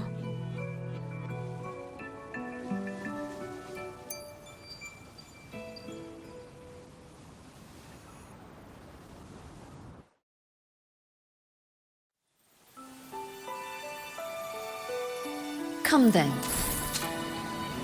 Miko of Eternal Flaming Sakura.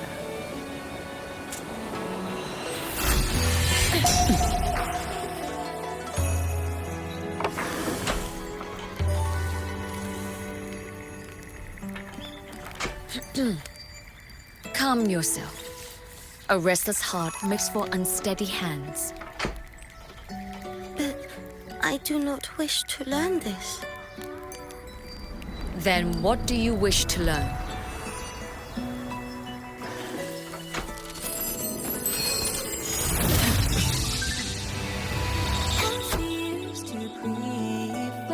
This girl will become a great archer. No, look at her hands. They are swordsman's hands. Not in this life. Her hands aren't ones to hold a blade. Isn't that right? Well now, you have refined your technique.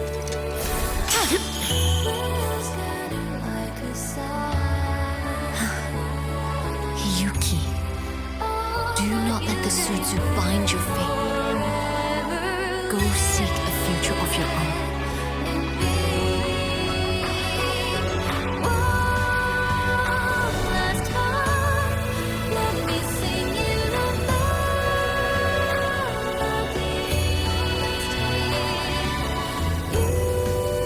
Focus, Hiyuki. Survive its strife and reach your tomorrow.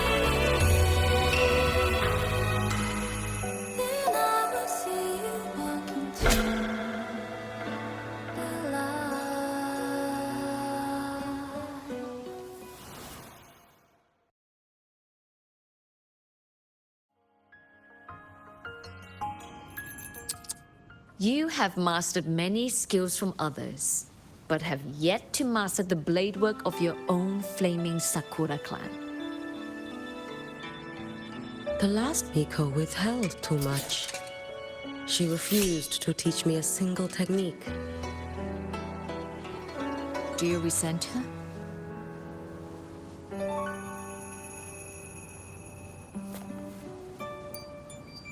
I do. Even now? Every moment.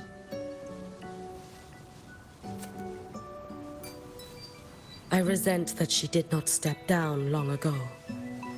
Instead, she burned every future she had and left nothing behind. Not even ashes. I resent that she did not pass her skills to me. That she sent me away each time she trained. Now, there is nothing of her left in me. Hiyuki.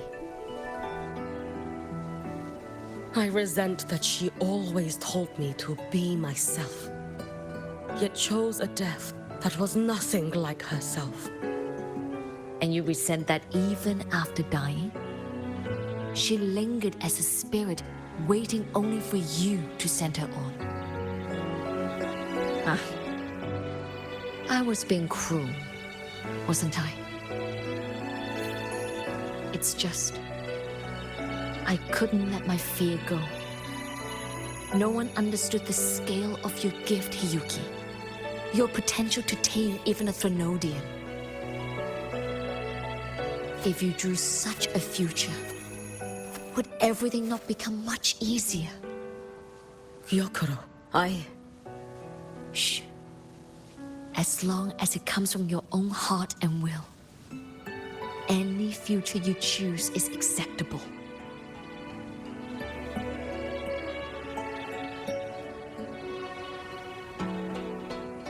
But if our little Hiyuki truly became a Threnodian resonator, well, I'd have no choice but to follow family law and send us both on our way.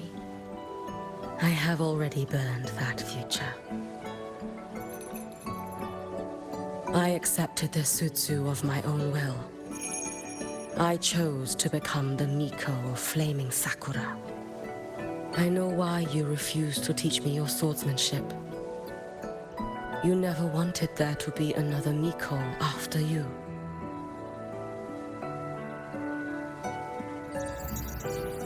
I will fulfill that wish, sister. After Hiyuki, there will be no more Mikos of Flaming Sakura. The Miko of Eternal Flaming Sakura. That is a heavy title to bear. It is. The future ahead is long. Very, very long. I know. Through the Sutsu, we draw strength from countless possible futures. But each time you do, you see yourself draw closer to Miko's destined end. A future burned to cinders, leaving nothing behind.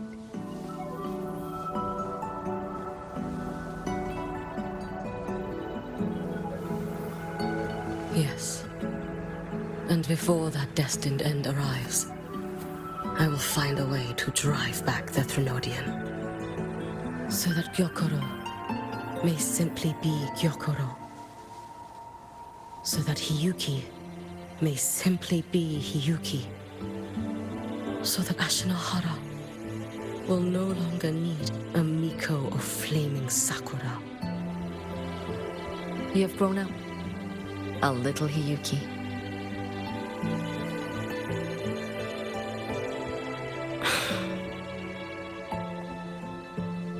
I met someone, sister. Unlike me, who failed Ashinohara. He always finds a way to save. That must be difficult for you to bear, little Hiyuki.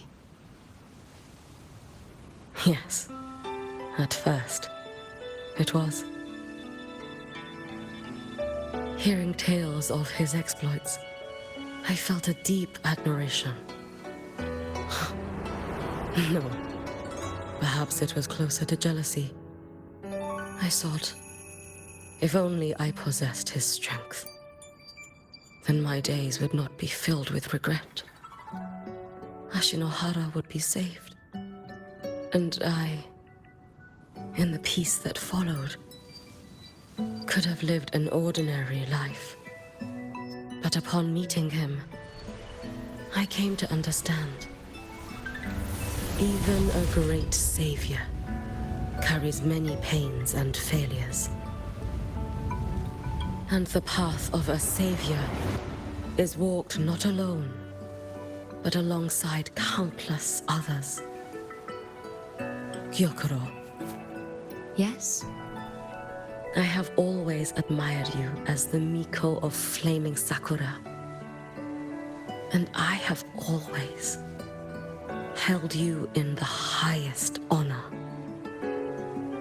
Even if one day I am burned to ashes. Because of you. Because of him. Because they all exist. I am never truly alone.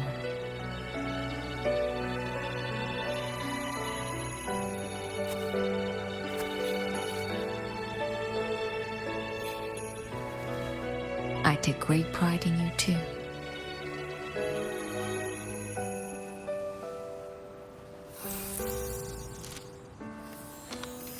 Go on, Shiratori. Fly to where your heart desires. May the day come when you, too, step into spring as freely as anyone in this world.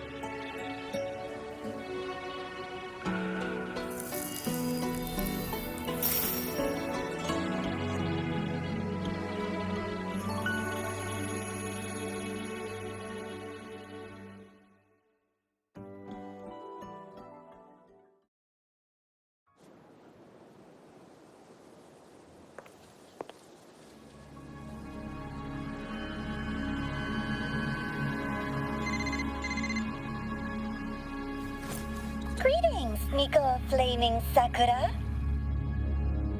You. Oh, relax. I'm not here to recruit you. I just heard a piece of news and thought you might want to know. Not long ago, that island floating over the sea, your hometown, it vanished. All in a single day. Congratulations on your wish coming true, Lady Miko.